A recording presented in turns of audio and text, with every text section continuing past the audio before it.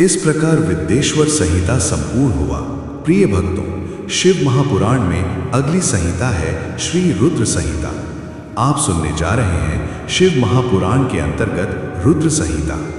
जैसा कि हमने आपको पहले ही बताया है कि शिव महापुराण के अंतर्गत कुल 7 संहिताएं हैं और आज इस वीडियो में हम दूसरी संहिता यानी रुद्र संहिता के बारे में सुनेंगे।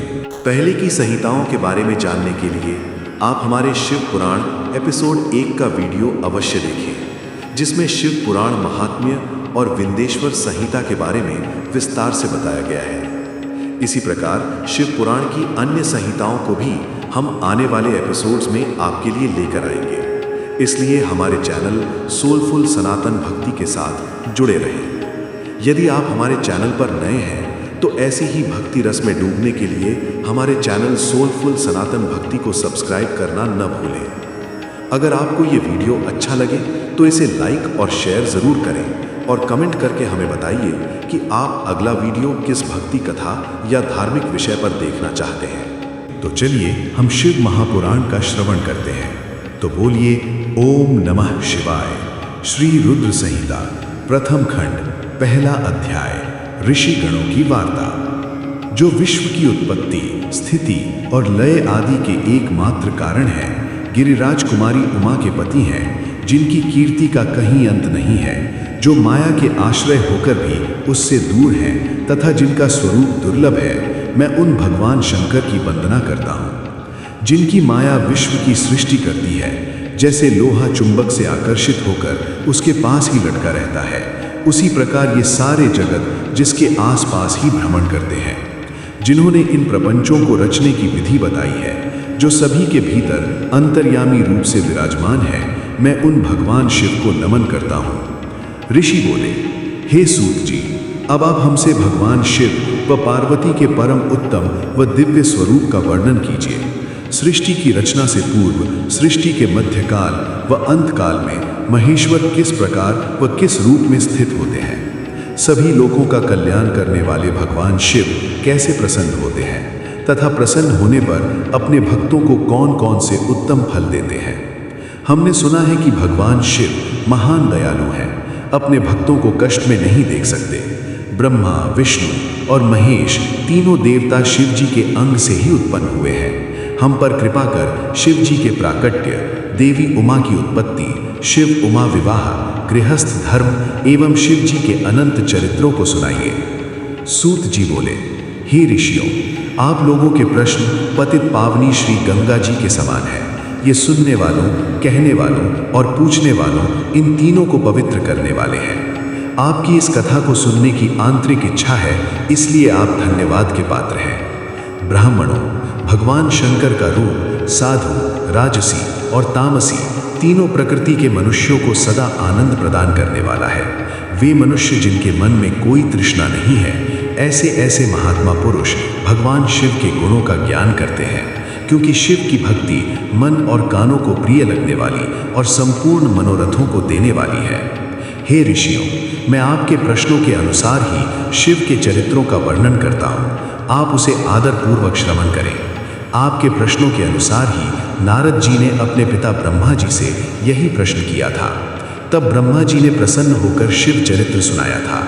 उसी संवाद को मैं तुम्हें सुनाता हूँ, क्योंकि उस संवाद में भव सागर से मुक्त कराने वाले गौरीश की अनेकों आश्चर्यमयी लीलाएं वर्णित हैं। श्री रुद्र संहिता प्रथम खंड दूसरा अध्याय नारद जी की काम वासना। सूत जी बोले, हे ऋषियों, एक समय की बात है, ब्रह्मापुत्र नारद जी हिमालय पर्वत की एक गुफा में बहुत दिनों से तपस्या कर रहे थे। उन्होंने दृढ़तापूर्वक समाधि लगाई थी और तप करने लगे थे। उनके उग्र तप का समाचार पाकर देवराज इंद्र कांप उठे। उन्होंने सोचा कि नारद मुनि मेरे स्वर्गलोक के राज्य को छीनना चाहते हैं। ये ख्याल आते ही इंद्र ने उनकी तपस्या में विघ्न डालने की कोशिश की।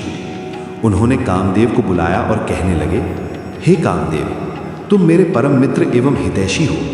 नारद हिमाचल पर्वत की गुफा में बैठकर तपस्या कर रहा है। कहीं ऐसा ना हो कि वह वरदान में ब्रह्मा जी से मेरा स्वर्ग का राज्य ही मांग बैठे। अतः तुम वहां जाकर उसका तप भंग कर दो। ये आज्ञा पाकर कामदेव वसंत को साथ ले बड़े गर्व से उस स्थान पर गए और अपनी सारी कलाएं रच डाली। कामदेव और वसंत के बहुत प्रयत्न करने पर भी नारद मुनि के मन में कोई विकार उत्पन्न नहीं हुआ। महादेव जी के अनुग्रह से उन दोनों का गर्व चूर्ण हो गया। ऐसा इसलिए हुआ क्योंकि महादेव जी की कृपा से नारद मुनि पर कामदेव का कोई प्रभाव नहीं पड़ा था। पहले उस आश्रम में भगवान शिव ने भी तपस्या की थी। उसी स्थान पर उन्होंने ऋषि मुनियों की तपस्या का नाश करने वाले कामदेव को भस्म कर डाला था। कामदेव को भस्म देखकर उनकी पत्नी रति ने बिलखते हुए भगवान शंकर से उन्हें जीवित करने की प्रार्थना की तथा सभी देवता भी शिव जी से प्रार्थना करने लगे तो भगवान महादेव जी ने कहा था कि कुछ समय पश्चात कामदेव स्वयं जीवित हो जाएंगे, किंतु इस स्थान पर और इसके आसपास जहाँ तक भस्म दिखाई देती है वहाँ तक की पृथ्वी पर कामदेव की माया और काम बाण का कोई प्रभाव नहीं पड़ेगा। इस प्रकार उस स्थान से कामदेव लज्जित होकर वापस लौट आया। देवराज इंद्र ने जब ये सुना कि नारद जी पर कामदेव का कोई प्रभाव नहीं पड़ा तो उन्होंने नारद जी की खूब प्रशंसा की। भगवान शिव की माया के कारण वे भूल गए थे कि शिव जी के शाप के कारण उस स्थान पर कामदेव की माया नहीं चल सकती। नारद जी भगवान शिव की कृपा से बहुत समय तक तपस्या करते रहे।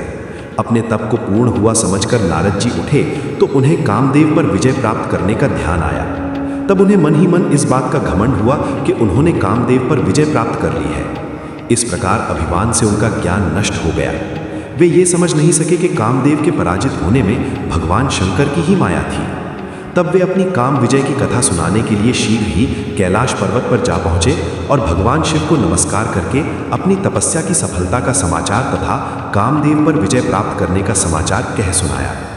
ये सब सुनकर महादेव जी ने नारद की प्रशंसा करते हुए कहा, हे नारद जी, आप परम धन्य हैं, परंतु मेरी एक बात याद रखना कि ये समाचार किसी अन्य देवता को मत सुनाना, विशेषकर भगवान विष्णु से तो इस बात को कदापि न कहना। ये वृत्तांत सबसे छिपाकर रखने योग्य है। तुम मेरे प्रिय हो, इसलिए मैं तुम्हें ये आज्ञा देता हूँ कि ये बात किसी के सामने प्रकट मत करना। परंतु वे तो शिव की माया से मोहित हो चुके थे, इसलिए उनकी दी शिक्षा को ध्यान में न रखते हुए वे ब्रह्मलोक चले गए। वहाँ ब्रह्मा जी को नमस्कार कर बोले, मैंने अपने तपोबल से कामदेव को जीत लिया है। ये सुनकर ब्रह्मा जी ने भगवान शिव के चरणों का चिंतन करके सारा कारण जान लिया तथा अपने पुत्र नारद को ये सब किसी और से कहने के लिए मना कर दिया। नारद के मन में अभिमान के अंकुर उत्पन्न हो गए थे, जिसके फलस्वरूप उनकी बुद्धि नष्ट हो गई थी। वे तो तुरंत विष्णुलोक पहुंचकर भगवान विष्णु को ये सारा किस्सा सुनाना चाहते थे, अतः शीघ्र ही वे ब्रह्मलोक से चल दिए। नारद मुनि को आते देखकर भगवान विष्णु सिंहासन से उठ खड़े हुए। उन्होंने नारद को गले लगा लिया और आदर सहित आसन पर बैठाया। भगवान शिव के चरणों का स्मरण करके भगवान विष्णु ने नारद जी से पूछा, नारद जी, आप कहाँ से आ रहे हैं और इस लोक में आपका शुभागमन किस लिए हुआ है? यह सुनकर नारद जी ने अहंकार सहित अपने तप के पूर्ण होने एवं कामदेव पर विजय प्राप्त करने का समस्त हाल उन्हें कह सुनाया। भगवान विष्णु काम के विजय के असली कारण को समझ चुके थे। वे नारद जी से बोले, हे नारद जी, आपकी कीर्ति एवं निर्मल बुद्धि धन्य है। काम, क्रोध एवं लोभ मोह उन मनुष्यों को पीड़ित करते हैं जो भक्तिहीन हैं। आप तो ज्ञान वैराग्य से युक्त एवं ब्रह्मचारी हैं, फिर भला ये काम आपका क्या बिगाड़ सकता था? देवर्षि नारद बोले, हे भगवन, यह सब आपकी कृपा का ही फल है।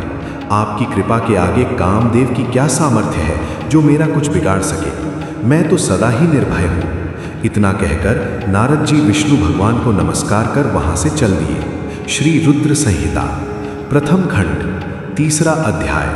नारद जी का भगवान विष्णु से उनका रूप मांगना। सूत जी बोले, महर्षियों, नारद जी के चले जाने पर शिव जी की इच्छा से विष्णु भगवान ने एक अद्भुत माया रची। उन्होंने जिस ओर नारद जी जा रहे थे वहाँ एक सुंदर नगर बना दिया। वह नगर बैकुंठ लोक से भी अधिक रमणीय था। वहाँ बहुत से विहार स्थल थे। उस नगर के राजा का नाम शील निधि था। उस राजा की एक बहुत सुंदर कन्या थी। उन्होंने अपनी पुत्री के लिए स्वयंवर का आयोजन किया था। उनकी कन्या का वरण करने के लिए उत्सुक बहुत से राजकुमार पधारे थे। वहाँ बहुत चहल पहल थी। इस नगर की शोभा देखते ही नारद जी का मन मोहित हो गया। जब राजा शील निधि ने नारद जी को आते देखा तो उन्हें सादर प्रणाम करके स्वर्ण सिंहासन पर बैठाकर उनकी पूजा की। फिर अपनी देव सुंदरी कन्या को बुलाया, जिसने महर्षि के चरणों में प्रणाम किया। नारद जी से उसका परिचय कराते हुए शीलनिधि ने निवेदन किया, महर्षि, ये मेरी पुत्री श्रीमती है। इसके स्वयंवर का आयोजन किया गया है। इस कन्या के गुण दोषों को बताने की कृपा कीजिए। राजा के ऐसे वचन सुनकर नारद जी बोले, राजन, आपकी कन्या साक्षात लक्ष्मी है। इसका भावी पति भगवान शिव के समान वैभवशाली, त्रिलोक जयी, वीर तथा कामदेव को भी जीतने वाला होगा।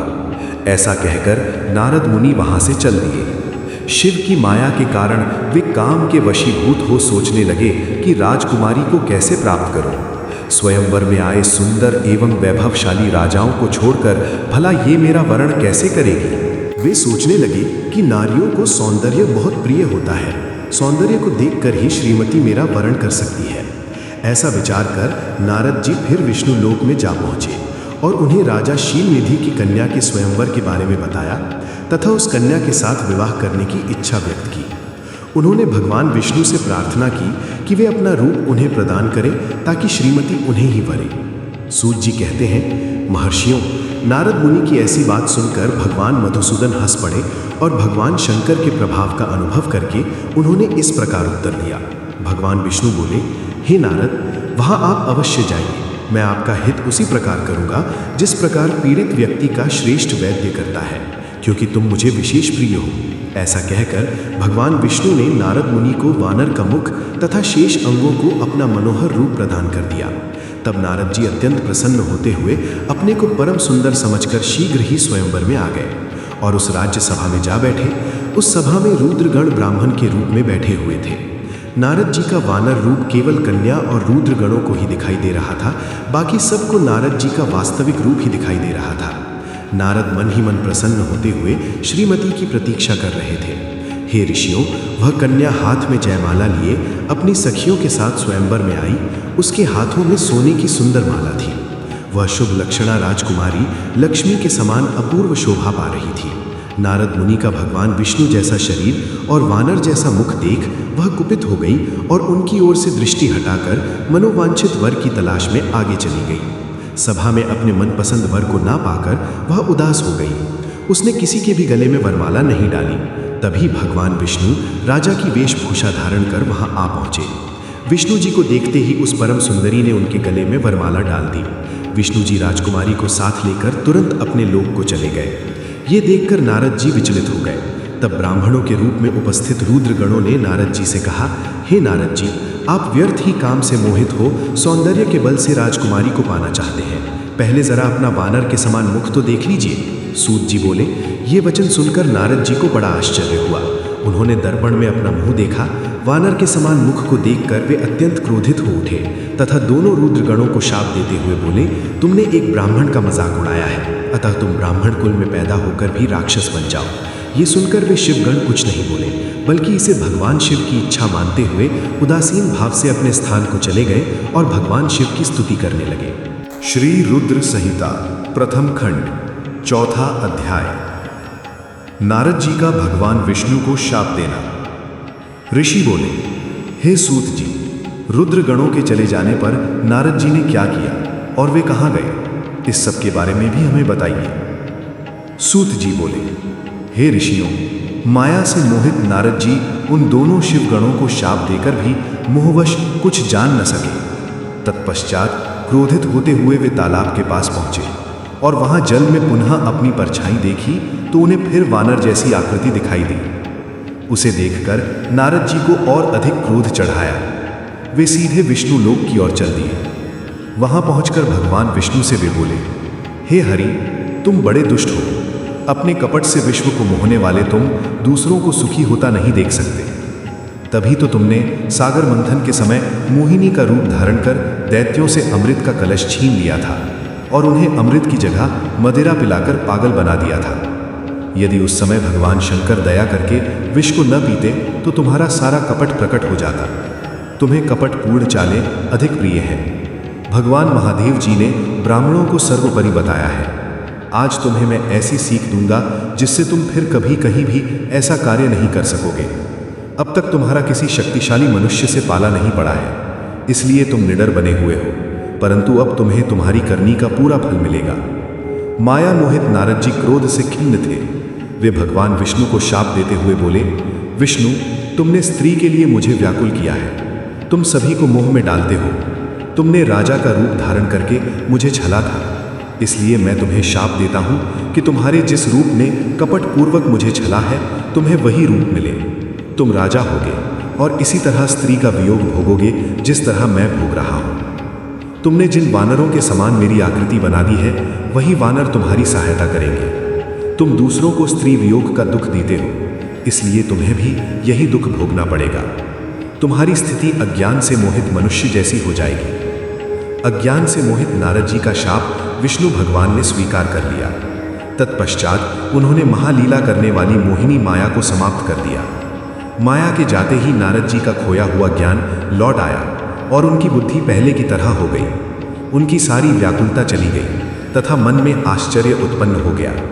ये सब जानकर नारद जी बहुत पछताने लगे और अपने को धिक्कारते हुए भगवान विष्णु के चरणों में गिर पड़े और उनसे क्षमा मांगने लगे। नारद जी कहने लगे कि मैंने अज्ञानवश होकर और माया के कारण आपको जो शाप दे दिया है वो झूठा हो जाए। भगवान, मेरी बुद्धि खराब हो गई थी जो मैंने आपके लिए बुरे वचन अपनी जबान से निकाले। मैंने बहुत बड़ा पाप किया है। हे प्रभु, मुझ पर कृपा कर मुझे ऐसा कोई उपाय बताइए जिससे मेरा सारा पाप नष्ट हो जाए। कृपया मुझे प्रायश्चित का तरीका बताइए। तब श्री विष्णु ने उन्हें उठाकर मधुर वाणी में कहा, हे महर्षि, आप दुखी न हो। आप मेरे श्रेष्ठ भक्त हैं, इसमें कोई संदेह नहीं है। नारद जी, आप चिंता मत कीजिए। आप परम धन्य हैं। आपने अहंकार के वशीभूत होकर भगवान शिव की आज्ञा का पालन नहीं किया था, इसलिए उन्होंने ही आपका गर्व नष्ट करने के लिए ये लीला रची थी। वे निर्गुण और निर्विकार हैं और सत, रज और तम आदि गुणों से परे हैं। उन्होंने अपनी माया से ब्रह्मा, विष्णु और महेश तीनों रूपों को प्रकट किया है। निर्गुण अवस्था में उन्हीं का नाम शिव है। वे ही परमात्मा, महेश्वर, परब्रह्म, अविनाशी, अनंत और महादेव नामों से जाने जाते हैं। उन्हीं की आज्ञा से ब्रह्मा जी जगत के सृष्टा हुए हैं। मैं तीनों लोकों का पालन करता हूँ और शिव जी रुद्र रूप में सबका संहार करते हैं। वे शिव स्वरूप सबके साक्षी हैं। वे माया से भिन्न और निर्गुण हैं। वे अपने भक्तों पर सदा दया करते हैं। मैं तुम्हें समस्त पापों का नाश करने वाला, भोग एवं मोक्ष प्रदान करने वाला उपाय बताता हूँ। अपने सारे शकों एवं चिंताओं को त्याग कर भगवान शंकर की यश और कीर्ति का गुणगान करो और सदा अनन्य भाव से शिव जी के सतनाम स्तोत्र का पाठ करो। उनकी उपासना करो तथा प्रतिदिन उनकी पूजा अर्चना करो। जो मनुष्य शरीर, मन और वाणी द्वारा भगवान शिव की उपासना करते हैं, उन्हें पंडित या ज्ञानी कहा जाता है। जो मनुष्य शिव जी की भक्ति करते हैं, उन्हें संसार रूपी भवसागर से तत्काल मुक्ति मिल जाती है। जो लोग पाप रूपी दावानल से पीड़ित हैं, उन्हें शिव नाम रूपी अमृत का पान करना चाहिए। वेदों का पूर्ण ज्ञान प्राप्त करने के पश्चात ही ज्ञानी मनुष्यों ने शिव जी की पूजा को जन्म मरण रूपी बंधनों से मुक्त होने का मनुष्यों सर्वश्रेष्ठ साधन बताया है। इसलिए आज से ही रोज भगवान शिव की कथा सुनो और कहा करो तथा उनका पूजन किया करो। अपने हृदय में भगवान शिव के चरणों की स्थापना करो तथा उनके तीर्थों में निवास करते हुए उनकी स्तुति कर उनका गुणगान करो। इसके बाद नारद जी, तुम मेरी आज्ञा से अपने मनोरथ की सिद्धि के लिए ब्रह्मलोक जाना। वहाँ अपने पिता ब्रह्मा जी की स्तुति करके उनसे शिव महिमा के बारे में पूछना। ब्रह्मा जी शिव भक्तों में श्रेष्ठ हैं। वे तुम्हें भगवान शंकर का महात्म्य और सतनाम स्तोत्र अवश्य सुनाएंगे। आज से तुम शिव भक्ति में लीन हो जाओ, वे अवश्य तुम्हारा कल्याण करेंगे। ये कहकर विष्णु जी अंतर्धान हो गए। श्री रुद्र संहिता प्रथम खंड 5वां अध्याय। नारद जी का शिव तीर्थों में भ्रमण व ब्रह्मा जी से प्रश्न। सूत जी बोले, महर्षियों, भगवान श्री हरि के अंतर्धान हो जाने पर मुनि श्रेष्ठ नारद शिवलिंगों का भक्तिपूर्वक दर्शन करने के लिए निकल गए। इस प्रकार भक्ति मुक्ति देने वाले अनेक शिवलिंगों के उन्होंने दर्शन किए। जब उन रुद्र गणों ने नारद जी को वहां देखा तो वे दोनों गण अपने शाप की मुक्ति के लिए उनके चरणों पर गिर पड़े और उनसे प्रार्थना करने लगे कि वे उनका उद्धार करें। नारद मुनि, हम आपके अपराधी हैं। राजकुमारी श्रीमती के स्वयंवर में आपका मन माया से मोहित था। उस समय भगवान शिव की प्रेरणा से आपने हमें शाप दे दिया था। अब आप हमारी जीवन रक्षा का उपाय कीजिए। हमने अपने कर्मों का फल भोग लिया है। कृपा कर हम पर प्रसन्न होकर हमें शाप मुक्त कीजिए। नारद जी ने कहा, हे रुद्रगणों, आप महादेव के गण हैं एवं सभी के लिए आदरणीय हैं। उस समय भगवान शिव की इच्छा से मेरी बुद्धि भ्रष्ट हो गई थी, इसलिए मोहवश मैंने आपको शाप दे दिया था। आप लोग मेरे इस अपराध को क्षमा कर दें, परंतु मेरा वचन झूठा नहीं हो सकता, इसलिए मैं आपको शाप से मुक्ति का उपाय बताता हूँ।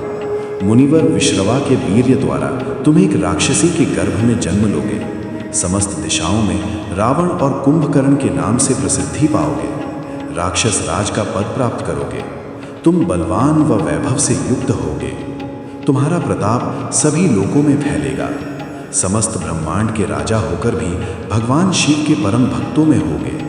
भगवान शिव के ही दूसरे स्वरूप श्री विष्णु के अवतार के हाथों से मृत्यु पाकर तुम्हारा उद्धार होगा तथा फिर अपने पद पर प्रतिष्ठित हो जाओगे। सूत जी कहने लगे कि इस प्रकार नारद जी का कथन सुनकर वे दोनों रुद्रगण प्रसन्न होते हुए वहां से चले गए और नारद जी भी आनंद से सराबोर हो मन ही मन शिव जी का ध्यान करते हुए शिव तीर्थों का दर्शन करने लगे।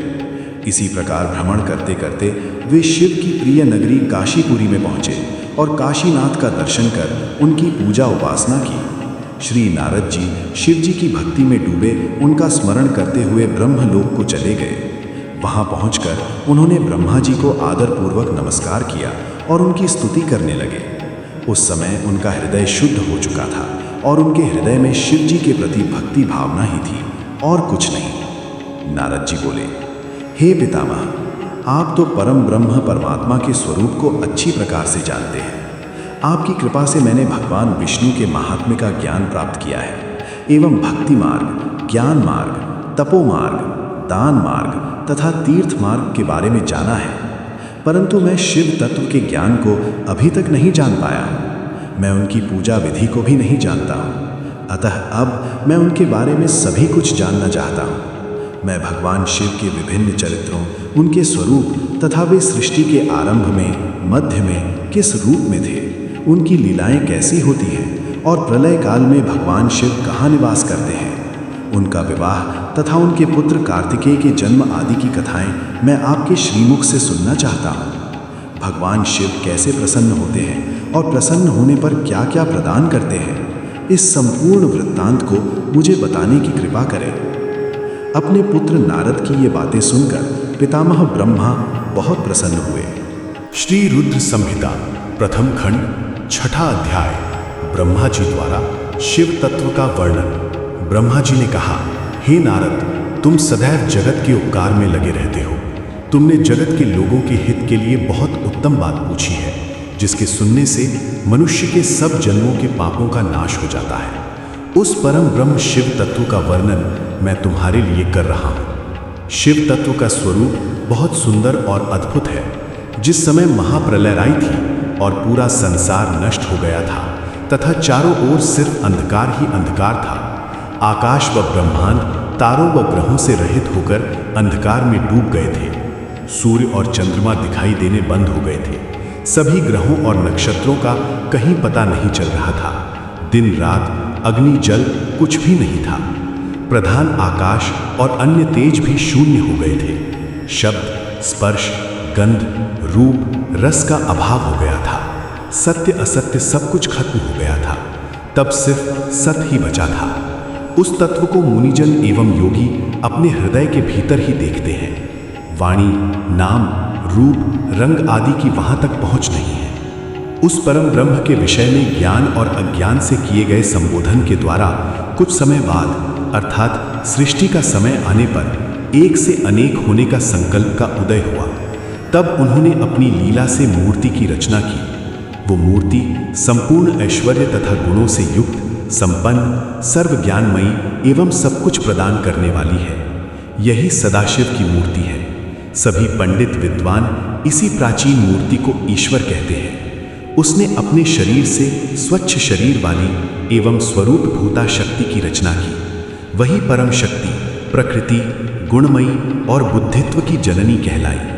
उसे शक्ति, अंबिका, प्रकृति, संपूर्ण लोकों की जननी त्रिदेवों की माता, नित्या और मूल कारण भी कहते हैं। उसकी 8 भुजाओं एवं मुख की शोभा विचित्र है। उसके मुख के सामने चंद्रमा की कांति भी क्षीण हो जाती है। विभिन्न प्रकार के आभूषण एवं गतियां देवी की शोभा बढ़ाती हैं। वे अनेक प्रकार के अस्त्र शस्त्र धारण किए हुए हैं। सदा शिव को ही सब मनुष्य परम पुरुष, ईश्वर, शिव शंभु और महेश्वर कहकर पुकारते हैं। उनके मस्तक पर गंगा, भाल में चंद्रमा और मुख में 3 नेत्र शोभा पाते हैं। उनके 5 मुख हैं तथा 10 भुजाओं के स्वामी एवं त्रिशूलधारी हैं। वे अपने शरीर में भस्म लगाए हैं। उन्होंने शिवलोक नामक क्षेत्र का निर्माण किया है। यह परम पावन स्थान काशी नाम से जाना जाता है। यह परम मोक्षदायक स्थान है। इस क्षेत्र में परमानंद रूप शिव पार्वती सहित निवास करते हैं। शिव और शिवा ने प्रलय काल में भी उस स्थान को नहीं छोड़ा, इसलिए शिव जी ने इसका नाम आनंद वन रखा है। एक दिन आनंद वन में घूमते समय शिव शिवा के मन में किसी दूसरे पुरुष की रचना करने की इच्छा हुई। तब उन्होंने सोचा कि इसका भार किसी दूसरे व्यक्ति को सौंपकर हम यहीं काशी में विराजमान रहेंगे। ऐसा सोचकर उन्होंने अपने वाम भाग के 10वें अंग पर अमृत मल दिया, जिससे एक सुंदर पुरुष वहां प्रकट हुआ जो शांत और सत्व गुणों से युक्त एवं गंभीरता का अथाह सागर था। उसकी कांति इंद्रनील मणि के समान श्याम थी। उसका पूरा शरीर दिव्य शोभा से चमक रहा था तथा नेत्र कमल के समान थे। उसने हाथ जोड़कर भगवान शिव और शिवा को प्रणाम किया तथा प्रार्थना की कि मेरा नाम निश्चित कीजिए। ये सुनकर भगवान शिव हंसकर बोले कि सर्वत्र व्यापक होने से तुम्हारा नाम विष्णु होगा। तुम भक्तों को सुख देने वाले होगे। तुम यहीं स्थिर रहकर तप करो, वही सभी कार्यों का साधन है। ऐसा कहकर शिव जी ने उन्हें ज्ञान प्रदान किया तथा वहां से अंतर्धान हो गए। तब विष्णु जी ने 12 वर्ष तक वहां दिव्य तप किया। तपस्या के कारण उनके शरीर से अनेक जलधाराएं निकलने लगी। उस जल से सारा सूना आकाश व्याप्त हो गया। वह ब्रह्मरूप जल अपने स्पर्श मात्र से पापों का नाश करने वाला था। उस जल में भगवान विष्णु ने स्वयं शयन किया। नार अर्थात जल में निवास करने के कारण ही वे नारायण कहलाए। तभी से उन महात्मा से सब तत्वों की उत्पत्ति हुई। पहले प्रकृति से महान और उससे 3 गुण उत्पन्न हुए तथा उनसे अहंकार उत्पन्न हुआ। उससे शब्द, स्पर्श, रूप, रस और गंध एवं 5 भूत प्रकट हुए। उनसे ज्ञानेंद्रियां एवं कर्मेंद्रियां बनी। उस समय एकाकार 24 तत्व प्रकृति से प्रकट हुए एवं उनको ग्रहण करके परम पुरुष नारायण भगवान शिव जी की इच्छा से जल में सो गए।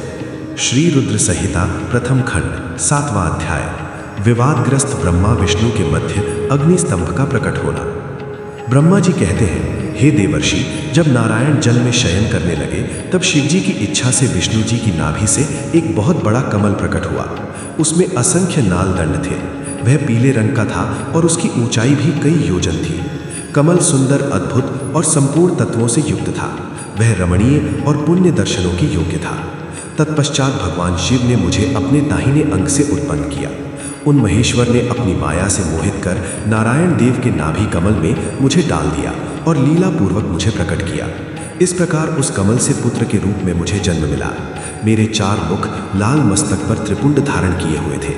भगवान शिव की माया से मोहित होने के कारण मेरी ज्ञान शक्ति बहुत दुर्लभ हो गई थी और मुझे कमल के अतिरिक्त और कुछ भी दिखाई नहीं दे रहा था।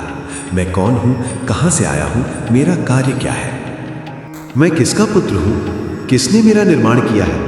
कुछ इसी प्रकार के प्रश्नों ने मुझे परेशानी में डाल दिया था।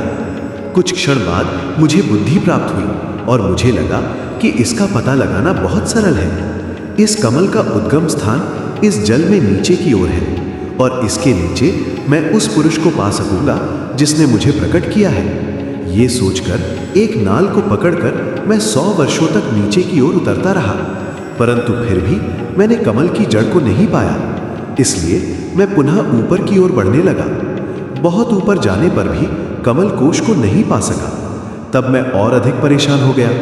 उसी समय भगवान शिव की इच्छा से मंगलमयी आकाशवाणी प्रकट हुई। उस वाणी ने कहा, तपस्या करो। उस आकाशवाणी को सुनकर अपने पिता का दर्शन करने हेतु मैंने तपस्या करना आरंभ कर दिया और 12 वर्ष तक घोर तपस्या की। तब 4 भुजाधारी सुंदर नेत्रों से शोभित भगवान विष्णु प्रकट हुए। उन्होंने हाथों में शंख, चक्र, गदा और पद्म धारण कर रखे थे। उनका शरीर श्याम कांति से सुशोभित था। उनके मस्तक पर मुकुट विराजमान था तथा उन्होंने पीतांबर वस्त्र और बहुत से आभूषण धारण किए हुए थे। वे करोड़ों कामदेवों के समान मनोहर दिखाई दे रहे थे और सांवली व सुनहरी आभा से शोभित थे। उन्हें वहां देखकर मुझे बहुत हर्ष व आश्चर्य हुआ। भगवान शिव की लीला से हम दोनों में विवाद छिड़ गया कि हम में बड़ा कौन है। उसी समय हम दोनों के बीच में एक ज्योतिर्मय लिंग प्रकट हो गया। हमने उसका पता लगाने का निश्चय किया। मैंने ऊपर की ओर और विष्णु जी ने नीचे की ओर उस स्तंभ के आरंभ और अंत का पता लगाने के लिए चलना आरंभ किया, परंतु हम दोनों को उस स्तंभ का कोई और छोर नहीं मिला। थककर हम दोनों अपने उसी स्थान पर आ गए। हम दोनों ही शिव जी की माया से मोहित थे। श्री हरि ने सभी ओर से परमेश्वर शिव को प्रणाम किया। ध्यान करने पर भी हमें कुछ ज्ञात न हो सका। तब मैंने और श्री हरि ने अपने मन को शुद्ध करते हुए अग्नि स्तंभ को प्रणाम किया। हम दोनों कहने लगे, महाप्रभु, हम आपके स्वरूप को नहीं जानते। आप जो भी हैं, हम आपको नमस्कार करते हैं। आप शीघ्र ही हमें अपने असली रूप में दर्शन दें। इस प्रकार हम दोनों अपने अहंकार को भूलकर भगवान शिव को नमस्कार करने लगे। ऐसा करते हुए 100 वर्ष बीत गए। ओम नमः शिवाय। श्री रुद्र संहिता प्रथम खंड 8वां अध्याय। ब्रह्मा विष्णु को भगवान शिव के दर्शन। ब्रह्मा जी बोले, मुनिश्रेष्ठ नारद, हम दोनों देवता घमंड को भूलकर निरंतर भगवान शिव का स्मरण करने लगे। हमारे मन में ज्योतिर्लिंग के रूप में प्रकट परमेश्वर के वास्तविक रूप का दर्शन करने की इच्छा और प्रबल हो गई। शिव शंकर गरीबों के प्रतिपालक, अहंकारियों के गर्व को चूर करने वाले तथा सबके अविनाशी प्रभु हैं। वे हम पर दया करते हुए हमारी उपासना से प्रसन्न हो गए। उस समय वहां उन सुर श्रेष्ठ से ओम नाद स्पष्ट रूप से सुनाई देता था। उस नाद के विषय में मैं और विष्णु जी दोनों यही सोच रहे थे कि ये कहाँ से सुनाई पड़ रहा है। उन्होंने लिंग के दक्षिण भाग में सनातन आदि वर्ण अकार का दर्शन किया, उत्तर भाग में उकार का, मध्य भाग में मकार का और अंत में ओम नाद का साक्षात दर्शन एवं अनुभव किया। दक्षिण भाग में प्रकट हुए अकार का सूर्यमंडल के समान तेजोमय रूप देखकर जब उन्होंने उत्तर भाग में देखा तो वह अग्नि के समान दीप्तिशाली दिखाई दिया। तत्पश्चात ओम को देखा, जो सूर्य और चंद्रमंडल की भांति स्थित थे और जिनके शुरू एवं अंत का कुछ पता नहीं था, तथा सत्य, आनंद और अमृत स्वरूप पर ब्रह्म परायण ही दृष्टिगोचर हो रहा था। परंतु ये कहाँ से प्रकट हुआ है, इस अग्नि स्तंभ की उत्पत्ति कहाँ से हुई है, यह श्री हरि सोचने लगे तथा इसकी परीक्षा लेने के संबंध में विचार करने लगे। तब श्री हरि ने भगवान शिव का चिंतन करते हुए वेद और शब्द के आवेश से युक्त हो अनुपम अग्नि स्तंभ के नीचे जाने का निर्णय लिया। मैं और विष्णु जी विश्वात्मा शिव का चिंतन कर रहे थे, तभी वहां एक ऋषि प्रकट हुए। उन्हीं ऋषि के द्वारा परमेश्वर विष्णु ने जाना कि इस शब्द ब्रह्ममय शरीर वाले परम लिंग के रूप में साक्षात पर ब्रह्म स्वरूप महादेव जी प्रकट हुए हैं। ये चिंता रहित रुद्र है। पर ब्रह्म परमात्मा शिव का वाचक प्रणव ही है। वह एक सत्य, परम कारण, आनंद, अकृत, परात्पर और परम ब्रह्म है। प्रणव के पहले अक्षर अकार से जगत के बीजभूत अर्थात ब्रह्मा जी का बोध होता है। दूसरे अक्षर उकार से सभी के कारण श्री हरि विष्णु का बोध होता है। तीसरा अक्षर मकार से भगवान शिव का ज्ञान होता है। अकार सृष्टिकर्ता, उकार मोह में डालने वाला और मकार नित्य अनुग्रह करने वाला है।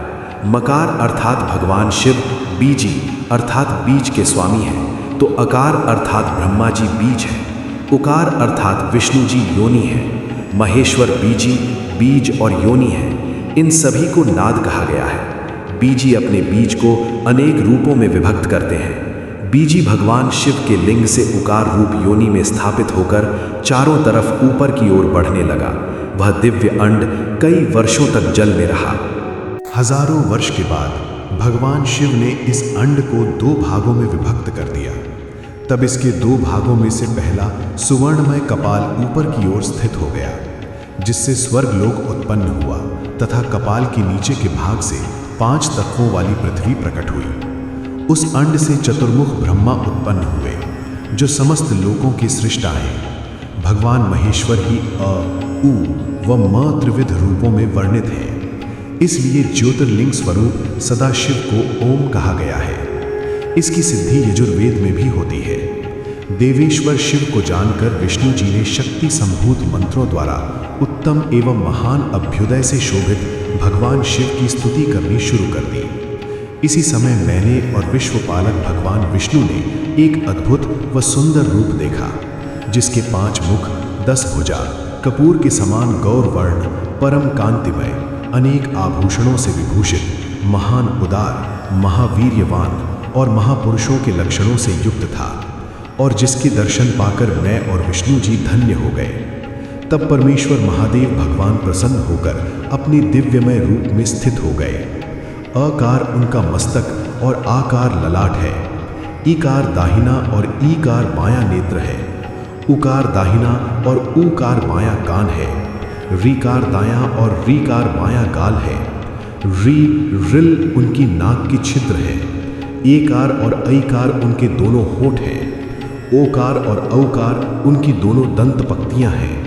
अम और अह देवाधिदेव शिव के तालु हैं। क आदि 5 अक्षर उनके दाहिने 5 हाथ हैं और च आदि बाएं 5 हाथ हैं। त और ट से शुरू 5 अक्षर उनके पैर हैं। पकार पेट है। फकार दाहिना और बकार बायां पार्श्व भाग है। भकार कंधा, मकार हृदय है। हकार नाभि है। य से स तक के 7 अक्षर 7 धातुएं हैं, जिनसे भगवान शिव का शरीर बना है। इस प्रकार भगवान महादेव व भगवती उमा के दर्शन कर हम दोनों कृतार्थ हो गए। हमने उनके चरणों में प्रणाम किया। तब हमें 5 कलाओं से युक्त ओंकार जनित मंत्र का साक्षात्कार हुआ। तत्पश्चात महादेव जी ओम तत्वमसि महावाक्य दृष्टिगोचर हुआ, जो परम उत्तम मंत्र रूप है। इसके बाद धर्म और अर्थ का साधक बुद्धि स्वरूप 24 अक्षरीय गायत्री मंत्र प्रकट हुआ, जो पुरुषार्थ रूपी फल देने वाला है। तत्पश्चात मृत्युंजय मंत्र, फिर पंचाक्षर मंत्र तथा दक्षिणा मूर्ति व चिंतामणि का साक्षात्कार हुआ। इन 5 मंत्रों को ग्रहण कर विष्णु भगवान ने जपना आरंभ किया। ईशों के मुकुटमणि ईशान है, जो पुरातत्व पुरुष है, हृदय को प्रिय लगने वाले, जिनके चरण सुंदर है, जो सांप को आभूषण के रूप में धारण करते हैं, जिनके पैर व नेत्र सभी ओर हैं, जो मुझ ब्रह्मा के अधिपति, कल्याणकारी तथा सृष्टि पालन एवं संहार करने वाले हैं। उन वरदायक शिव की मेरे साथ भगवान विष्णु ने प्रिय वचनों द्वारा संतुष्ट चित्त से स्तुति की। श्री रुद्र संहिता प्रथम खंड 9वां अध्याय। देवी उमा एवं भगवान शिव का प्राकट्य एवं उपदेश देना। ब्रह्मा जी बोले, नारद, भगवान विष्णु द्वारा की गई अपनी स्तुति सुनकर कल्याणमयी शिव बहुत प्रसन्न हुए और देवी उमा सहित वहां प्रकट हो गए। भगवान शिव के 5 मुख थे और हर मुख में 3-3 नेत्र थे। मस्तक में चंद्रमा, सिर पर जटा तथा संपूर्ण अंगों में विभूति लगा रखी थी। 10 भुजा वाले गले में नीलकंठ, आभूषणों से विभूषित और माथे पर भस्म का त्रिपुंड लगाए थे। उनका ये रूप मन को मोहित करने वाला और परम आनंदमयी था। महादेव जी के साथ भगवती उमा ने भी हमें दर्शन दिए। उनको देखकर मैंने और विष्णु जी पुनः उनकी स्तुति करनी शुरू कर दी। तब पापों का नाश करने वाले तथा अपने भक्तों पर सदा कृपा दृष्टि रखने वाले महेश्वर ने मुझे और भगवान विष्णु को श्वास से वेद का उपदेश दिया। तत्पश्चात उन्होंने हमें गुप्त ज्ञान प्रदान किया। वेद का ज्ञान प्राप्त कर कृतार्थ हुए विष्णु जी और मैंने भगवान शिव और देवी के सामने अपने दोनों हाथ जोड़कर नमस्कार किया तथा प्रार्थना की। विष्णु जी ने पूछा, हे देव, आप किस प्रकार प्रसन्न होते हैं तथा किस प्रकार आपकी पूजा और ध्यान करना चाहिए? कृपया कर हमें इसके बारे में बताएं तथा सदुपदेश देकर धन्य करें। ब्रह्मा जी कहते हैं, नारद, इस प्रकार श्रीहरि की ये बात सुनकर अत्यंत प्रसन्न हुए कृपा निधान शिव ने प्रीतिपूर्वक ये बात की। श्री शिव बोले, मैं तुम दोनों की भक्ति से बहुत प्रसन्न हूँ। मेरे इसी रूप का पूजन व चिंतन करना चाहिए। तुम दोनों महाबली हो। मेरे दाएं बाएं अंगों से तुम प्रकट हुए हो। लोकपिता ब्रह्मा मेरे दाहिने पार्श्व से और पालनहार विष्णु मेरे बाएं पार्श्व से प्रकट हुए हो। मैं तुम पर भली भांति प्रसन्न हूँ और तुम्हें मनोवांछित फल देता हूँ। तुम दोनों की भक्ति सुदृढ़ हो। मेरी आज्ञा का पालन करते हुए ब्रह्मा जी आप जगत की रचना करें तथा भक्त विष्णु जी आप इस जगत का पालन करें। भगवान विष्णु बोले, प्रभु, यदि आपके हृदय में हमारी भक्ति से प्रीति उत्पन्न हुई है और आप हम पर प्रसन्न होकर हमें वर देना चाहते हैं, तो हम यही वर मांगते हैं कि हमारे हृदय में सदैव आपकी अनन्य एवं अविचल भक्ति बनी रहे। ब्रह्मा जी बोले, नारद, विष्णु जी की ये बात सुनकर भगवान शंकर प्रसन्न हुए। तब हमने दोनों हाथ जोड़कर उन्हें प्रणाम किया। शिव जी कहते हैं, मैं सृष्टि, पालन और संहार का कर्ता हूँ। मेरा स्वरूप सगुण और निर्गुण है। मैं ही सच्चिदानंद, निर्विकार, परम ब्रह्म और परमात्मा हूँ। सृष्टि की रचना, रक्षा और प्रलय रूप गुणों के कारण मैं ही ब्रह्मा, विष्णु और रुद्र नाम धारण कर 3 रूपों में विभक्त हुआ हूँ। मैं भक्त वत्सल हूँ और भक्तों की प्रार्थना को सदैव पूरी करता हूँ। मेरे इसी अंश से रुद्र की उत्पत्ति होगी। पूजा की विधि विधान की दृष्टि से हम में कोई अंतर नहीं होगा। विष्णु, ब्रह्मा और रुद्र तीनों एक रूप होंगे, इनमें भेद नहीं है। इनमें जो भेद मानेगा वो घोर नरक को भोगेगा। मेरा शिव रूप सनातन है तथा सभी का मूलभूत रूप है। ये सत्य ज्ञान एवं अनंत ब्रह्म है। ऐसा जानकर मेरे यथार्थ स्वरूप का दर्शन करना चाहिए। मैं स्वयं ब्रह्मा जी की भृकुटी से प्रकट होऊंगा।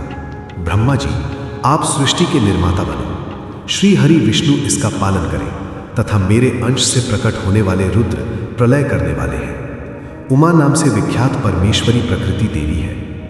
इन्हीं की शक्ति भूता वाग्देवी सरस्वती ब्रह्मा जी की अर्धांगिनी होगी और दूसरी देवी जो प्रकृति देवी से उत्पन्न होगी लक्ष्मी रूप में विष्णु जी की शोभा बढ़ाएगी तथा काली नाम से जो तीसरी शक्ति उत्पन्न होगी वो मेरे अंशभूत रुद्रदेव को प्राप्त होगी।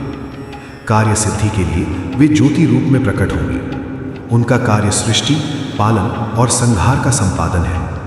मैं ही सृष्टि, पालन और संहार करने वाले रज आदि 3 गुणों द्वारा ब्रह्मा, विष्णु और रुद्र नाम से प्रसिद्ध हो 3 रूपों में प्रकट होता हूँ।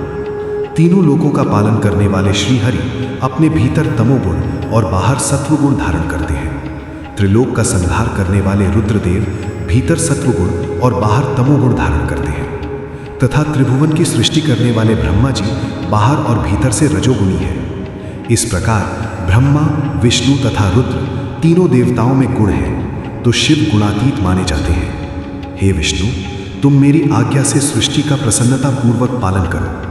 ऐसा करने से तुम तीनों लोकों में पूजनीय होवोगे। श्री रुद्र संहिता प्रथम खंड 10वां अध्याय। श्री हरि को सृष्टि की रक्षा का भार एवं त्रिदेव को आयुर्बल देना। परमेश्वर शिव बोले, हे उत्तम व्रत का पालन करने वाले विष्णु, तुम सर्वदा सब लोकों में पूजनीय और मान्य होगे। ब्रह्मा जी के द्वारा रचे लोक में कोई दुख या संकट होने पर दुखों और संकटों का नाश करने के लिए तुम सदा तत्पर रहना। तुम अनेकों अवतार ग्रहण कर जीवों का कल्याण कर अपनी कीर्ति का विस्तार करोगे। मैं तुम्हारे कार्यों में तुम्हारी सहायता करूंगा और तुम्हारे शत्रुओं का नाश करूंगा। तुम में और रुद्र में कोई अंतर नहीं है। तुम एक दूसरे के पूरक हो। जो मनुष्य रुद्र का भक्त होकर तुम्हारी निंदा करेगा उसका पुण्य नष्ट हो जाएगा और उसे नरक भोगना पड़ेगा। मनुष्यों को तुम भोग और मोक्ष प्रदान करने वाले और उनके परम पूज्य देव होकर उनका निग्रह, अनुग्रह आदि करोगे। ऐसा कहकर भगवान शिव ने मेरा हाथ विष्णु जी के हाथ में देकर कहा, तुम संकट के समय सदा इनकी सहायता करना तथा सभी को भोग और मोक्ष प्रदान करना तथा सभी मनुष्यों की कामनाओं को पूरा करना। तुम्हारी शरण में आने वाले मनुष्य को मेरा आश्रय भी मिलेगा तथा हम में भेद करने वाला मनुष्य नरक में जाएगा। ब्रह्मा जी कहते हैं, देवर्षि नारद, भगवान शिव का ये वचन सुनकर मैंने और भगवान विष्णु ने महादेव जी को प्रणाम कर धीरे से कहा, हे करुणानिधि भगवान शंकर, मैं आपकी आज्ञा मानकर सब कार्य करूँगा। मेरा जो भक्त आपकी निंदा करे उसे आप नरक प्रदान करें। आपका भक्त मुझे अत्यंत प्रिय है। महादेव जी बोले, अब ब्रह्मा, विष्णु और रुद्र के आयुर्बल को सुनो। 4000 युग का ब्रह्मा का एक दिन होता है और 4000 युग की एक रात होती है। 30 दिन का 1 महीना और 12 महीनों का 1 वर्ष होता है। इस प्रकार के वर्ष प्रमाण से ब्रह्मा की 100 वर्ष की आयु होती है और ब्रह्मा का 1 वर्ष विष्णु का 1 दिन होता है। वो भी इसी प्रकार से 100 वर्ष जिएंगे तथा विष्णु का 1 वर्ष रुद्र के 1 दिन के बराबर होता है और वो भी इसी क्रम से 100 वर्ष तक स्थित रहेंगे। तब शिव के मुख से एक ऐसा श्वास प्रकट होता है जिसमें उनके 21,600 दिन और रात होते हैं। उनके 6 बार सांस अंदर लेने और छोड़ने का 1 पल और 8 घड़ी और 60 घड़ी का 1 दिन होता है। उनके सांसों की कोई संख्या नहीं है, इसलिए वे अक्षय हैं। अतः तुम मेरी आज्ञा से सृष्टि का निर्माण करो। उनके वचनों को सुनकर विष्णु जी ने उन्हें प्रणाम करते हुए कहा कि आपकी आज्ञा मेरे लिए शिरोधार्य है। ये सुनकर भगवान शिव ने उन्हें आशीर्वाद दिया और अंतर्धान हो गए। उसी समय से लिंग पूजा आरंभ हो गई। श्री रुद्र संहिता प्रथम खंड 11वां अध्याय। शिव पूजन की विधि तथा फल प्राप्ति। ऋषि बोले, हे सूत जी, अब आप हम पर कृपा कर हमें ब्रह्मा जी व नारद के संवादों के अनुसार शिव पूजन की विधि बताइए, जिससे भगवान शिव प्रसन्न होते हैं। ब्राह्मण, क्षत्रिय, वैश्य और शूद्र आदि चारों वर्णों को शिव पूजन किस प्रकार करना चाहिए? आपने व्यास जी के मुख से जो सुना हो, कृपया हमें भी बताइए। महर्षियों के ये वचन सुनकर सूत जी ने ऋषियों द्वारा पूछे गए प्रश्नों का उत्तर देते हुए कहना आरंभ किया। सूत जी बोले, हे मुनीश्वर, जैसा आपने पूछा है वो बड़े रहस्य की बात है। मैंने इसे जैसा सुना है उसे मैं अपनी बुद्धि के अनुसार आपको सुना रहा हूँ।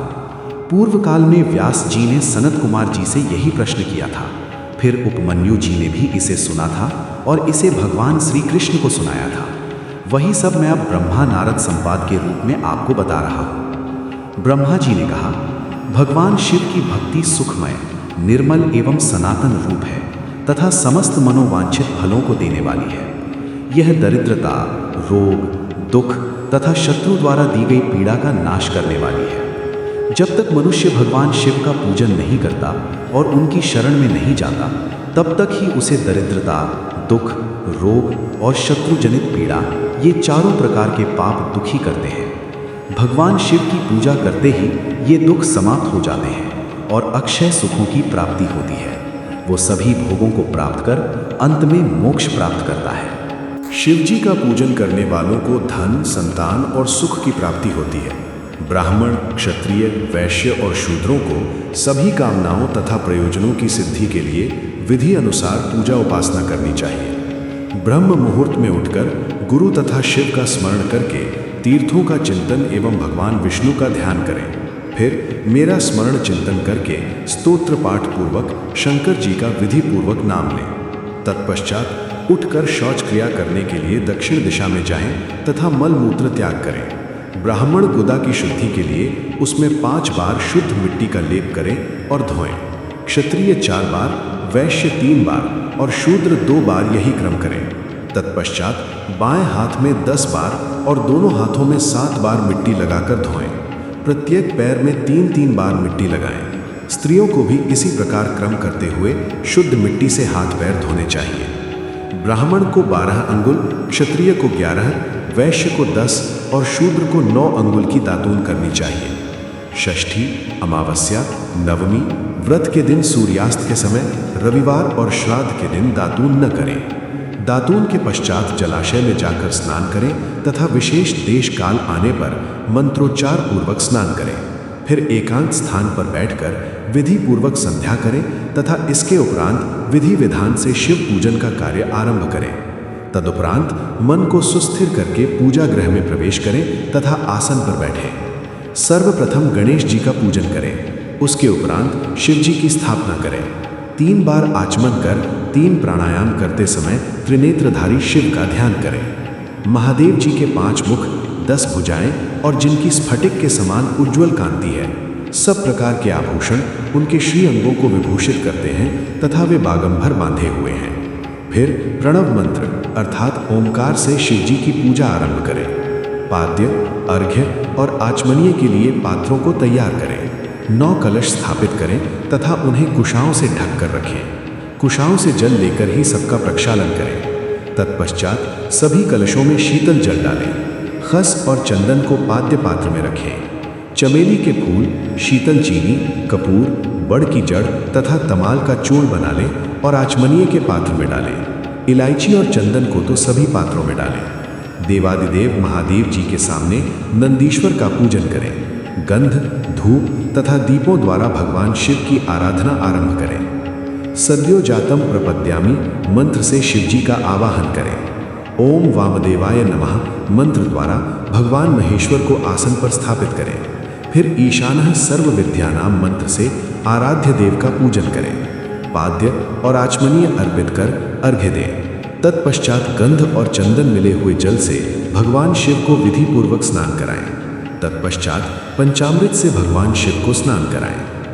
पंचामृत के पांचों तत्वों दूध, दही, शहद, गन्ने का रस तथा घी से नहलाकर महादेव जी के प्रणव मंत्र को बोलते हुए उनका अभिषेक करें। जलपात्रों में शुद्ध व शीतल जल लें। सर्वप्रथम महादेव जी के लिंग पर कुश, अपामार्ग, कपूर, चमेली, चंपा, गुलाब, सफेद कनेर, बेला, कमल और उत्पल पुष्पों एवं चंदन को चढ़ाकर पूजा करें।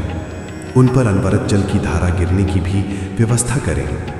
जल से भरे पात्रों से महेश्वर को नहलाएं। मंत्रों से भी पूजा करनी चाहिए। ऐसी पूजा समस्त अभीष्ट फलों को देने वाली है। पावमान मंत्र, रुद्र मंत्र, नील रुद्र मंत्र, पुरुष सूक्त, श्री सूक्त, अथर्व शीर्ष मंत्र, शांति मंत्र, भारुंड मंत्र, स्थंतर साम, मृत्युंजय मंत्र एवं पंचाक्षर मंत्रों से पूजन करें। शिवलिंग पर 1 सहस्त्र या 100 जलधाराएं गिराने की व्यवस्था करें।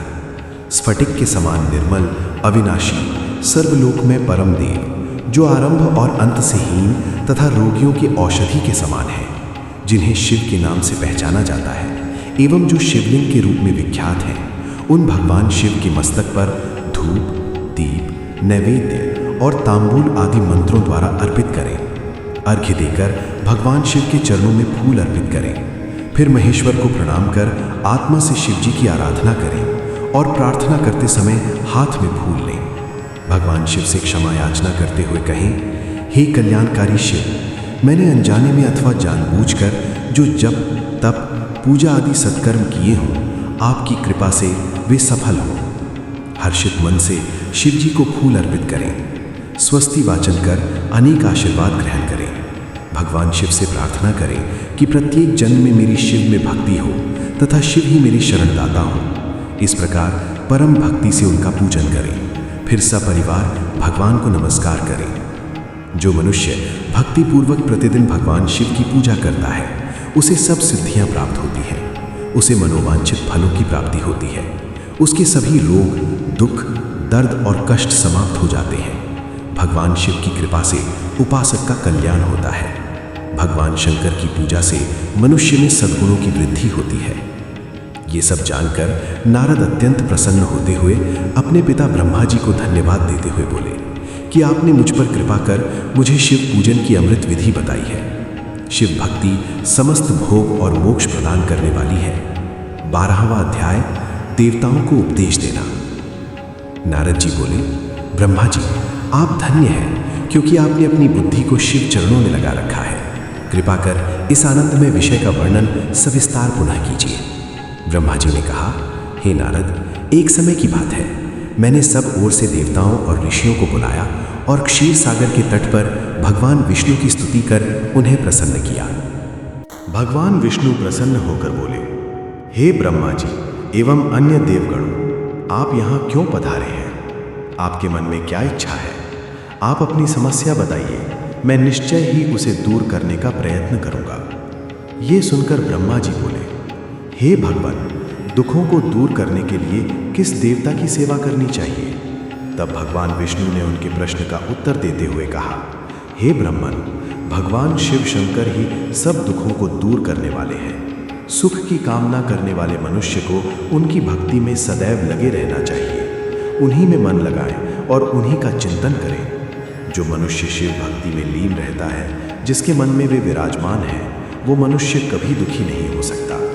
पूर्व जन्म में किए गए पुण्यों एवं शिव भक्ति से ही पुरुषों को सुंदर भवन, आभूषणों से विभूषित स्त्रियां, मन का संतोष, धन संपदा, स्वस्थ शरीर, पुत्र पौत्र, अलौकिक प्रतिष्ठा, स्वर्ग के सुख एवं मोक्ष प्राप्त होता है।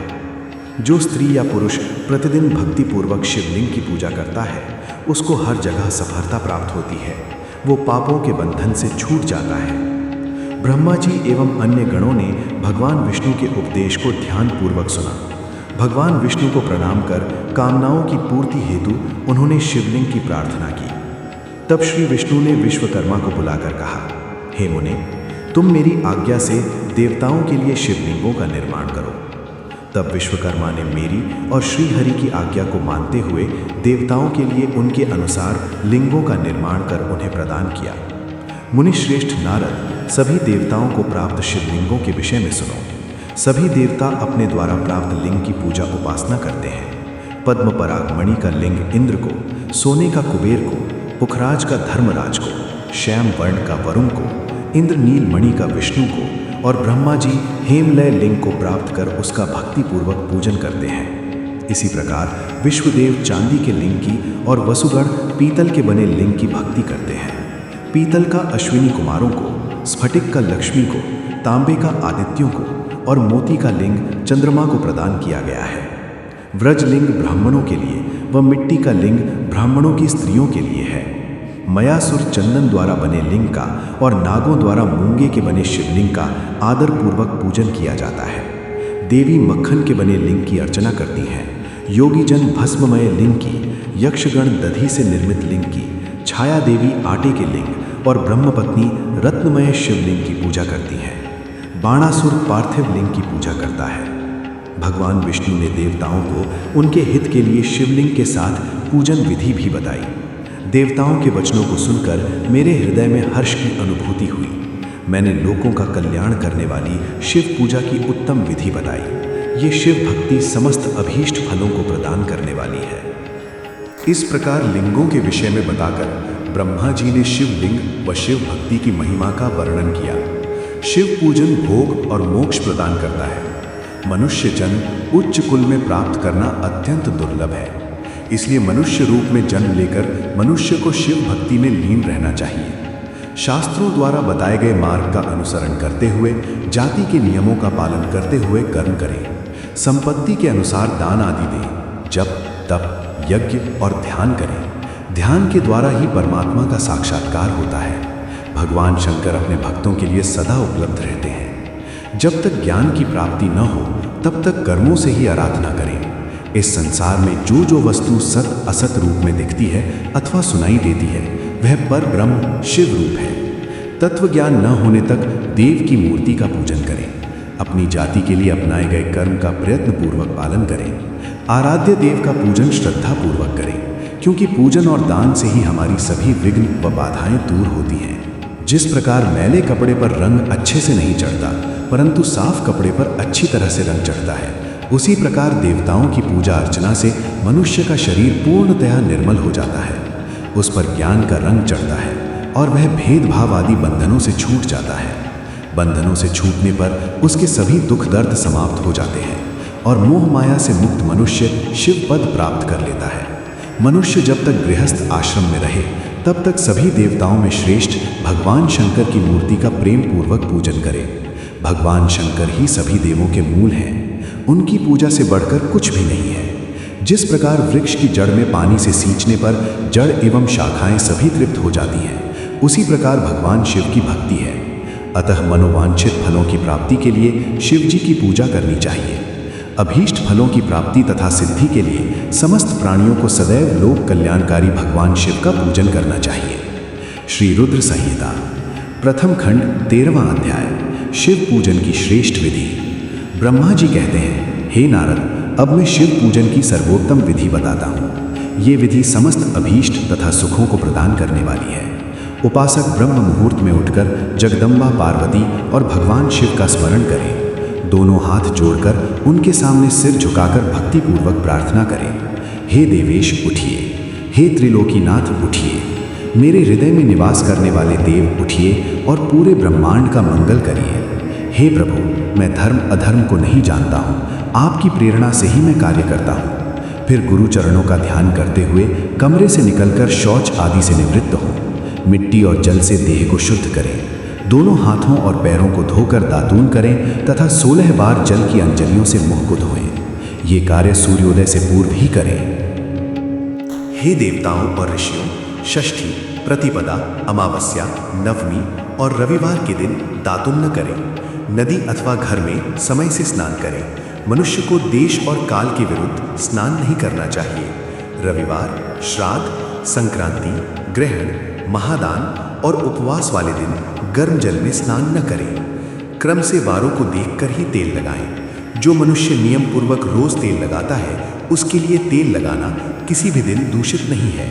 सरसों के तेल को ग्रहण के दिन प्रयोग में न लाएं। इसके उपरांत स्नान पूर्व या उत्तर की ओर मुख करके करें। स्नान के उपरांत स्वच्छ अर्थात धुले हुए वस्त्र को धारण करें। दूसरों के पहने हुए अथवा रात में सोते समय पहने वस्त्रों को बिना धुले धारण न करें। स्नान के बाद पितरों एवं देवताओं को प्रसन्न करने हेतु तर्पण करें। उसके बाद धुले हुए वस्त्र धारण करें और आचमन करें। पूजा हेतु स्थान को गोबर आदि से लीप कर शुद्ध करें। वहाँ लकड़ी के आसन की व्यवस्था करें। ऐसा आसन अभीष्ट फल देने वाला होता है। उस आसन पर बिछाने के लिए मृग अर्थात हिरण की खाल की व्यवस्था करें। उस पर बैठकर भस्म से त्रिपुंड लगाएं। त्रिपुंड से जप तप तथा दान सफल होता है। त्रिपुंड लगाकर रुद्राक्ष धारण करें। तत्पश्चात मंत्रों का उच्चारण करते हुए आचमन करें। पूजा सामग्री को एकत्र करें। फिर जल, गंध और अक्षत के पात्र को दाहिने भाग में रखें। फिर गुरु की आज्ञा लेकर और उनका ध्यान करते हुए सपरिवार शिव का पूजन करें। विघ्न विनाशक गणेश जी का बुद्धि सिद्धि सहित पूजन करें।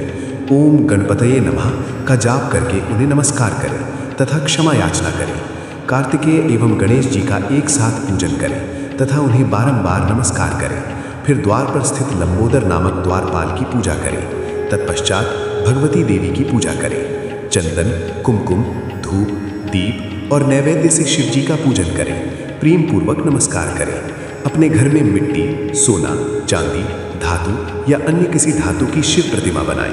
भक्तिपूर्वक शिव जी की पूजा कर उन्हें नमस्कार करें। मिट्टी का शिवलिंग बनाकर विधि पूर्वक उसकी स्थापना करें तथा उसकी प्राण प्रतिष्ठा करें। घर में भी मंत्रोच्चार करते हुए पूजा करनी चाहिए। पूजा उत्तर की ओर मुख करके करनी चाहिए। आसन पर बैठकर गुरु को नमस्कार करें। अर्घ्य पात्र से शिवलिंग पर जल चढ़ाएं। शांत मन से पूर्ण श्रद्धावनत होकर महादेव जी का आवाहन इस प्रकार करें। जो कैलाश के शिखर पर निवास करते हैं और पार्वती देवी के पति हैं, जिनके स्वरूप का वर्णन शास्त्रों में है, जो समस्त देवताओं के लिए पूजित हैं, जिनके 5 मुख, 10 हाथ तथा प्रत्येक मुख पर 3-3 नेत्र हैं, जो सिर पर चंद्रमा का मुकुट और जटा धारण किए हुए हैं, जिनका रंग कपूर के समान है, जो बाघ की खाल बांधते हैं, जिनके गले में वासुकी नामक नाग लिपटा है, जो सभी मनुष्यों को शरण देते हैं और सभी भक्तगण जिनकी जय जयकार करते हैं, जिनका सभी वेद और शास्त्रों में गुणगान किया गया है। ब्रह्मा, विष्णु जिनकी स्तुति करते हैं, जो परम आनंद देने वाले तथा भक्त वत्सल हैं, ऐसे देवों के देव महादेव भगवान शिव जी का मैं आवाहन करता हूँ। इस प्रकार आवाहन करने के पश्चात उनका आसन स्थापित करें। आसन के बाद शिव जी को पाद्य और अर्घ्य दें। पंचामृत के द्रव्यों द्वारा शिवलिंग को स्नान कराएं तथा मंत्रों सहित द्रव्य अर्पित करें। स्नान के पश्चात सुगंधित चंदन का लेप करें तथा सुगंधित जलधारा से उनका अभिषेक करें। फिर आचमन कर जल दें और वस्त्र अर्पित करें। मंत्रों द्वारा भगवान शिव को तिल, जौ, गेहूं, मूंग और उड़द अर्पित करें। पुष्प चढ़ाएं। शिव जी के प्रत्येक मुख पर कमल, शतपत्र, शंख पुष्प, कुश पुष्प, धतूरा, मंदार, द्रोण पुष्प, तुलसी दल तथा बेलपत्र चढ़ाकर पराभक्ति से महेश्वर की विशेष पूजा करें। बेलपत्र समर्पित करने से शिव जी की पूजा सफल होती है। तत्पश्चात सुगंधित चूर्ण तथा सुवासित तेल बड़े हर्ष के साथ भगवान शिव को अर्पित करें। गुग्गुल और अगरू की धूप दें। घी का दीपक जलाएं। प्रभो शंकर, आपको हम नमस्कार करते हैं। आप अर्घ्य को स्वीकार करके मुझे रूप दीजिए, यश दीजिए और भोग व मोक्ष रूपी फल प्रदान कीजिए। ये कहकर अर्घ्य अर्पित करें। नैवेद्य व तांबूल अर्पित करें। 5 बत्ती की आरती करें। 4 बार पैरों में, 2 बार नाभि के सामने, एक बार मुख के सामने तथा संपूर्ण शरीर में 7 बार आरती दिखाएं। तत्पश्चात शिव जी की परिक्रमा करें। हे प्रभु शिव शंकर, मैंने अज्ञान से अथवा जानबूझकर जो पूजन किया है वो आपकी कृपा से सफल हो। हे भगवान, मेरे प्राण आप में लगे हैं, मेरा मन सदा आपका ही चिंतन करता है। हे गौरीनाथ, भूतनाथ, आप मुझ पर प्रसन्न होइए। प्रभु, जिनके पैर लड़खड़ाते हैं उनका आप ही एकमात्र सहारा है। जिन्होंने कोई भी अपराध किया है उनके लिए आप ही शरणदाता हैं। ये प्रार्थना करके पुष्पांजलि अर्पित करें तथा पुनः भगवान शिव को नमस्कार करें। देवेश्वर प्रभु, अब आप परिवार सहित अपने स्थान को पधारें तथा जब पूजा का समय हो तब पुनः यहाँ पधारें। इस प्रकार भगवान शंकर की प्रार्थना करते हुए उनका विसर्जन करें और उस जल को अपने हृदय में लगाकर मस्तक पर लगाएं। हे महर्षियों, इस प्रकार मैंने आपको शिव पूजन की सर्वोत्तम विधि बता दी है जो भोग और मोक्ष प्रदान करने वाली है। ऋषिगण बोले, हे ब्रह्मा जी, आप सर्वश्रेष्ठ हैं। आपने हम पर कृपा कर शिव पूजन की सर्वोत्तम विधि का वर्णन हमसे किया, जिसे सुनकर हम सब कृतार्थ हो गए। श्री रुद्र संहिता प्रथम खंड 14वां अध्याय। पुष्पों द्वारा शिव पूजा का महात्म्य। ऋषियों ने पूछा, हे महाभाग, अब आप ये बताइए कि भगवान शिव जी की किन किन फूलों से पूजा करनी चाहिए। विभिन्न फूलों से पूजा करने पर क्या क्या फल प्राप्त होते हैं। सूत जी बोले, हे ऋषियों, यही प्रश्न नारद जी ने ब्रह्मा जी से किया था। ब्रह्मा जी ने उन्हें पुष्पों द्वारा शिव जी की पूजा के महात्म्य को बताया।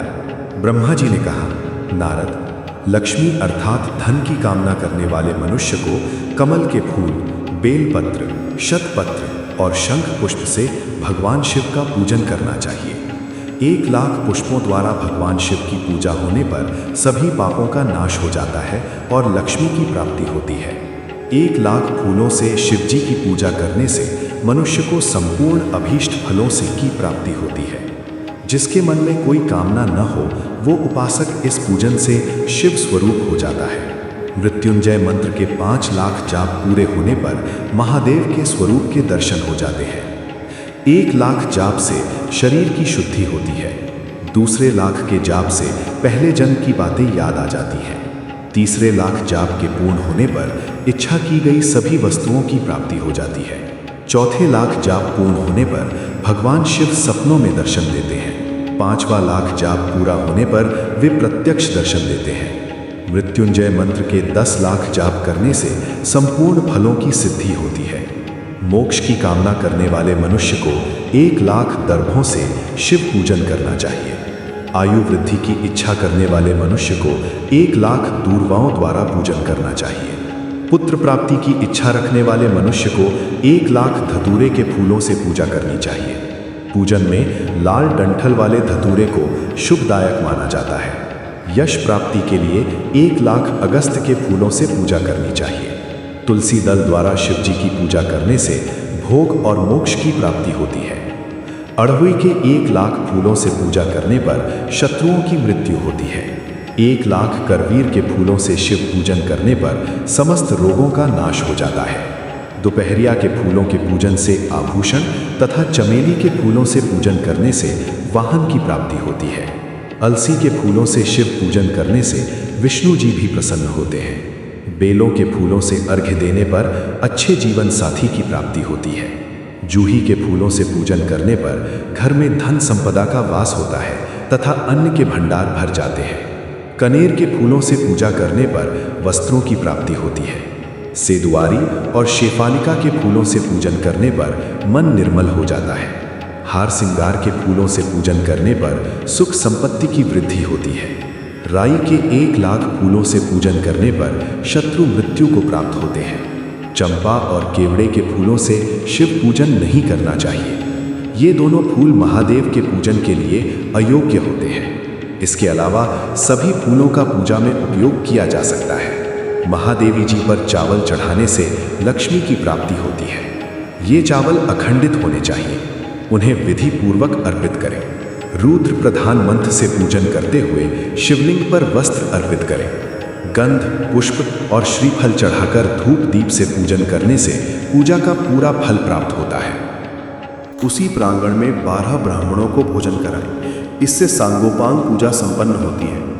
1,00,000 तिलों से शिवजी का पूजन करने पर समस्त दुखों और क्लेश का नाश होता है। जौ के दाने चढ़ाने पर स्वर्गीय सुख की प्राप्ति होती है। गेहूं के बने भोजन से 1,00,000 बार शिव पूजन करने से संतान की प्राप्ति होती है। मूंग से पूजन करने पर उपासक को धर्म, अर्थ और काम भोग की प्राप्ति होती है तथा वे पूजा समस्त सुखों को देने वाली है। उपासक को निष्काम होकर मोक्ष की प्राप्ति के लिए भगवान शिव की पूजा करनी चाहिए। भक्ति भाव से विधिपूर्वक शिव की पूजा करके जलधारा समर्पित करनी चाहिए। शतउद्रीय मंत्र से एकादश रुद्र जप, सूक्त, षडंग, महामृत्युंजय और गायत्री मंत्र में नमः लगाकर नामों से अथवा प्रणव ओम मंत्र द्वारा शास्त्रोक्त मंत्र से जलधारा शिवलिंग पर चढ़ाएं। धारा पूजन से संतान की प्राप्ति होती है। सुख और संतान की वृद्धि के लिए जलधारा का पूजन उत्तम होता है। उपासक को भस्म धारण, प्रेम पूर्वक शुभ एवं दिव्य द्रवों द्वारा शिव पूजन कर उनके सहस्र नामों का जाप करते हुए शिवलिंग पर घी की धारा चढ़ानी चाहिए। इससे वंश का विस्तार होता है। 10,000 मंत्रों द्वारा इस प्रकार किया गया पूजन रोगों को समाप्त करता है तथा मनोवांछित फल की प्राप्ति होती है। नपुंसक पुरुष को शिवजी का पूजन घी से करना चाहिए, ब्राह्मणों को भोजन कराना चाहिए और प्राजापत्य का व्रत रखना चाहिए। बुद्धिहीन मनुष्य को दूध में शक्कर मिलाकर इसकी धारा शिवलिंग पर चढ़ानी चाहिए। इससे भगवान प्रसन्न होकर उत्तम बुद्धि प्रदान करते हैं। यदि मनुष्य का मन उदास रहता हो, जी उठ जाए, कहीं भी प्रेम न रहे, दुख बढ़ जाए तथा घर में सदैव लड़ाई रहती हो, तो मनुष्यों को शक्कर मिश्रित दूध 10,000 मंत्रों का जाप करते हुए शिवलिंग को अर्पित करना चाहिए। खुशबू वाला तेल चढ़ाने पर भोगों की वृद्धि होती है। यदि शिवजी पर शहद चढ़ाया जाए तो टीबी जैसा रोग भी समाप्त हो जाता है। शिवजी को गन्ने का रस चढ़ाने से आनंद की प्राप्ति होती है। गंगा जल को चढ़ाने से भोग और मोक्ष की प्राप्ति होती है। उपरोक्त वस्तुओं को अर्पित करते समय मृत्युंजय मंत्र के 10,000 जाप करने चाहिए और 11 ब्राह्मणों को भोजन कराना चाहिए।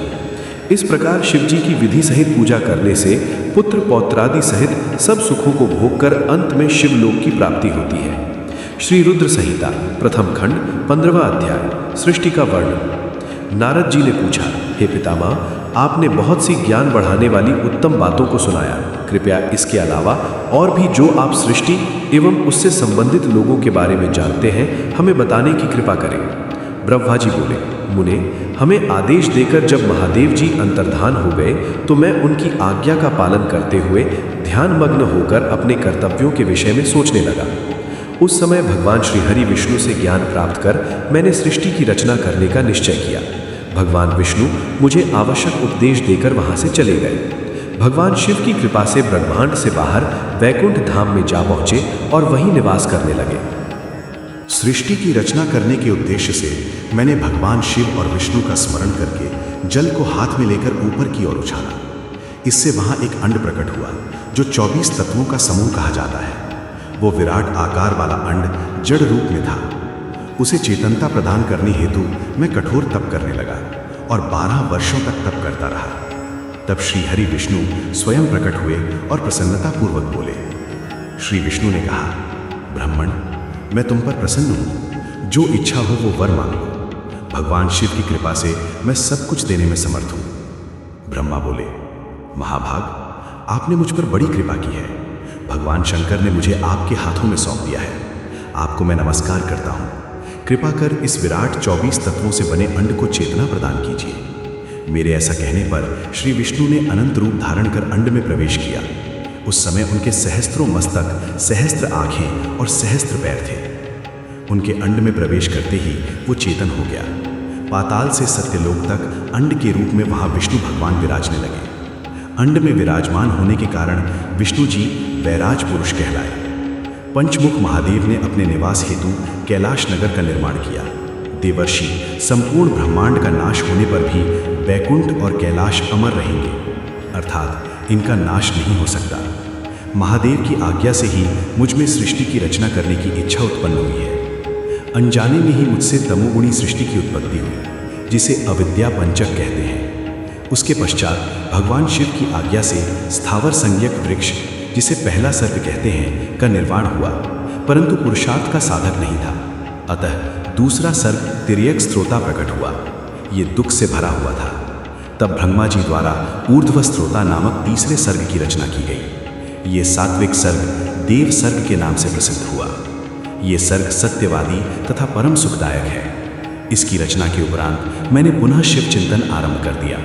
तब एक रजोगुणी सृष्टि का आरंभ हुआ जो अर्वाकस स्त्रोता नाम से विख्यात हुआ। इसके बाद मैंने 5 विकृत सृष्टि और 3 प्राकृत सर्गों को जन्म दिया। पहला महत तत्व, दूसरा भूतो और तीसरा वैकारिक सर्ग है। इसके अलावा 5 विकृत सर्ग हैं। दोनों को मिलाकर कुल 8 सर्ग होते हैं। नवां कौमार सर्ग है जिससे सनत सनंदन कुमारों की रचना हुई है। सनत आदि मेरे 4 मानस पुत्र हैं जो ब्रह्मा के समान हैं। वे महान व्रत का पालन करने वाले हैं। वे संसार से विमुख एवं ज्ञानी हैं। उनका मन शिव चिंतन में लगा रहता है। मुनि नारद, मेरी आज्ञा पाकर भी उन्होंने सृष्टि के कार्य में मन नहीं लगाया। इससे मुझ में क्रोध प्रवेश कर गया। तब भगवान विष्णु ने मुझे समझाया और भगवान शिव की तपस्या करने के लिए कहा। मेरी घोर तपस्या से मेरी भौहों और नाक के मध्य भाग से महेश्वर की 3 मूर्तियां प्रकट हुईं, जो पूर्णांश, सर्वेश्वर एवं दया सागर थीं, और भगवान शिव का अर्धनारीश्वर रूप प्रकट हुआ। जन्म मरण से रहित परम तेजस्वी सर्वज्ञ नीलकंठ साक्षात उमा वल्लभ भगवान महादेव के साक्षात दर्शन कर मैं धन्य हो गया। मैंने भक्ति भाव से उन्हें प्रणाम किया और उन्हें प्रसन्न करने के लिए उनकी स्तुति करने लगा।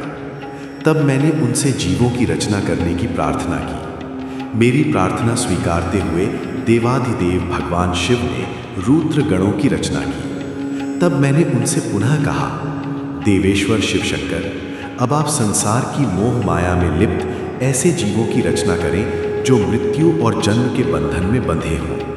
ये सुनकर महादेव जी हंसते हुए कहने लगे। शिव जी ने कहा, हे ब्रह्मा, मैं जन्म और मृत्यु के भय में लिप्त जीवों की रचना नहीं करूंगा, क्योंकि वे जीव संसार रूपी बंधन में बंधे होने के कारण दुखों से युक्त होंगे। मैं सिर्फ उनका उद्धार करूंगा, उन्हें परम ज्ञान प्रदान कर उनके ज्ञान का विकास करूंगा। हे प्रजापति, इन जीवों की रचना आप करें। मोह माया के बंधनों में बंधे इस प्रकार के जीवों की सृष्टि करने पर भी आप इस माया में नहीं बंधेंगे। मुझसे इस प्रकार कहकर महादेव शिवशंकर अपने पार्षदों के साथ वहां से अंतर्धान हो गए। श्री रुद्र संहिता प्रथम खंड 16वां अध्याय सृष्टि की उत्पत्ति। ब्रह्मा जी बोले, नारद, शब्द आदि पंचभूतों द्वारा पंचकरण करके उनके स्थूल आकाश, वायु, अग्नि, जल और पृथ्वी, पर्वत, समुद्र, वृक्ष और कला आदि से युगों और कालों की मैंने रचना की तथा और भी कई पदार्थ मैंने बनाए। उत्पत्ति और विनाश वाले पदार्थों का भी मैंने निर्माण किया है। परंतु जब इससे भी मुझे संतोष नहीं हुआ तो मैंने माँ अम्बा सहित भगवान शिव का ध्यान करके सृष्टि के अन्य पदार्थों की रचना की और अपने नेत्रों से मरीच को, हृदय से भृगु को, सिर से अंगिरा को, कान से मुनिश्रेष्ठ पुलह को, उदान से पुलस्थ को, समान से वशिष्ठ को, अपान से क्रतु को, दोनों कानों से अत्रि को, प्राण से दक्ष को और गोद से तुम को, छाया से कर्दम मुनि को उत्पन्न किया। सब साधनाओं के साधन धर्म को भी मैंने अपने संकल्प से प्रकट किया। मुनिश्रेष्ठ, इस तरह साधकों की रचना करके महादेव जी की कृपा से मैंने अपने को कृतार्थ माना। मेरे संकल्प से उत्पन्न धर्म मेरी आज्ञा से मानव का रूप धारण कर साधन में लग गए। इसके उपरांत मैंने अपने शरीर के विभिन्न अंगों से देवता व असुरों के रूप में अनेक पुत्रों की रचना करके उन्हें विभिन्न शरीर प्रदान किए। तत्पश्चात भगवान शिव की प्रेरणा से मैं अपने शरीर को 2 भागों में विभक्त कर 2 रूपों वाला हो गया। मैं आधे शरीर से पुरुष व आधे से नारी हो गया। पुरुष स्वयंभू मनु नाम से प्रसिद्ध हुए एवं उच्च कोटि के साधक कहलाए। नारी रूप से शतरूपा नाम वाली योगिनी एवं परम तपस्विनी स्त्री उत्पन्न हुई। मनु ने वैवाहिक विधि से अत्यंत सुंदरी शतरूपा का पाणी ग्रहण किया और मैथुन द्वारा सृष्टि को उत्पन्न करने लगे। उन्होंने शतरूपा से प्रियव्रत और उत्तानपाद नामक 2 पुत्र तथा आकुति, देवहूति और प्रसूति नामक 3 पुत्रियां प्राप्त की। आकुति का रुचि मुनि से, देवहूति का कर्दम मुनि से तथा प्रसूति का दक्ष प्रजापति के साथ विवाह कर दिया गया। इनकी संतानों से पूरा जगत चराचर हो गया। रुचि और आकुति की वैवाहिक संबंध में यज्ञ और दक्षिणा नामक स्त्री पुरुष का जोड़ा उत्पन्न हुआ। यज्ञ की दक्षिणा से 12 पुत्र हुए। मुने, कर्दम और देवहूति के संबंध से बहुत सी पुत्रियां पैदा हुई। दक्ष और प्रसूति से 24 कन्याएं हुई। दक्ष ने 13 कन्याओं का विवाह धर्म से कर दिया। ये 13 कन्याएं श्रद्धा, लक्ष्मी, धृति, तुष्टि, पुष्टि, मेधा, क्रिया, बुद्धि, लज्जा, वसु, शांति, सिद्धि और कीर्ति हैं। अन्य 11 कन्याओं ख्याति, सती, संभूति, स्मृति, प्रीति, क्षमा, सन्नति, अनसूया, ऊर्जा, स्वाहा और स्वधा का विवाह भृगु, शिव, मरीचि, अंगिरा, पुलस्त्य, पुलह, क्रतु, अत्रि, वशिष्ठ, अग्नि और पितर नामक मुनियों से संपन्न हुआ। इनकी संतानों से पूरा त्रिलोक भर गया। अंबिकापति महादेव जी की आज्ञा से बहुत से प्राणी श्रेष्ठ मुनियों के रूप में उत्पन्न हुए। कल्प भेद से दक्ष की 60 कन्याएं हुई। उनमें से 10 कन्याओं का विवाह धर्म से, 27 का चंद्रमा से, 13 कन्याओं का विवाह कश्यप ऋषि से संपन्न हुआ। नारद, उन्होंने 4 कन्याएं अरिष्टनेमि को ब्याह दी। भृगु, अंगिरा और कुशास्व से 2-2 कन्याओं का विवाह कर दिया। कश्यप ऋषि की संतानों से संपूर्ण त्रिलोक आलोकित है। देवता, ऋषि, दैत्य, वृक्ष, पक्षी, पर्वत तथा लताएं आदि कश्यप पत्नियों से पैदा हुए हैं।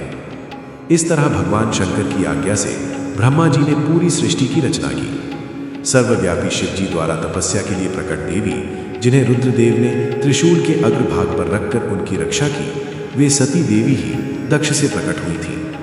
उन्होंने भक्तों का उद्धार करने के लिए अनेक लीलाएं की। इस प्रकार देवी शिवा ही सती के रूप में भगवान शंकर की अर्धांगिनी बनी। परंतु अपने पिता के यज्ञ में अपने पति का अपमान देखकर उन्होंने अपने शरीर को यज्ञ की अग्नि में भस्म कर दिया। देवताओं की प्रार्थना पर ही वे मां सती पार्वती के रूप में प्रकट हुई और कठिन तपस्या करके उन्होंने पुनः भगवान भोलेनाथ को प्राप्त कर लिया। वे इस संसार में कालिका, चंडिका, भद्रा, चामुंडा, विजया, जया, जयंती, भद्रकाली, दुर्गा, भगवती, कामाख्या, कामदा, अम्बा, मृडानी और सर्वमंगला आदि अनेक नामों से पूजी जाती हैं। देवी के ये नाम भोग और मोक्ष को देने वाले हैं। मुनि नारद, इस प्रकार मैंने तुम्हें सृष्टि की उत्पत्ति की कथा सुनाई है। पूरा ब्रह्मांड भगवान शिव की आज्ञा से मेरे द्वारा रचा गया है। ब्रह्मा, विष्णु और रुद्र आदि तीनों देवता उन्हीं महादेव के अंश हैं। भगवान शिव निर्गुण और सगुण है। वे शिवलोक में शिवा के साथ निवास करते हैं। श्री रुद्र संहिता प्रथम खंड 17वां अध्याय। पापी गुण निधि की कथा।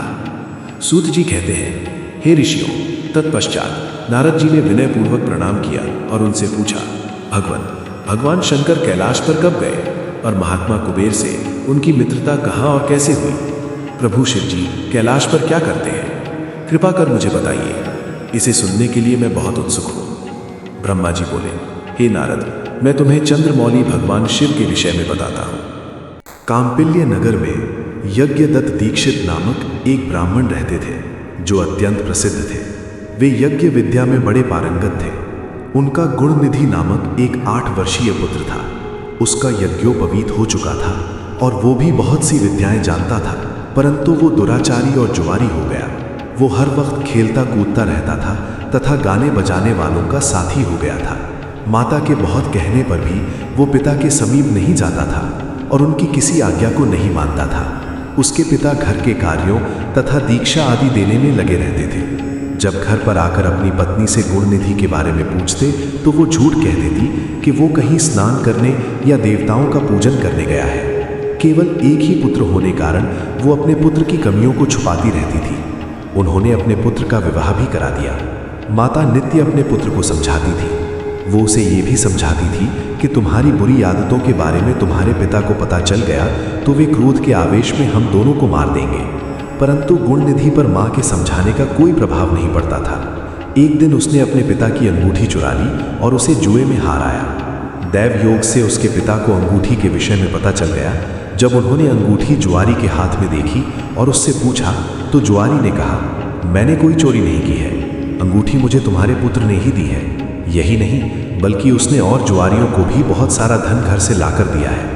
परंतु आश्चर्य तो ये है कि तुम जैसे पंडित भी अपने पुत्र के लक्षणों को नहीं जान पाए। ये सारी बातें सुनकर पंडित दीक्षित का सिर शर्म से झुक गया। वे सिर झुकाकर और अपना मुंह ढककर अपने घर की ओर चल दिए। घर पहुंचकर गुस्से से उन्होंने अपनी पत्नी को पुकारा।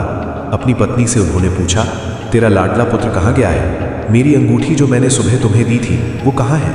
मुझे जल्दी से दो।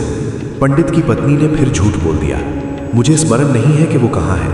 अब तो दीक्षित जी को और भी क्रोध आ गया। वे अपनी पत्नी से बोले, तू बड़ी सत्यवादिनी है, इसलिए मैं जब भी गुणनिधि के बारे में पूछता हूँ तब मुझे अपनी बातों से बहला देती है। ये कहकर दीक्षित जी घर के अन्य सामानों को ढूंढने लगे, किंतु उन्हें कोई वस्तु न मिली, क्योंकि वे सब वस्तुएं गुणनिधि जुए में हार चुका था। क्रोध में आकर पंडित ने अपनी पत्नी और पुत्र को घर से निकाल दिया और दूसरा विवाह कर लिया। श्री रुद्र संहिता प्रथम खंड 18वां अध्याय, गुणनिधि को मोक्ष की प्राप्ति। ब्रह्मा जी बोले, हे नारद, जब ये समाचार गुणनिधि को मिला तो उसे अपने भविष्य की चिंता हुई। वो कई दिनों तक भूखा प्यासा भटकता रहा। एक दिन भूख प्यास से व्याकुल वो एक शिव मंदिर के पास बैठ गया। एक शिव भक्त अपने परिवार सहित शिव पूजन के लिए विविध सामग्री लेकर वहां आया था। उसने परिवार सहित भगवान शिव का विधि विधान से पूजन किया और नाना प्रकार के पकवान शिवलिंग पर चढ़ाए। पूजन के बाद वे लोग वहां से चले गए तो गुणनिधि ने भूख से मजबूर होकर उस भूख को उसे चोरी करने का विचार किया और मंदिर में चला गया। उस समय अंधेरा हो चुका था, इसलिए उसने अपने वस्त्र को जलाकर उजाला किया। ये मानो उसने भगवान शिव के सम्मुख दीप जलाकर दीपदान किया था। जैसे ही वो सब भोग उठाकर भागने लगा, उसके पैरों की धमक से लोगों को पता चल गया कि उसने मंदिर में चोरी की है। सभी उसे पकड़ने के लिए दौड़े और उसका पीछा करने लगे। नगर के लोगों ने उसे खूब मारा। उनकी मार को उसका भूखा शरीर सहन नहीं कर सका। उसके प्राण पखेरु उड़ गए। उसके कुकर्मों के कारण यमदूत उसको बांध कर ले जा रहे थे। तभी भगवान शिव के पार्षद वहां आ गए और गुणनिधि को यमदूतों के बंधनों से मुक्त करा दिया। यमदूतों ने शिवगणों को नमस्कार किया और बताया कि ये बड़ा पापी और धर्म कर्म से हीन है। ये अपने पिता का भी शत्रु है। इसने शिवजी के भोग की भी चोरी की। इसने बहुत पाप किए हैं, इसलिए ये यमलोक का अधिकारी है। इसे हमारे साथ जाने दे ताकि विभिन्न नरकों को ये भोग सके। तब शिवगणों ने उत्तर दिया कि निश्चय ही गुणनिधि ने बहुत से पाप कर्म किए हैं, परंतु इसने कुछ पुण्य कर्म भी किए हैं जो संख्या में कम होने पर भी पाप कर्मों को नष्ट करने वाले हैं। इसने रात्रि में अपने वस्त्र को फाड़कर शिवलिंग के समक्ष दीपक में बत्ती डालकर उसे जलाया और दीपदान किया। इसने अपने पिता के श्रीमुख से एवं मंदिर के बाहर बैठकर शिवगणों को सुना है और ऐसे ही और भी अनेक धर्म कर्म इसने किए हैं। इतने दिनों तक भूखा रहकर इसने व्रत किया और शिव दर्शन तथा शिव पूजन भी अनेकों बार किया है। इसलिए ये हमारे साथ शिवलोक को जाएगा, वहाँ कुछ दिनों तक निवास करेगा। जब इसके संपूर्ण पापों का नाश हो जाएगा तो भगवान शिव की कृपा से ये कलिंग देश का राजा बनेगा। अतः यमदूतों, तुम अपने लोक को लौट जाओ। ये सुनकर यमदूत यमलोक को चले गए। उन्होंने यमराज को इस विषय में सूचना दे दी और यमराज ने इसको प्रसन्नतापूर्वक स्वीकार कर लिया। तत्पश्चात गुणनिधि नामक ब्राह्मण को लेकर शिवगण शिवलोक को चल दिए। कैलाश पर भगवान शिव और देवी उमा विराजमान थे। उसे उनके सामने लाया गया। गुणनिधि ने भगवान शिव उमा की चरण वंदना की और उनकी स्तुति की। उसने महादेव से अपने किए कर्मों के बारे में क्षमा याचना की। भगवान ने उसे क्षमा प्रदान कर दी। वहां शिवलोक में कुछ दिन निवास करने के बाद गुणनिधि कलिंग देश के राजा अरिंदम के पुत्र दम के रूप में विख्यात हुआ। हे नारद, शिवजी की थोड़ी सी सेवा भी उसके लिए अत्यंत फलदायक हुई। इस गुणनिधि के चरित्र को जो कोई पढ़ता अथवा सुनता है उसकी सभी कामनाएं पूरी होती हैं तथा वो मनुष्य सुख शांति प्राप्त करता है। श्री रुद्र संहिता प्रथम खंड 19वां अध्याय, गुणनिधि को कुबेर पद की प्राप्ति। नारद जी ने प्रश्न किया, हे ब्रह्मा जी, अब आप मुझे ये बताइए कि गुणनिधि जैसे महापापी मनुष्य को भगवान शिव द्वारा कुबेर पद क्यों और कैसे प्रदान किया गया? हे प्रभु, कृपा कर इस कथा को भी बताइए। ब्रह्मा जी बोले, नारद, शिवलोक में सारे दिव्य भोगों का उपभोग कर तथा उमा महेश्वर का सेवन कर वो अगले जन्म में कलिंग के राजा अरिंदम का पुत्र हुआ। उसका नाम दम था। बालक दम की भगवान शंकर में असीम भक्ति थी। वो सदैव शिवजी की सेवा में लगा रहता था। वो अन्य बालकों के साथ मिलकर शिव भजन करता। युवा होने पर उसके पिता अरिंदम की मृत्यु के पश्चात दम को राज सिंहासन पर बैठाया गया। राजा दम सब ओर शिव धर्म का प्रचार और प्रसार करने लगे। वे सभी शिवालयों में दीपदान करते थे। उनकी शिवजी में अनन्य भक्ति थी। उन्होंने अपने राज्य में रहने वाले सभी ग्रामाध्यक्षों को ये आज्ञा दी थी कि शिव मंदिर में दीपदान करना सबके लिए अनिवार्य है। अपने गांव के आसपास जितने शिवालय हैं वहां सदा दीप जलाना चाहिए। राजा दम ने आजीवन शिव धर्म का पालन किया। इस तरह वे बड़े धर्मात्मा कहलाए। उन्होंने शिवालयों में बहुत से दीप जलवाए। इसके फलस्वरूप वे दीपों की प्रभा के आश्रय हो मृत्यु उपरांत अलकापुरी के स्वामी बने। ब्रह्मा जी बोले, हे नारद, भगवान शिव का पूजन व उपासना महान फल देने वाली है। दीक्षित के पुत्र गुणनिधि ने, जो पूर्ण अधर्मी था, भगवान शिव की कृपा पाकर दिक्पाल का पद पा लिया था। अब मैं तुम्हें उसकी भगवान शिव के साथ मित्रता के विषय में बताता हूँ। नारद, बहुत पहले की बात है। मेरे मानस पुत्र पुलस्त्य से विश्रवा का जन्म हुआ और विश्रवा के पुत्र कुबेर हुए। उन्होंने पूर्व काल में बहुत कठोर तप किया। उन्होंने विश्वकर्मा द्वारा रचित अलकापुरी का उपभोग किया। मेघवाहन कल्प के आरंभ होने पर वे कुबेर के रूप में घोर तप करने लगे। वे भगवान शिव द्वारा प्रकाशित काशीपुरी में गए और अपने मन के रत्नमय दीपों से 11 रुद्रों को उद्बोधित कर वे तन्मयता से शिवजी के ध्यान में मग्न होकर निश्चल भाव से उनकी उपासना करने लगे। वहां उन्होंने शिवलिंग की प्रतिष्ठा की। उत्तम पुष्पों द्वारा शिवलिंग का पूजन किया। कुबेर पूरे मन से तप में लगे थे। उनके पूरे शरीर में केवल हड्डियों का ढांचा और चमड़ी ही बची थी। इस प्रकार उन्होंने 10,000 वर्षों तक तपस्या की। तत्पश्चात भगवान शिव अपनी दिव्य शक्ति उमा के भव्य रूप के साथ कुबेर के पास गए।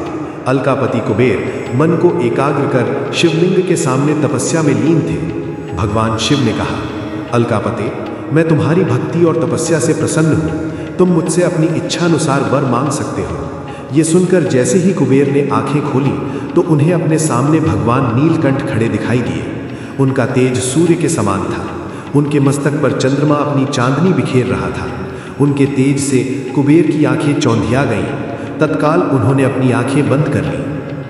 वे भगवान शिव से बोले, भगवान, मेरे नेत्रों को वो शक्ति दीजिए जिससे मैं आपकी चरणार बिंदों का दर्शन कर सकूं। कुबेर की बात सुनकर भगवान शिव ने अपनी हथेली से कुबेर को स्पर्श कर देखने की शक्ति प्रदान की। दिव्य दृष्टि प्राप्त होने पर वे आंखें फाड़ फाड़ कर देवी उमा की ओर देखने लगे। वे सोचने लगे कि भगवान शिव के साथ ये सर्वांग सुंदरी कौन है। इसने ऐसा कौन सा तप किया है जो इसे भगवान शिव की कृपा से उनका सामीप्य, रूप और सौभाग्य प्राप्त हुआ है। वे देवी उमा को निरंतर देखते जा रहे थे। देवी को घूरने के कारण उनकी बाईं आंख फूट गई। शिवजी ने उमा से कहा, उमे, ये तुम्हारा पुत्र है। ये तुम्हें क्रूर दृष्टि से नहीं देख रहा है। ये तुम्हारे तप बल को जानने की कोशिश कर रहा है। फिर भगवान शिव ने कुबेर से कहा, मैं तुम्हारी तपस्या से बहुत प्रसन्न हूँ। मैं तुम्हें वर देता हूँ कि तुम समस्त निधियों और गुह्य शक्तियों के स्वामी हो जाओ। सुव्रतों, यक्षों और किन्नरों के अधिपति होकर धन के दाता बनो। मेरी तुमसे सदा मित्रता रहेगी और मैं तुम्हारे पास सदा निवास करूंगा, अर्थात तुम्हारे स्थान अलकापुरी के पास ही मैं निवास करूंगा। कुबेर, अब तुम अपनी माता उमा के चरणों में प्रणाम करो। यही तुम्हारी माता है। ब्रह्मा जी कहते हैं, नारद, इस प्रकार भगवान शिव ने देवी से कहा, हे देवी, ये आपके पुत्र के समान है। इस पर अपनी कृपा करो। ये सुनकर उमा देवी बोली, वत्स, तुम्हारी भगवान शिव में सदैव निर्मल भक्ति बनी रहे। बाईं आंख फूट जाने पर तुम एक ही पिंगल नेत्र से युक्त रहो। महादेव जी ने जो वर तुम्हें प्रदान किए हैं वे सुलभ हैं। मेरे रूप से ईर्ष्या के कारण तुम कुबेर नाम से प्रसिद्ध होगे। कुबेर को वर देकर भगवान शिव और देवी उमा अपने धाम को चले गए। इस प्रकार भगवान शिव और कुबेर में मित्रता हुई और वे अलकापुरी के निकट कैलाश पर्वत पर निवास करने लगे। नारद जी ने कहा, ब्रह्मा जी, आप धन्य हैं। आपने मुझ पर कृपा कर मुझे इस अमृत कथा के बारे में बताया है। निश्चय ही शिव भक्ति दुखों को दूर कर समस्त सुख प्रदान करने वाली है। श्री रुद्र संहिता प्रथम खंड 20वां अध्याय। भगवान शिव का कैलाश पर्वत पर गमन। ब्रह्मा जी बोले, हे नारद मुनि, कुबेर के कैलाश पर्वत पर तप करने से वहां पर भगवान शिव का शुभ आगमन हुआ। कुबेर को वर देने वाले विश्वेश्वर शिव जब निधिपति होने का वर देकर अंतर्धान हो गए, तब उनके मन में विचार आया कि मैं अपने रुद्र रूप में, जिसका जन्म ब्रह्मा जी के ललाट से हुआ है और जो संहारक है, कैलाश पर्वत पर निवास करूंगा। शिव की इच्छा से कैलाश जाने के इच्छुक रुद्रदेव ने बड़े जोर जोर से अपना डमरू बजाना शुरू कर दिया। वो ध्वनि उत्साह बढ़ाने वाली थी। डमरू की ध्वनि तीनों लोकों में गूंज रही थी। उस ध्वनि में सुनने वालों को अपने पास आने का आग्रह था। उस डमरू ध्वनि को सुनकर ब्रह्मा, विष्णु आदि सभी देवता, ऋषि मुनि, वेद शास्त्रों को जानने वाले सिद्ध लोग बड़े उत्साहित होकर कैलाश पर्वत पर पहुंचे। भगवान शिव के सारे पार्षद और गणपाल जहां भी थे वे कैलाश पर्वत पर पहुंचे। साथ ही असंख्य गणों सहित अपनी लाखों करोड़ों भयावनी भूत प्रेतों की सेना के साथ स्वयं शिव जी भी वहां पहुंचे। सभी गणपाल सहस्त्रों भुजाओं से युक्त थे। उनके मस्तक पर जटाएं थीं। सभी चंद्रचूड़, नीलकंठ और त्रिलोचन थे। हार, कुंडल, केयूर तथा मुकुट से वे अलंकृत थे। भगवान शिव ने विश्वकर्मा को कैलाश पर्वत पर निवास बनाने की आज्ञा दी। अपने व कृभक्तों के रहने के लिए योग्य आवास तैयार करने का आदेश दिया। विश्वकर्मा ने आज्ञा पाते ही अनेकों प्रकार के सुंदर निवास स्थान वहां बना दिए। उत्तम मुहूर्त में उन्होंने वहां प्रवेश किया। इस मधुर बेला पर सभी देवताओं, ऋषि मुनियों और सिद्धों सहित ब्रह्मा और विष्णु जी ने शिव जी व उमा का अभिषेक किया। विभिन्न प्रकार से उनकी पूजा अर्चना और स्तुति की, प्रभु की आरती उतारी। उस समय आकाश में फूलों की वर्षा हुई। इस समय चारों ओर भगवान शिव तथा देवी उमा की जय जयकार हो रही थी। सभी की स्तुति से प्रसन्न होकर भगवान शिव ने उन्हें उनकी इच्छा के अनुसार वरदान दिया तथा उन्हें अभीष्ट और मनोवांछित वस्तुएं भेंट की। तत्पश्चात भगवान शंकर की आज्ञा लेकर सभी देवता अपने अपने निवास को चले गए। कुबेर भी भगवान शिव की आज्ञा पाकर अपने स्थान अलकापुरी को चले गए। तत्पश्चात भगवान शंभु वहां निवास करने लगे। वे योग साधना में लीन होकर ध्यान में मग्न रहते। कुछ समय तक वहां अकेले निवास करने के बाद उन्होंने दक्ष कन्या देवी सती को पत्नी रूप में प्राप्त कर लिया। देवर्षि अब रुद्र भगवान देवी सती के साथ वहां सुखपूर्वक विहार करने लगे। हे नारद, इस प्रकार मैंने तुम्हें भगवान शिव के रुद्र अवतार का वर्णन और उनके कैलाश पर आगमन की उत्तम कथा सुनाई है। तुम्हें शिवजी व कुबेर की मित्रता और भगवान शिव की विभिन्न लीलाओं के विषय में बताया है। उनकी भक्ति तीनों लोकों का सुख प्रदान करने वाली तथा मनोवांछित फलों को देने वाली है। इस लोक में ही नहीं परलोक में भी सद्गति प्राप्त होती है। इस कथा को जो भी मनुष्य एकाग्र होकर सुनता या पढ़ता है वह इस लोक में सुख और भोगों को पाकर मोक्ष को प्राप्त होता है। नारद जी ने ब्रह्मा जी का धन्यवाद किया और उनकी स्तुति की। वे बोले कि प्रभु, आपने मुझे इस अमृत कथा को सुनाया है। आप महाज्ञानी हैं। आप सभी की इच्छाओं को पूर्ण करते हैं। मैं आपका आभारी हूँ। शिव चरित्र जैसा श्रेष्ठ ज्ञान आपने मुझे दिया है। हे प्रभु, मैं आपको बारंबार नमन करता हूँ। श्री रुद्र संहिता प्रथम खंड समाप्त। ओम नमः शिवाय।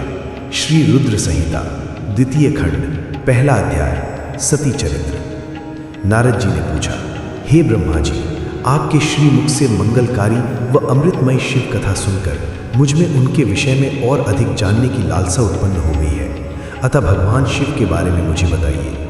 विश्व की सृष्टि करने वाले हे ब्रह्मा जी, मैं सती के विषय में भी जानना चाहता हूँ। सदाशिव योगी होते हुए एक स्त्री के साथ विवाह करके गृहस्थ कैसे हो गए? उन्हें विवाह करने का विचार कैसे आया? जो पहले दक्ष की कन्या थी फिर हिमालय की कन्या हुई, वे सती पार्वती किस प्रकार शंकर जी को प्राप्त हुई? पार्वती ने किस प्रकार घोर तपस्या की और कैसे उनका विवाह हुआ? कामदेव को भस्म कर देने वाले भगवान शिव के आधे शरीर में वे किस प्रकार स्थान पा सकी? उनका अर्धनारीश्वर रूप क्या है? हे प्रभु, आप ही मेरे इन प्रश्नों के उत्तर दे सकते हैं। आप ही मेरे संशयों का निवारण कर सकते हैं। ब्रह्मा जी ने कहा, हे नारद, देवी सती और भगवान शिव का शुभ यश परम पावन, दिव्य और गोपनीय है। उसके रहस्य को वे ही समझते हैं। सर्वप्रथम तुम्हारी प्रार्थना पर मैं सती के चरित्र को बताता हूँ। पहले मेरे एक कन्या पैदा हुई जिसे देखकर मैं काम पीड़ित हो गया। तब रुद्र ने धर्म का स्मरण कराते हुए मुझे बहुत धिक्कारा। फिर वे अपने निवास कैलाश पर्वत को चले गए। उन्हें मैंने समझाने की कोशिश की, परंतु मेरे सभी प्रयत्न निष्फल हो गए। तब मैंने शिव जी की आराधना की। शिव जी ने मुझे बहुत समझाया, परंतु मैंने हठ नहीं छोड़ा और फिर रुद्रदेव को मोहित करने के लिए शक्ति का उपयोग करने लगा। मेरे पुत्र दक्ष के यहाँ सती का जन्म हुआ। वह दक्ष सुता उमा नाम से उत्पन्न होकर कठिन तप करके रुद्र की स्त्री हुई। रुद्र ने गृहस्थाश्रम में सुखपूर्वक समय व्यतीत किया। उधर शिवजी की माया से दक्ष को घमंड हो गया और वह महादेव जी की निंदा करने लगा। दक्ष ने एक विशाल यज्ञ का आयोजन किया। उस यज्ञ में दक्ष ने मुझे, विष्णु जी को, सभी देवी देवताओं को और ऋषि मुनियों को निमंत्रण दिया, परंतु महादेव शिव जी एवं अपनी पुत्री सती को उस विशाल यज्ञ का निमंत्रण नहीं दिया। सती को जब इस बात की जानकारी मिली तो उन्होंने शिव चरणों में वंदना कर उनसे दक्ष यज्ञ में जाने की इच्छा प्रकट की। भगवान शिव ने देवी सती को बहुत समझाया कि बिना बुलाए ऐसे आयोजनों में जाना अपमान और अनिष्ट कारक होता है, लेकिन सती ने हठ किया। शिव ने भावी को देखते हुए आज्ञा दे दी। शिव सर्वज्ञ है। सती पिता के घर चली गई। वहाँ यज्ञ में महादेव जी के लिए भाग न देख और अपने पिता के मुख से अपने पति की घोर निंदा सुनकर उन्हें बहुत क्रोध आया। वे महादेव की निंदा सहन न कर सकीं और उन्होंने उसी यज्ञ कुंड में कूदकर अपने शरीर का त्याग कर दिया। जब इसका समाचार शिव तक पहुंचा तो वे बहुत कुपित हुए। उन्होंने अपनी जटा का एक बाल उखाड़कर वीरभद्र नामक अपने गण को उत्पन्न किया। भगवान शिव ने वीरभद्र को आज्ञा दी कि वह दक्ष की यज्ञ का विध्वंस कर दे। वीरभद्र ने शिव आज्ञा का पालन करते हुए यज्ञ का विध्वंस कर दिया और दक्ष का सिर काट दिया। इस उपद्रव को देखकर सभी लोग भगवान शिव की प्रार्थना करने लगे। तब भगवान शिव ने दक्ष को पुनः जीवित कर दिया और उनके यज्ञ को पूर्ण कराया। भगवान शिव सती के मृत शरीर को लेकर वहां से चले गए। उस समय सती के शरीर से उत्पन्न ज्वाला पर्वत पर गिरी थी। वही पर्वत आज भी ज्वालामुखी के नाम से पूजित है। आज भी उसके दर्शन से मनोकामनाएं पूरी होती हैं। वही सती दूसरे जन्म में हिमाचल के घर में पुत्री रूप में प्रकट हुई, जिनका नाम पार्वती था। उन्होंने कठोर तप द्वारा पुनः महादेव शिव को अपने पति के रूप में प्राप्त कर लिया। श्री रुद्र संहिता द्वितीय खंड दूसरा अध्याय शिव पार्वती चरित्र। सूत जी बोले, हे ऋषियों, ब्रह्मा जी के ये वचन सुनकर नारद जी पुनः पूछने लगे, हे ब्रह्मा जी, मैं सती और शंकर जी के परम पवित्र और दिव्य चरित्र को पुनः सुनना चाहता हूँ कि सती की उत्पत्ति कैसे हुई और महादेव जी का मन विवाह करने के लिए कैसे तैयार हुआ। दक्ष से नाराज होकर देवी सती ने अपनी देह को कैसे त्याग दिया और फिर कैसे हिमाचल की पुत्री पार्वती के रूप में जन्म लिया। उनके तप, विवाह, काम नाश आदि की सभी कथाएं मुझे सविस्तार सुनाने की कृपा करें। ब्रह्मा जी बोले, हे नारद, पहले भगवान शिव निर्गुण, निर्विकल्प, निर्विकारी और दिव्य थे, परंतु देवी उमा से विवाह करने के बाद वे सगुण और शक्तिमान हो गए। उनके बाएं अंग से ब्रह्मा जी उत्पन्न हुए और दाएं अंग से विष्णु उत्पन्न हुए। तभी से भगवान सदाशिव के तीन रूप ब्रह्मा, विष्णु और रुद्र सृष्टिकर्ता, पालनकर्ता और संहारकर्ता के रूप में विख्यात हुए। उनकी आराधना करते हुए मैं सुरासुर सहित मनुष्य आदि जीवों की रचना करने लगा। मैंने सभी जातियों का निर्माण किया। मैंने ही मरीच, अत्रि, पुलह, पुलस्त्य, अंगिरा, क्रतु, वशिष्ठ, नारद, दक्ष और भृगु की उत्पत्ति की और ये मेरे मानस पुत्र कहलाए। तत्पश्चात मेरे मन में माया का मोह उत्पन्न होने लगा। तब मेरे हृदय से अत्यंत मनोहारी और सुंदर रूप वाली नारी प्रकट हुई। उसका नाम संध्या था। वो दिन में क्षीण होती, परंतु रात में उसका रूप सौंदर्य निखर जाता था। वो सायं संध्या ही थी। संध्या निरंतर मंत्र का जाप करती थी। उसके सौंदर्य से ऋषि मुनियों का मन भी भ्रमित हो जाता था। इसी प्रकार मेरे मन से एक मनोहर रूप वाला पुरुष भी प्रकट हुआ।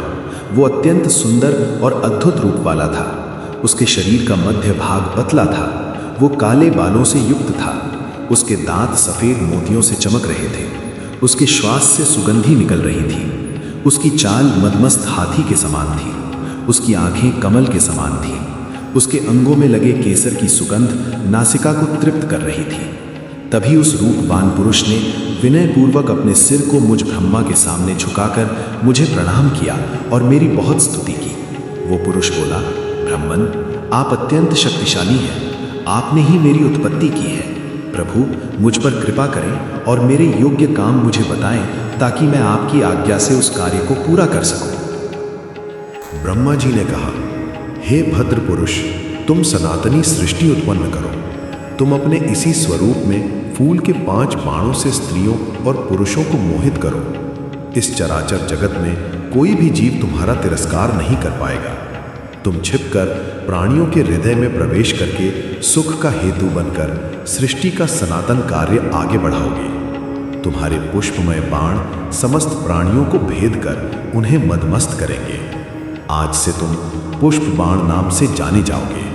इसी प्रकार तुम सृष्टि के प्रवर्तक के रूप में जाने जाओगे।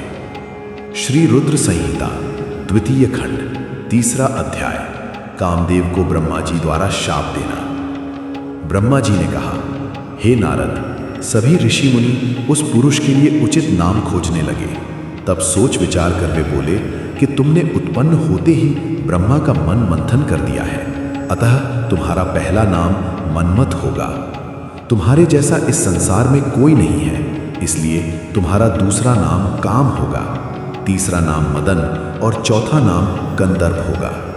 अपने नामों के विषय में जानते ही काम ने अपने 5 बाणों का नामकरण कर उनका परीक्षण किया। काम ने अपने 5 बाणों को हर्षण, रोचन, मोहन, शोषण और मारण नाम से सुशोभित किया। ये बाण ऋषि मुनियों को भी मोहित कर सकते थे। उस स्थान पर बहुत से देवता व ऋषि उपस्थित थे। उस समय संध्या भी वहीं थी। कामदेव द्वारा चलाए गए बाणों के फलस्वरूप सभी मोहित हो गए। सबके मनों में विकार आ गया। सभी काम के वशीभूत हो चुके थे। प्रजापति, मरीचि, अत्रि, दक्ष आदि सब मुनियों के साथ साथ ब्रह्मा जी भी काम के वश में होकर संध्या को पाने की इच्छा करने लगे। ब्रह्मा व उनके मानस पुत्रों सभी को एक कन्या पर मोहित होते देखकर धर्म को बहुत दुख हुआ। धर्म ने धर्म रक्षक त्रिलोकीनाथ का स्मरण किया। तब मुझे देखकर शिवजी हंसे और कहने लगे, हे ब्रह्मा, अपनी पुत्री के ही प्रति तुम मोहित कैसे हो गए? सूर्य का दर्शन करने वाले दक्ष, मरीचि आदि योगियों का निर्मल मन कैसे स्त्री को देखते ही मलिन हो गया? जिन देवताओं का मन स्त्री के प्रति आसक्त हो, उनके साथ शास्त्र संगति किस प्रकार की जा सकती है? इस प्रकार के शिव वचन सुनकर मुझे बहुत लज्जा का अनुभव हुआ और मेरा पूरा शरीर पसीने पसीने हो गया। मेरा विकार समाप्त हो गया, परंतु मेरे शरीर से जो पसीना नीचे गिरा, उससे पितृगणों की उत्पत्ति हुई। उससे 64,000 आग्नेश वातों पितृगण उत्पन्न हुए और 86,000 बहिर्षद पितर हुए। एक सर्वगुण संपन्न अति सुंदर कन्या भी उत्पन्न हुई, जिसका नाम रति था। उसका रूप सौंदर्य देखकर ऋतु आदि स्खलित हो गए एवं उससे अनेक पितरों की उत्पत्ति हुई। इस प्रकार संध्या से बहुत से पितरों की उत्पत्ति हुई। शिवजी के वहां से अंतर्धान होने पर मैं काम पर क्रोधित हुआ। मेरे क्रुद्ध होने पर काम ने वह बाण वापस खींच लिया। बाण के निकलते ही मैं क्रोध की अग्नि से जलने लगा। मैंने काम को शिव बाण से भस्म होने का शाप दे डाला। ये सुनकर काम और रति दोनों मेरे चरणों में गिर पड़े और मेरी स्तुति करने लगे तथा क्षमा याचना करने लगे। तब काम ने कहा, हे प्रभु, आपने ही तो मुझे वर देते हुए कहा था कि ब्रह्मा, विष्णु, रुद्र समेत सभी देवता, ऋषि मुनि और मनुष्य तुम्हारे वश में होंगे। मैं तो सिर्फ अपनी उस शक्ति का परीक्षण कर रहा था, इसलिए मैं निरपराध हूँ। प्रभु, मुझ पर कृपा करें। इस शाप के प्रभाव को समाप्त करने का उपाय बताएं। इस प्रकार काम के वचनों को सुनकर ब्रह्मा जी का क्रोध शांत हुआ। तब उन्होंने कहा कि मेरा शाप झूठा नहीं हो सकता, इसलिए तुम महादेव के तीसरे नेत्र रूपी अग्नि बाण से भस्म हो जाओगे। परंतु कुछ समय पश्चात जब शिव जी विवाह करेंगे, अर्थात उनके जीवन में देवी पार्वती आएंगी, तब तुम्हारा शरीर तुम्हें पुनः प्राप्त हो जाएगा। श्री रुद्र संहिता, द्वितीय खंड, चौथा अध्याय, काम रति विवाह। नारद जी ने पूछा, हे ब्रह्मा जी, इसके पश्चात क्या हुआ? आप मुझे इससे आगे की कथा भी बताइए। भगवान, काम और रति का विवाह हुआ या नहीं? आपके शाप का क्या हुआ? कृपया इसके बारे में भी मुझे सविस्तार बताइए। ब्रह्मा जी बोले, शिव जी के वहां से अंतर्धान हो जाने पर दक्ष ने काम से कहा, कामदेव, आपके ही समान गुणों वाली परम सुंदरी एवं सुशीला मेरी कन्या को तुम पत्नी के रूप में स्वीकार करो। मेरी पुत्री सर्वगुण संपन्न है तथा हर तरीके से आपके लिए सुयोग्य है। हे महातेजस्वी मनोभव, ये हमेशा तुम्हारे साथ रहेगी और तुम्हारी इच्छानुसार कार्य करेगी। ये कहकर दक्ष ने अपनी कन्या, जो उनके पसीने से उत्पन्न हुई थी, का नाम रति रख दिया। तत्पश्चात कामदेव और रति का विवाह सोल्लास संपन्न हुआ। हे नारद, दक्ष की पुत्री रति बड़ी रमणीय और परम सुंदरी थी। उसका रूप लावण्य मुनियों को भी मोह लेने वाला था। रति से विवाह होने पर कामदेव अत्यंत प्रसन्न हुए। वे रति पर पूर्ण मोहित थे। उनके विवाह पर बहुत बड़ा उत्सव हुआ। प्रजापति दक्ष पुत्री के लिए सुयोग्य वर पाकर बहुत खुश थे। दक्ष कन्या देवी रति भी कामदेव को पाकर धन्य हो गई थी। जिस प्रकार बादलों में बिजली शोभा पाती है, उसी प्रकार कामदेव के साथ रति शोभा पा रही थी। कामदेव ने रति को अपने हृदय सिंहासन में बैठाया तो रति भी कामदेव को पाकर उसी प्रकार प्रसन्न हुई जिस प्रकार श्री हरि को पाकर देवी लक्ष्मी। उस समय आनंद और खुशी से सराबोर कामदेव व रति भगवान शिव का शाप भूल गए। सूत जी कहते हैं, ब्रह्मा जी का ये कथन सुनकर महर्षि नारद बड़े प्रसन्न हुए और हर्षपूर्वक बोले, हे महामते, आपने भगवान शिव की अद्भुत लीला मुझे सुनाई है। प्रभु, अब मुझे आप ये बताइए कि कामदेव और रति के विवाह के उपरांत सब देवताओं के अपने धाम चले जाने के बाद पितरों को उत्पन्न करने वाली ब्रह्म कुमारी संध्या कहाँ गई? उनका विवाह कब और किससे हुआ? संध्या के विषय में मेरी जिज्ञासा शांत करिए। श्री रुद्र संहिता द्वितीय खंड 5वां अध्याय संध्या का चरित्र। सूत जी बोले, हे ऋषियों, नारद जी के इस प्रकार प्रश्न करने पर ब्रह्मा जी ने कहा, मुने, संध्या का चरित्र सुनकर समस्त कामिनियां सती साध्वी हो सकती हैं। वो संध्या मेरी मानस पुत्री थी, जिसने घोर तपस्या करके अपना शरीर त्याग दिया था। फिर वो मुनिश्रेष्ठ मेधातिथि की पुत्री अरुंधति के रूप में जन्मी। संध्या ने तपस्या करते हुए अपना शरीर इसलिए त्याग दिया था क्योंकि वो स्वयं को पापिनी समझती थी। उसे देखकर स्वयं उसके पिता और भाइयों में काम की इच्छा जागृत हुई थी। तब उसने इसका प्रायश्चित करने के बारे में सोचा तथा निश्चय किया कि वो अपना शरीर वैदिक अग्नि में जला देगी, जिससे मर्यादा स्थापित हो। भूतल पर जन्म लेने वाला कोई भी जीव तरुणावस्था से पहले काम के प्रभाव में नहीं आ पाएगा। ये मर्यादा स्थापित कर मैं अपने जीवन का त्याग कर दूंगी। मन में ऐसा विचार करके संध्या चंद्रभाग नामक पर्वत पर चली गई। यहीं से चंद्रभागा नदी का आरंभ हुआ। इस बात का ज्ञान होने पर मैंने वेद शास्त्रों के पारंगत, विद्वान, सर्वज्ञ और ज्ञान योगी पुत्र वशिष्ठ को वहां जाने की आज्ञा दी। मैंने वशिष्ठ जी को संध्या को विधि पूर्वक दीक्षा देने के लिए वहां भेजा था। नारद, चंद्रभाग पर्वत पर एक देव सरोवर है जो जलाशयोचित गुणों से पूर्ण है। उस सरोवर के तट पर बैठी संध्या इस प्रकार सुशोभित हो रही थी जैसे प्रदोष काल में उदित चंद्रमा और नक्षत्रों से युक्त आकाश शोभा पाता है। तभी उन्होंने चंद्रभागा नदी का भी दर्शन किया। तब उस सरोवर के तट पर बैठी संध्या से वशिष्ठ जी ने आदरपूर्वक पूछा, हे देवी, तुम इस निर्जन पर्वत पर क्या कर रही हो? तुम्हारे माता पिता कौन है? यदि ये छिपाने योग्य न हो तो कृपया मुझे बताओ। ये वचन सुनकर संध्या ने महर्षि वशिष्ठ की ओर देखा। उनका शरीर दिव्य तेज से प्रकाशित था। मस्तक पर जटा धारण किए वे साक्षात कोई पुण्यात्मा जान पड़ते थे। संध्या ने आदरपूर्वक प्रणाम करते हुए वशिष्ठ जी को अपना परिचय देते हुए कहा, ब्राह्मण, मैं ब्रह्मा जी की पुत्री संध्या हूँ। मैं इस निर्जन पर्वत पर तपस्या करने आई हूँ। यदि आप उचित समझें तो मुझे तपस्या की विधि बताइए। मैं तपस्या के नियमों को नहीं जानती हूँ, अतः मुझ पर कृपा करके आप मेरा उचित मार्गदर्शन करें। संध्या की बात सुनकर वशिष्ठ जी ने जान लिया कि देवी संध्या मन में तपस्या का दृढ़ संकल्प कर चुकी है। इसलिए वशिष्ठ जी ने भक्त वत्सल भगवान शिव का स्मरण करते हुए कहा, हे देवी, जो सबसे महान और उत्कृष्ट है, सभी के परम आराध्य हैं, जिन्हें परमात्मा कहा जाता है, तुम उन महादेव शिव को अपने हृदय में धारण करो। भगवान शिव ही धर्म, अर्थ, काम और मोक्ष के स्रोत हैं। तुम उन्हीं का भजन करो।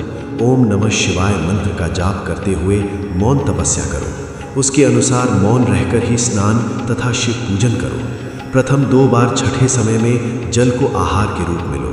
तीसरी बार छठा समय आने पर उपवास करो। देवी, इस प्रकार की गई तपस्या ब्रह्मचर्य का फल देने वाली तथा अभीष्ट मनोरथों को पूरा करने वाली होती है। अपने मन में शुभ उद्देश्य लेकर शिव जी का मनन व चिंतन करो। वे प्रसन्न होकर तुम्हारी मनोकामना अवश्य पूरी करेंगे। इस प्रकार संध्या को तपस्या की विधि बताकर और उपदेश देकर मुनि वशिष्ठ वहां से अंतर्धान हो गए। श्री रुद्र संहिता द्वितीय खंड 6वां अध्याय संध्या की तपस्या। ब्रह्मा जी बोले, हे महाप्रज्ञ नारद, तपस्या की विधि बताकर जब वशिष्ठ जी चले गए तब संध्या आसन लगाकर कठोर तप शुरू करने लगी। वशिष्ठ जी द्वारा बताए गए विधान एवं मंत्र द्वारा संध्या ने भगवान शिव की आराधना करनी आरंभ कर दी। उसने अपना मन शिव भक्ति में लगा दिया और एकाग्र होकर तपस्या में मग्न हो गई। तपस्या करते करते 4 युग बीत गए। तब भगवान शिव प्रसन्न हुए और संध्या को अपने स्वरूप के दर्शन दिए, जिसका चिंतन संध्या द्वारा किया गया था। भगवान का मुख प्रसन्न था।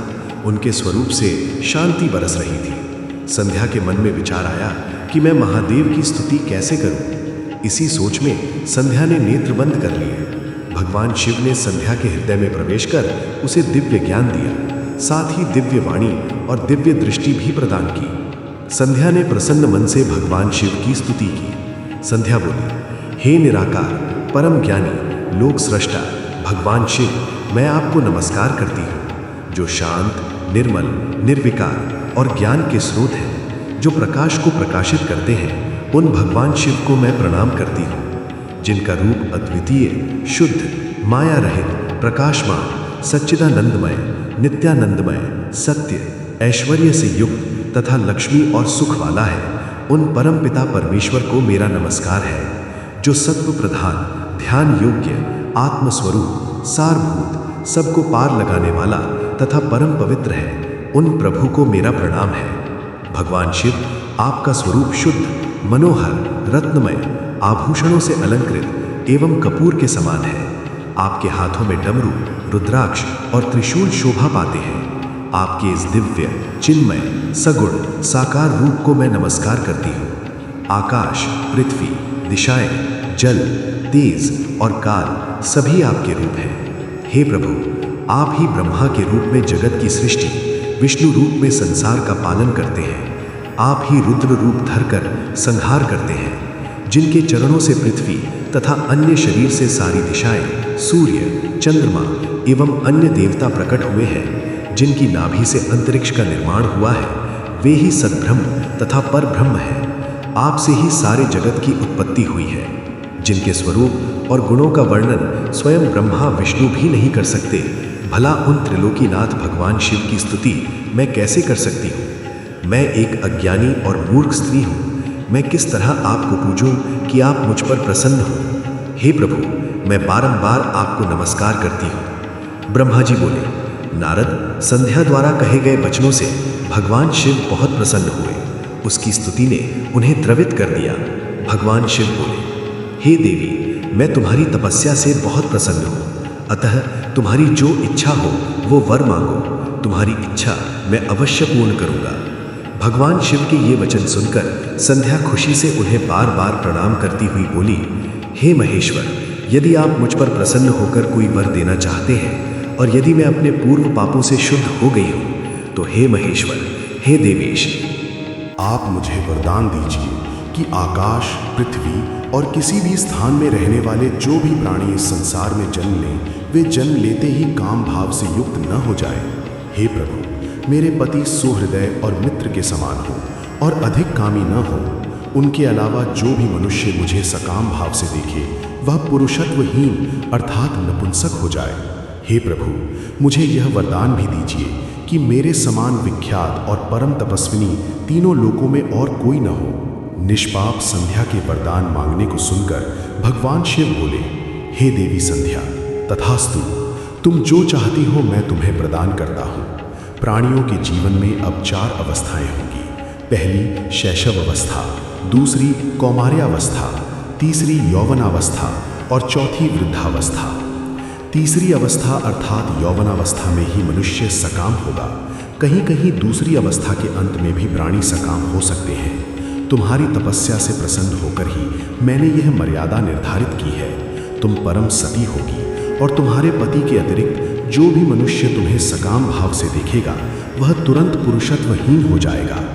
तुम्हारा पति महान तपस्वी होगा, जो कि 7 कल्पों तक जीवित रहेगा। इस प्रकार मैंने तुम्हारे द्वारा मांगे गए दोनों वरदान तुम्हें प्रदान कर दिए हैं। अब मैं तुम्हें तुम्हारी प्रतिज्ञा को पूर्ण करने का साधन बताता हूँ। तुमने अग्नि में अपना शरीर त्यागने की प्रतिज्ञा की थी। मुनिवर मेधा तिथि का एक यज्ञ चल रहा है, जो कि 12 वर्षों तक चलेगा। उसमें अग्नि बड़े जोरों से चल रही है। तुम उसी अग्नि में अपना शरीर त्याग दो। चंद्रभागा नदी के तट पर ही तपस्वियों का आश्रम है, जहाँ महायज्ञ हो रहा है। तुम उसी अग्नि से प्रकट होकर मेधा तिथि की पुत्री होगी। अपने मन में जिस पुरुष की इच्छा करके तुम शरीर त्यागोगी, वही पुरुष तुम्हें पति रूप में प्राप्त होगा। संध्या, जब तुम इस पर्वत पर तपस्या कर रही थी, तब त्रेता युग में प्रजापति दक्ष की बहुत सी कन्याएं हुई। उनमें से 27 कन्याओं का विवाह उन्होंने चंद्रमा से कर दिया। चंद्रमा उन सबको छोड़कर केवल रोहिणी से प्रेम करते थे। तब दक्ष ने क्रोधित होकर उन्हें शाप दे दिया। चंद्रमा को शाप से मुक्त कराने के लिए उन्होंने चंद्रभागा नदी की रचना की। उसी समय मेधातिथि यहाँ उपस्थित हुए थे। उनके समान कोई तपस्वी न है न होगा। उन्हीं का ज्योतिष्टोम नामक यज्ञ चल रहा है जिसमें अग्निदेव प्रज्वलित हैं। तुम उसी आग में अपना शरीर डालकर पवित्र हो जाओ और अपनी प्रतिज्ञा पूरी करो। इस प्रकार उपदेश देकर भगवान शिव वहां से अंतर्धान हो गए। श्री रुद्र संहिता द्वितीय खंड 7वां अध्याय संध्या की आत्माहुति। ब्रह्मा जी कहते हैं, नारद, जब भगवान शिव देवी संध्या को वरदान देकर वहां से अंतर्धान हो गए तब संध्या उस स्थान पर गई जहां पर मुनि मेधातिथि यज्ञ कर रहे थे। उन्होंने अपने हृदय में तेजस्वी ब्रह्मचारी वशिष्ठ जी का स्मरण किया तथा उन्हीं को पति रूप में पाने की इच्छा लेकर संध्या महायज्ञ की प्रज्वलित अग्नि में कूद गई। अग्नि में उसका शरीर जलकर सूर्य मंडल में प्रवेश कर गया। तब सूर्य ने पितरों और देवताओं की तृप्ति के लिए उसे 2 भागों में बांटकर रथ में स्थापित कर दिया। उसके शरीर का ऊपरी भाग प्रातः संध्या हुआ और शेष भाग साय संध्या हुआ। साय संध्या से पितरों को संतुष्टि मिलती है। सूर्योदय से पूर्व जब आकाश में लाली छाई होती है अर्थात अरुणोदय होता है, उस समय देवताओं का पूजन करें। जिस समय लाल कमल के समान सूर्य अस्त होता है अर्थात डूबता है, उस समय पितरों का पूजन करना चाहिए। भगवान शिव ने संध्या के प्राणों को दिव्य शरीर प्रदान कर दिया। जब मेधातिथि मुनि का यज्ञ समाप्त हुआ तब उन्होंने एक कन्या को, जिसकी कांति सोने के समान थी, अग्नि में पड़े देखा। उसे मुनि ने भली प्रकार स्नान कराया और अपनी गोद में बैठा लिया। उन्होंने उसका नाम अरुंधति रखा। यज्ञ के निर्विघ्न समाप्त होने और पुत्री प्राप्त होने के कारण मेधातिथि मुनि बहुत प्रसन्न थे। उन्होंने अरुंधति का पालन आश्रम में ही किया। वो धीरे धीरे उसी चंद्रभागा नदी के तट पर रहते हुए बड़ी होने लगी। जब वो विवाह योग्य हुई तो हम त्रिदेव ब्रह्मा, विष्णु और महेश ने मेधा मुनि से बात कर उसका विवाह मुनि वशिष्ठ से करा दिया। मुने, मेधातिथि की पुत्री महासाध्वी अरुंधति अति पतिव्रता थी। वो मुनि वशिष्ठ को पति रूप में पाकर बहुत प्रसन्न थी। वो उनके साथ रमण करने लगी। उससे शक्ति आदि शुभ एवं श्रेष्ठ पुत्र उत्पन्न हुए। हे नारद, इस प्रकार मैंने तुम्हें परम पवित्र देवी संध्या का चरित्र सुनाया है। ये समस्त अभीष्ट फलों को देने वाला है। ये परम पावन और दिव्य है। जो स्त्री पुरुष इस शुभ व्रत का पालन करते हैं उनकी सभी कामनाएं पूरी होती हैं। श्री रुद्र संहिता द्वितीय खंड 8वां अध्याय काम की हार। सूत जी बोले, हे ऋषियों, जब इस प्रकार प्रजापति ब्रह्मा जी ने कहा तब उनके वचनों को सुनकर नारद जी आनंदित होकर बोले, हे ब्रह्मन, मैं आपको बहुत धन्यवाद देता हूँ कि आपने इस दिव्य कथा को मुझे सुनाया है। हे प्रभु, अब आप मुझे संध्या के विषय में और बताइए कि विवाह के बाद उन्होंने क्या किया। क्या उन्होंने दोबारा तप किया या नहीं? सूत जी बोले, इस प्रकार नारद जी ने ब्रह्मा जी से पूछा। उन्होंने यह भी पूछा कि जब कामदेव रति के साथ विवाह करके वहां से चले गए और दक्ष आदि सभी मुनि वहां से चले गए, संध्या भी तपस्या के लिए वहां से चली गई, तब वहां पर क्या हुआ? ब्रह्मा जी बोले, हे श्रेष्ठ नारद, तुम भगवान शिव के परम भक्त हो। तुम उनकी लीला को अच्छी प्रकार जानते हो। पूर्व काल में जब मैं मोह में फंस गया तब भगवान शिव ने मेरा मजाक उड़ाया। तब मुझे बड़ा दुख हुआ। मैं भगवान शिव से ईर्ष्या करने लगा। मैं दक्ष मुनि के यहाँ गया। देवी रति और कामदेव भी वहीं थे। मैंने उन्हें बताया कि शिव जी ने किस प्रकार मेरा मजाक उड़ाया था। मैंने पुत्रों से कहा कि तुम ऐसा प्रयत्न करो जिससे महादेव शिव किसी कमनीय कांति वाली स्त्री से विवाह कर ले। मैंने प्रभु शिव को मोहित करने के लिए कामदेव और रति को तैयार किया। कामदेव ने मेरी आज्ञा को मान लिया। कामदेव बोले, हे ब्रह्मा जी, मेरा अस्त्र तो सुंदर स्त्री ही है, अतः आप भगवान शिव के लिए किसी परम सुंदरी की सृष्टि कीजिए। यह सुनकर मैं चिंता में पड़ गया। मेरी तेज सांसों से पुष्पों से सजे बसंत का आरंभ हुआ। बसंत और मलयानल ने कामदेव की सहायता की। इनके साथ कामदेव ने शिव जी को मोहने की चेष्टा की पर सफल नहीं हुए। मैंने मरुत गणों के साथ पुनः उन्हें शिव जी के पास भेजा। बहुत प्रयत्न करने पर भी वे सफल नहीं हो पाए। अतः मैंने बसंत आदि सहचरों सहित रति को साथ लेकर शिव जी को मोहित करने को कहा। फिर कामदेव प्रसन्नता से रति और अन्य सहायकों को साथ लेकर शिव जी के स्थान को चले गए। श्री रुद्र संहिता द्वितीय खंड 9वां अध्याय ब्रह्मा का शिव विवाह हेतु प्रयत्न। ब्रह्मा जी बोले, काम ने प्राणियों को मोहित करने वाला अपना प्रभाव फैलाया। बसंत ने उसका पूरा सहयोग किया। रति के साथ कामदेव ने शिव जी को मोहित करने के लिए अनेक प्रकार के यत्न किए। इसके फलस्वरूप सभी जीव और प्राणी मोहित हो गए। जड़ चेतन समस्त सृष्टि काम के वश में होकर अपनी मर्यादाओं को भूल गई। संयम का व्रत पालन करने वाले ऋषि मुनि अपने कृत्यों पर पश्चाताप करते हुए आश्चर्यचकित थे कि उन्होंने कैसे अपने व्रत को तोड़ दिया, परंतु भगवान शिव पर उनका वश नहीं चल सका। कामदेव के सभी प्रयत्न व्यर्थ हो गए। तब कामदेव निराश हो गए और मेरे पास आए और मुझे प्रणाम करके बोले, हे भगवान, मैं इतना शक्तिशाली नहीं हूँ जो शिव जी को मोह सकूं। ये बात सुनकर मैं चिंता में डूब गया। उसी समय मेरे सांस लेने से बहुत से भयंकर गण प्रकट हो गए, जो अनेक वाद्य यंत्रों को जोर जोर से बजाने लगे और मारो मारो की आवाज करने लगे। ऐसी अवस्था देखकर कामदेव ने उनके विषय में मुझसे प्रश्न किया। तब मैंने उन गणों को मार नाम प्रदान कर उन्हें कामदेव को सौंप दिया और बताया कि ये सदा तुम्हारे वश में रहेंगे। तुम्हारी सहायता के लिए ही इनका जन्म हुआ है। ये सुनकर रति और कामदेव बहुत प्रसन्न हुए।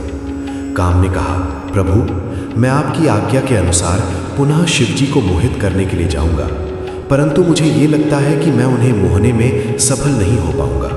साथ ही मुझे इस बात का भी डर है कि कहीं वे आपके शाप के अनुसार मुझे भस्म न कर दें। ये कहकर कामदेव रति, बसंत और अपने मार गणों को साथ लेकर पुनः शिवधाम को चले गए। कामदेव ने शिवजी को मोहित करने के लिए बहुत से उपाय किए, परंतु वे परमात्मा शिव को मोहित करने में सफल न हो सके।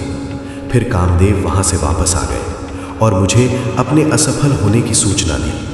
मुझसे कामदेव कहने लगे कि हे ब्रह्मन, आप ही शिवजी को मोह में डालने का उपाय करें। मेरे लिए उन्हें मोहना संभव नहीं है। श्री रुद्र संहिता, द्वितीय खंड, 10वां अध्याय, ब्रह्मा विष्णु संवाद। ब्रह्मा जी बोले, नारद, काम के चले जाने पर श्री महादेव जी को मोहित कराने का मेरा अहंकार गिरकर चूर चूर हो गया, परंतु मेरे मन में यही चलता रहा कि ऐसा क्या करूं जिससे महात्मा शिव जी स्त्री ग्रहण कर लें। ये सोचते सोचते मुझे विष्णु जी का स्मरण हुआ। उन्हें याद करते ही पीतांबरधारी श्री हरि विष्णु मेरे सामने प्रकट हो गए। मैंने उनकी प्रसन्नता के लिए उनकी बहुत स्तुति की। तब विष्णु जी मुझसे पूछने लगे कि मैंने उनका स्मरण किस उद्देश्य से किया था। यदि तुम्हें कोई दुख या कष्ट है तो कृपया मुझे बताओ, मैं उस दुख को मिटा दूंगा। तब मैंने उनसे कहा, हे केशव, यदि भगवान शिव किसी तरह पत्नी ग्रहण कर लें, अर्थात विवाह कर लें, तो मेरे सभी दुख दूर हो जाएंगे। मैं पुनः सुखी हो जाऊंगा। मेरी ये बात सुनकर भगवान मधुसूदन हंसने लगे और मुझ लोक सृष्टा ब्रह्मा का हर्ष बढ़ाते हुए बोले, हे ब्रह्मा जी, मेरी बातों को सुनकर आपके सभी भ्रमों का निवारण हो जाएगा। शिव जी ही सबके कर्ता और भरता है। वे ही इस संसार का पालन करते हैं। वे ही पापों का नाश करते हैं।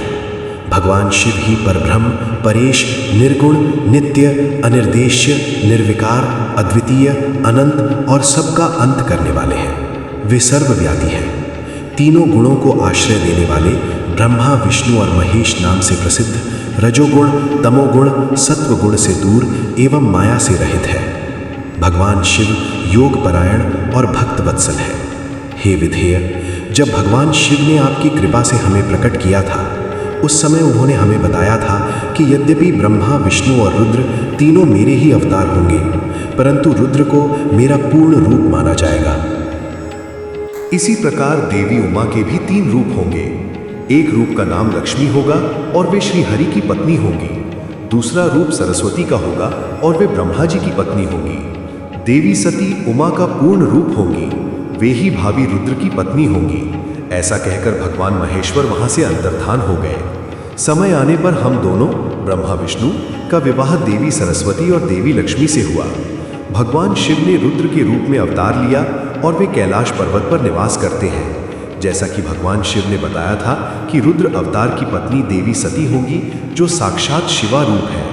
अतः तुम्हें उनके अवतरण हेतु प्रार्थना करनी चाहिए। अपने मनोरथ का ध्यान करते हुए देवी शिवा की स्तुति करो।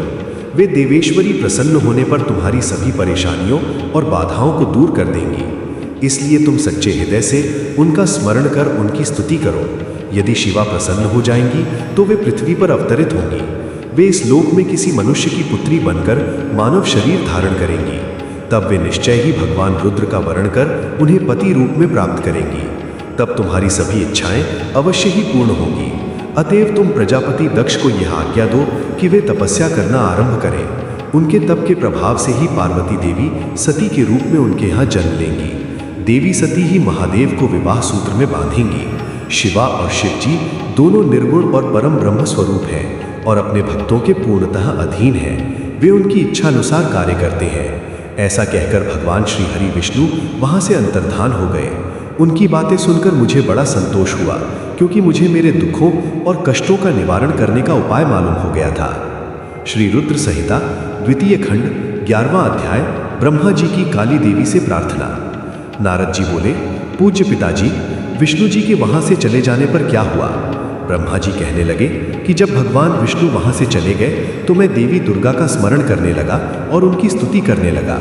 मैंने मां जगदम्बा से यही प्रार्थना की कि वे मेरा मनोरथ पूर्ण करें। वे पृथ्वी पर अवतरित होकर भगवान शिव का वरण कर उन्हें विवाह बंधन में बांधें। मेरी अनन्य भक्ति स्तुति से प्रसन्न हो योगनिद्रा चामुंडा मेरे सामने प्रकट हुई।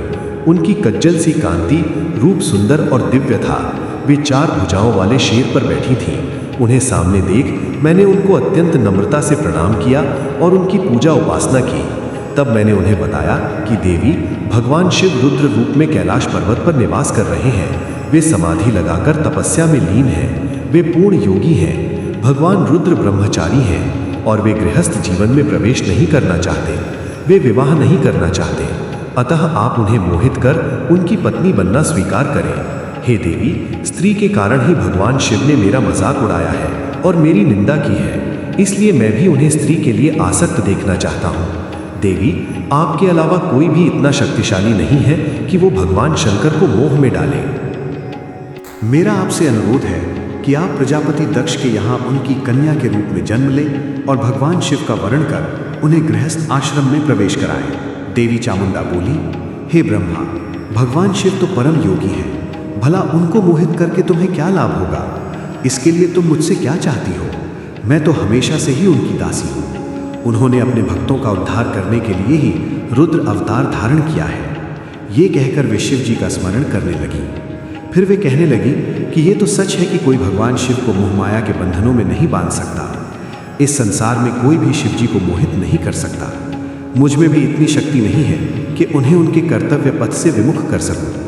फिर भी आपकी प्रार्थना से प्रसन्न होकर मैं इसका प्रयत्न करूंगी जिससे भगवान शिव मोहित होकर विवाह कर लें। मैं सती रूप धारण कर पृथ्वी पर अवतरित होंगी। ये कहकर देवी वहां से अंतर्धान हो गई। श्री रुद्र संहिता द्वितीय खंड 12वां अध्याय। दक्ष की तपस्या। नारद जी ने पूछा, हे ब्रह्मा जी, उत्तम व्रत का पालन करने वाले प्रजापति दक्ष ने तपस्या करके देवी से कौन सा वरदान प्राप्त किया और वे किस प्रकार दक्ष की कन्या के रूप में जन्मी? ब्रह्मा जी बोले, हे नारद, मेरी आज्ञा पाकर प्रजापति दक्ष क्षीर सागर के उत्तरी तट पर चले गए। वे उसी तट पर बैठकर देवी उमा को अपनी पुत्री के रूप में प्राप्त करने के लिए उन्हें हृदय से स्मरण करते हुए तपस्या करने लगे। मन को एकाग्र कर प्रजापति दक्ष दृढ़ता से कठोर व्रत का पालन करने लगे। उन्होंने 3000 दिव्य वर्षों तक घोर तपस्या की। वे केवल जल और हवा ही ग्रहण करते थे। तत्पश्चात देवी जगदम्बा ने उन्हें प्रत्यक्ष दर्शन दिए। कालिका देवी अपने सिंह पर विराजमान थी। उनकी श्यामल कांति व मुख अत्यंत मोहक था। उनकी 4 भुजाएं थीं। वे एक हाथ में वरद, दूसरे में अभय, तीसरे में नीलकमल और चौथे हाथ में खड्ग धारण किए हुए थी। उनके दोनों नेत्र लाल थे और केश लंबे व खुले हुए थे। देवी का स्वरूप बहुत ही मनोहारी था। उत्तम आभा से प्रकाशित देवी को दक्ष और उनकी पत्नी ने श्रद्धापूर्वक नमस्कार किया। उन्होंने देवी की श्रद्धा भाव से स्तुति की। दक्ष बोले, हे जगदम्बा, भवानी, कालिका, चंडिके, महेश्वरी, मैं आपको नमस्कार करता हूँ। मैं आपका बहुत आभारी हूँ जो आपने मुझे दर्शन दिए हैं। हे देवी, मुझ पर प्रसन्न होइए। ब्रह्मा जी ने कहा, हे नारद, देवी जगदम्बा ने स्वयं ही दक्ष के मन की इच्छा जान ली थी। वे बोली, दक्ष, तुम मेरी तपस्या से बहुत प्रसन्न हो। तुम अपने मन की इच्छा मुझे बताओ, मैं तुम्हारे सभी दुखों को अवश्य दूर करूंगी। तुम अपनी इच्छानुसार वरदान मांग सकते हो। जगदम्बा की ये बात सुनकर प्रजापति दक्ष बहुत प्रसन्न हुए और देवी को प्रणाम करने लगे। दक्ष बोले, हे देवी, आप धन्य हैं। आप ही प्रसन्न होने पर मनोवांछित फल देने वाली हैं। हे देवी, यदि आप मुझे वर देना चाहती हैं तो मेरी बात ध्यानपूर्वक सुने और मेरी इच्छा पूर्ण करें। हे जगदम्बा, मेरे स्वामी शिव ने रुद्र अवतार धारण किया है। परंतु अब तक आपने कोई अवतार धारण नहीं किया है। आपके सिवा कौन उनकी पत्नी होने योग्य है? अतः हे देवी, आप मेरी पुत्री के रूप में धरती पर जन्म लें और भगवान शिव को अपने रूप लावण्य से मोहित करें। हे जगदम्बा, आपके अलावा कोई भी शिव जी को कभी मोहित नहीं कर सकता, इसलिए आप हर मोहिनी अर्थात भगवान को मोहने वाली बनकर संपूर्ण जगत का हित कीजिए, यही मेरे लिए वरदान है। दक्ष का यह वचन सुनकर जगदम्बिका हंसने लगी और मन में भगवान शिव का स्मरण कर बोली, हे प्रजापति दक्ष, तुम्हारी पूजा आराधना से मैं प्रसन्न हूँ। तुम्हारे वर के अनुसार मैं तुम्हारी पुत्री के रूप में जन्म लूंगी। तत्पश्चात बड़ी होकर मैं कठोर तप द्वारा महादेव जी को प्रसन्न कर उन्हें पति रूप में प्राप्त करूंगी। मैं उनकी दासी हूँ। प्रत्येक जन्म में शिव शंभु ही मेरे स्वामी होते हैं, अतः मैं तुम्हारे घर में जन्म लेकर शिवा का अवतार धारण करूंगी। अब तुम घर जाओ, परंतु एक बात हमेशा याद रखना, जिस दिन तुम्हारे मन में मेरा आदर कम हो जाएगा, उसी दिन मैं अपना शरीर त्याग कर अपने स्वरूप में लीन हो जाऊंगी। यह कहकर देवी जगदम्बिका वहां से अंतर्धान हो गई तथा प्रजापति दक्ष सुखी मन से घर लौट आए। श्री रुद्र संहिता द्वितीय खंड 13वां अध्याय। दक्ष द्वारा मैथुनी सृष्टि का आरंभ। ब्रह्मा जी कहते हैं, हे नारद, प्रजापति दक्ष देवी का वरदान पाकर अपने आश्रम में लौट आए। मेरी आज्ञा पाकर प्रजापति दक्ष मानसिक सृष्टि की रचना करने लगे, परंतु फिर भी प्रजा की संख्या में वृद्धि होती न देखकर वे बहुत चिंतित हुए और मेरे पास आकर कहने लगे, हे प्रभु, मैंने जितने भी जीवों की रचना की है वे सभी उतने ही रह गए, अर्थात उनमें कोई भी वृद्धि नहीं हो पाई। हे तात, मुझे कृपा कर ऐसा कोई उपाय बताइए जिससे वे जीव अपने आप बढ़ने लगे। ब्रह्मा जी बोले, प्रजापति दक्ष, मेरी बात ध्यानपूर्वक सुनो। तुम त्रिलोकीनाथ भगवान शिव की भक्ति करते हुए यह कार्य संपन्न करो, वे निश्चय ही तुम्हारा कल्याण करेंगे। तुम प्रजापति वीरन की परम सुंदर पुत्री असिकनी से विवाह करो और स्त्री के साथ मैथुन धर्म का आश्रय लेकर प्रजा बढ़ाओ। असिकनी से तुम्हें बहुत सी संतानें प्राप्त होंगी। मेरी आज्ञा के अनुसार दक्ष ने वीरन की पुत्री असिकनी से विवाह कर लिया। उनकी पत्नी के गर्भ से उन्हें 10,000 पुत्रों की प्राप्ति हुई। ये हर्यश्व नाम से जाने गए। सभी पुत्र धर्म के पथ पर चलने वाले थे। एक दिन अपने पिता दक्ष से उन्हें प्रजा की सृष्टि करने का आदेश मिला। तब इस उद्देश्य से तपस्या करने के लिए पश्चिम दिशा में स्थित नारायण सर नामक तीर्थ पर गए। वहाँ सिंधु नदी व समुद्र का संगम हुआ है। उस पवित्र तीर्थ के जल के स्पर्श से उनका मन उज्ज्वल और ज्ञान से संपन्न हो गया। वे उसी स्थान पर प्रजा की वृद्धि के लिए तप करने लगे। नारद, इस बात को जानने के बाद तुम श्री हरि विष्णु की इच्छा से उनके पास गए और बोले, दक्ष पुत्र, हर्यश्वगण, तुम पृथ्वी का अंत देखे बिना सृष्टि की रचना करने के लिए कैसे उद्यत हो गए? ब्रह्मा जी बोले, हर्यश्व बड़े ही बुद्धिमान थे। वे तुम्हारा प्रश्न सुनकर उस पर विचार करने लगे। वे सोचने लगे कि जो उत्तम शास्त्र रूपी पिता के निवृत्ति परक आदेश को नहीं समझता, वह केवल रजोगुण पर विश्वास करने वाला पुरुष सृष्टि निर्माण का कार्य कैसे कर सकता है। इस बात को समझकर वे नारद जी की परिक्रमा करके ऐसे रास्ते पर चले गए जहां से वापस लौटना असंभव है। जब प्रजापति दक्ष को यह पता चला कि उनके सभी पुत्र नारद से शिक्षा पाकर मेरी आज्ञा को भूलकर ऐसे स्थान पर चले गए जहां से लौटा नहीं जा सकता, तो दक्ष इस बात से बहुत दुखी हुए। वे पुत्रों के वियोग को सह नहीं पा रहे थे। तब मैंने उन्हें बहुत समझाया और उन्हें सांत्वना दी। तब पुनः दक्ष की पत्नी असिकनी के गर्भ से शबलाश्व नामक एक सहस्र पुत्र हुए। वे सभी अपने पिता की आज्ञा को पाकर पुनः तपस्या के लिए उसी स्थान पर चले गए जहां उनके बड़े भाई गए थे। नारायण सरोवर के जल के स्पर्श से उनके सभी पाप नष्ट हो गए और मन शुद्ध हो गया। वे उसी तट पर प्रणव मंत्र का जाप करते हुए तपस्या करने लगे। तब नारद, तुमने पुनः वही बातें जो उनके भाइयों को कही थी उन्हें भी बता दी और तुम्हारे दिखाए मार्ग के अनुसार वे अपने भाइयों के पथ पर चलते ऊर्ध्व गति को प्राप्त हुए। दक्ष को इस बात से बहुत दुख हुआ और वे दुख से बेहोश हो गए। जब प्रजापति दक्ष को ज्ञात हुआ कि यह सब नारद की वजह से हुआ है, तो उन्हें बहुत क्रोध आया। संयोग से तुम भी उसी समय वहां पहुंच गए। तुम्हें देखते ही क्रोध के कारण वे तुम्हारी निंदा करने लगे और तुम्हें धिक्कारने लगे। वे बोले, तुमने सिर्फ दिखाने के लिए ऋषियों का रूप धारण कर रखा है। तुमने मेरे पुत्रों को ठग कर उन्हें भिक्षुओं का मार्ग दिखाया है। तुमने लोक और परलोक दोनों के श्रेय का नाश कर दिया है। जो मनुष्य ऋषि, देव और पितृ ऋणों को उतारे बिना ही मोक्ष की इच्छा मन में लिए माता पिता को त्याग कर घर से चला जाता है, सन्यासी बन जाता है, वह अधोगति को प्राप्त हो जाता है। हे नारद, तुमने बार बार मेरा अमंगल किया है, इसलिए मैं तुम्हें शाप देता हूं कि तुम कहीं भी स्थिर नहीं रह सकोगे। तीनों लोकों में विचरते हुए तुम्हारा पैर कहीं भी स्थिर नहीं रहेगा, अर्थात तुम्हें ठहरने के लिए सुस्थिर ठिकाना नहीं मिलेगा। नारद, यद्यपि तुम साधु पुरुषों द्वारा सम्मानित हो, परंतु तुम्हें शोकवश दक्ष ने ऐसा शाप दिया जिसे तुमने शांत मन से ग्रहण कर लिया और तुम्हारे मन में किसी प्रकार का विकार नहीं आया।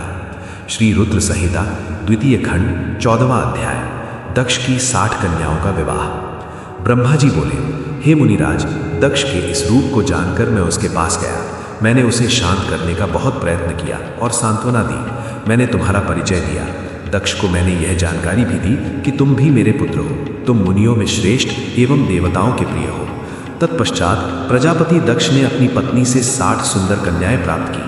तब उनका धर्म आदि के साथ विवाह कर दिया।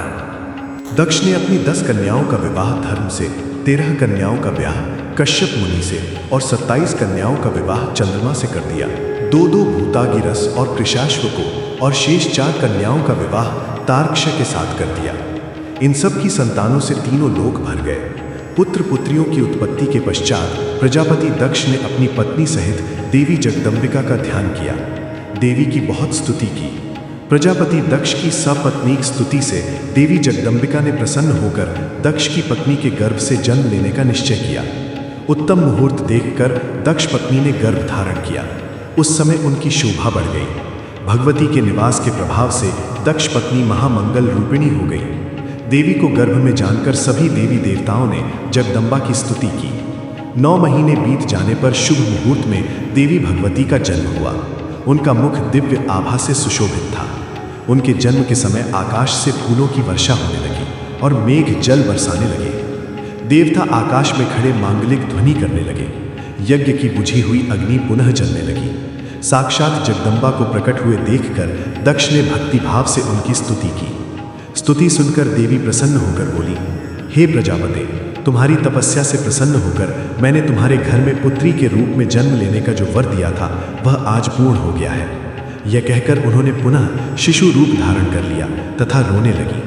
उनका रोना सुनकर दासियां उन्हें चुप कराने हेतु वहां एकत्र हो गई। जन्मोत्सव में गीत और अनेक वाद्य यंत्र बजने लगे। दक्ष ने वैदिक रीति से अनुष्ठान किया और ब्राह्मणों को दान दिया। उन्होंने अपनी पुत्री का नाम उमा रखा। देवी उमा का पालन बहुत अच्छे तरीके से किया जा रहा था। वे बालकपन में बहुत सी लीलाएं करती थी। देवी उमा इस प्रकार बढ़ने लगी जैसे शुक्ल पक्ष में चंद्रमा की कला बढ़ती है। जब भी वे अपनी सखियों के बैठती, वे भगवान शिव की मूर्ति को ही चित्रित करती थी। वे सदा प्रभु शिव के भजन गाती थी, उन्हीं का स्मरण करती और भगवान शिव की भक्ति में ही लीन रहती। श्री रुद्र संहिता द्वितीय खंड 15वां अध्याय, सती की तपस्या। ब्रह्मा जी बोले, हे नारद, एक दिन मैं तुम्हें लेकर प्रजापति दक्ष के घर पहुंचा। वहां मैंने देवी सती को उनके पिता के पास बैठे देखा। मुझे देखकर दक्ष ने आसन से उठकर मुझे नमस्कार किया। तत्पश्चात सती ने भी प्रसन्नतापूर्वक मुझे नमस्कार किया। हम दोनों वहां आसन पर बैठ गए।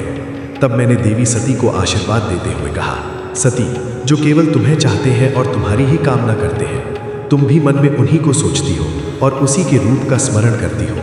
उन्हीं सर्वज्ञ जगदीश्वर महादेव को तुम पति रूप में प्राप्त करो, वे ही तुम्हारे योग्य हैं। कुछ देर बाद दक्ष से विदा लेकर मैं अपने धाम को चल दिया। दक्ष को मेरी बातें सुनकर बड़ा संतोष एवं प्रसन्नता हुई। मेरे कथन से उनकी सारी चिंताएं दूर हो गईं। धीरे धीरे सती ने कुमारावस्था पार कर ली और वे युवावस्था में प्रवेश कर गईं। उनका रूप अत्यंत मनोहारी था। उनका मुख दिव्य तेज से शोभायमान था। देवी सती को देखकर प्रजापति दक्ष को उनके विवाह की चिंता होने लगी। तब पिता के मन की बात जानकर देवी सती ने महादेव को पति रूप में पाने की इच्छा अपनी माता को बताई। उन्होंने अपनी माता से भगवान शंकर को प्रसन्न करने के लिए तपस्या करने की आज्ञा मांगी। उनकी माता ने आज्ञा देकर घर पर ही उनकी आराधना आरंभ करा दी। आश्विन मास में नंदा अर्थात प्रतिपदा, षष्ठी और एकादशी तिथियों में उन्होंने भक्तिपूर्वक भगवान शिव का पूजन कर उन्हें गुड़, भात और नमक का भोग लगाया व नमस्कार किया। इसी प्रकार 1 मास बीत गया। कार्तिक मास की चतुर्दशी को देवी सती ने मालपुओं और खीर से भगवान शिव को भोग लगाया और उनका निरंतर चिंतन करती रही। मार्गशीर्ष के कृष्ण पक्ष की अष्टमी को वे तिल, जौ और चावल से शिव जी की आराधना करती और घी का दीपक जलाती। पौष माह की शुक्ल पक्ष सप्तमी को पूरी रात जागरण कर सुबह खिचड़ी का भोग लगाती। माघ की पूर्णिमा की रात भर वे शिव आराधना में लीन रहती और सुबह नदी में स्नान कर गीले वस्त्रों में ही पुनः पूजा करने बैठ जाती थी। फाल्गुन मास के कृष्ण पक्ष की चतुर्दशी तिथि को जागरण कर शिव जी की विशेष पूजा करती थी। उनका सारा समय शिवजी को समर्पित था। वे अपने दिन रात शिवजी के स्मरण में ही बिताती थी। चैत्र मास के शुक्ल पक्ष की चतुर्दशी को वे ढाक के फूलों और दवनों से भगवान की पूजा करती थी। वैशाख माह में वे सिर्फ तिलों को खाती थी। वे नए जौ के भात से शिव पूजन करती थी। ज्येष्ठ माह में वे भूखी रहती और वस्त्रों तथा भटक कटैया के फूलों से शिव पूजन करती थी। आषाढ़ मास के शुक्ल पक्ष की चतुर्दशी को वे काले वस्त्रों और भटक कटैया से रुद्रदेव का पूजन करती थी। श्रावण मास में यज्ञोपवीत वस्त्रों तथा कुश आदि से वे पूजन करती थी। भाद्रपद मास में विभिन्न फूलों व फलों से वे शिव को प्रसन्न करने की कोशिश करती। वे सिर्फ जल ही ग्रहण करती थी। देवी सती हर समय भगवान शिव की आराधना में ही लीन रहती थी। इस प्रकार उन्होंने दृढ़तापूर्वक नंदा व्रत को पूरा किया। व्रत पूरा करने के पश्चात वे शिव जी का ध्यान करने लगी। वे निश्चित आसन में स्थित हो निरंतर शिव आराधना करती रहीं। हे नारद, देवी सती की इस अनन्य भक्ति और तपस्या को अपनी आंखों से देखने मैं, विष्णु तथा अन्य सभी देवी देवता और ऋषि मुनि वहां गए। वहां सभी ने देवी सती को भक्तिपूर्वक नमस्कार किया और उनके सामने मस्तक झुकाए। सभी देवी देवताओं ने उनकी तपस्या को सराहा। तब सभी देवी देवता और ऋषि मुनि मेरे अर्थात ब्रह्मा और विष्णु सहित कैलाश पर्वत पर पहुंचे। वहां भगवान शिव ध्यान मग्न थे। हमने उनके निकट जाकर दोनों हाथ जोड़कर उन्हें प्रणाम किया तथा उनकी स्तुति आरंभ कर दी। हमने कहा, प्रभु, आप परम शक्तिशाली हैं। आप ही सत्व, रज और तप आदि शक्तियों के स्वामी हैं। वेदत्रयी, लोकत्रयी आपका स्वरूप है। आप अपनी शरण में आए भक्तों की सदैव रक्षा करते हैं। आप सदैव भक्तों का उद्धार करते हैं। हे महादेव, हे महेश्वर, हम आपको नमस्कार करते हैं। आपकी महिमा जान पाना कठिन ही नहीं असंभव है। हम आपके सामने अपना मस्तक झुकाते हैं। ब्रह्मा जी बोले, नारद, इस प्रकार भगवान शिव शंकर की स्तुति करके सभी देवता मस्तक झुकाकर शिव जी के सामने चुपचाप खड़े हो गए। श्री रुद्र संहिता द्वितीय खंड 16वां अध्याय रुद्रदेव का सती से विवाह।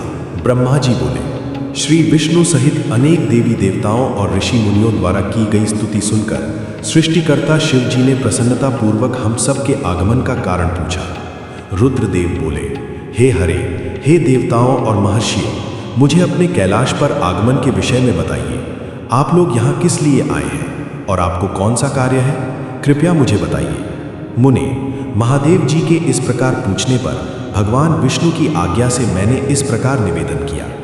मैं बोला, हे देवाधिदेव महादेव, करुणा सागर, हम सब यहाँ आपकी सहायता मांगने के लिए आए हैं। भगवान, हम तीन होते हुए भी एक हैं। सृष्टि के चक्र को नियमित तथा सुचारू रूप से चलाने के लिए हम एक दूसरे के सहयोगी की तरह कार्य करते हैं। हम एक दूसरे के सहायक हैं। हम तीनों के परस्पर सहयोग के फलस्वरूप ही जगत के सभी कार्य संपन्न होते हैं। महेश्वर, कुछ असुरों का वध आपके द्वारा, कुछ असुरों का वध मेरे द्वारा तथा कुछ असुरों का वध श्री हरि द्वारा निश्चित है।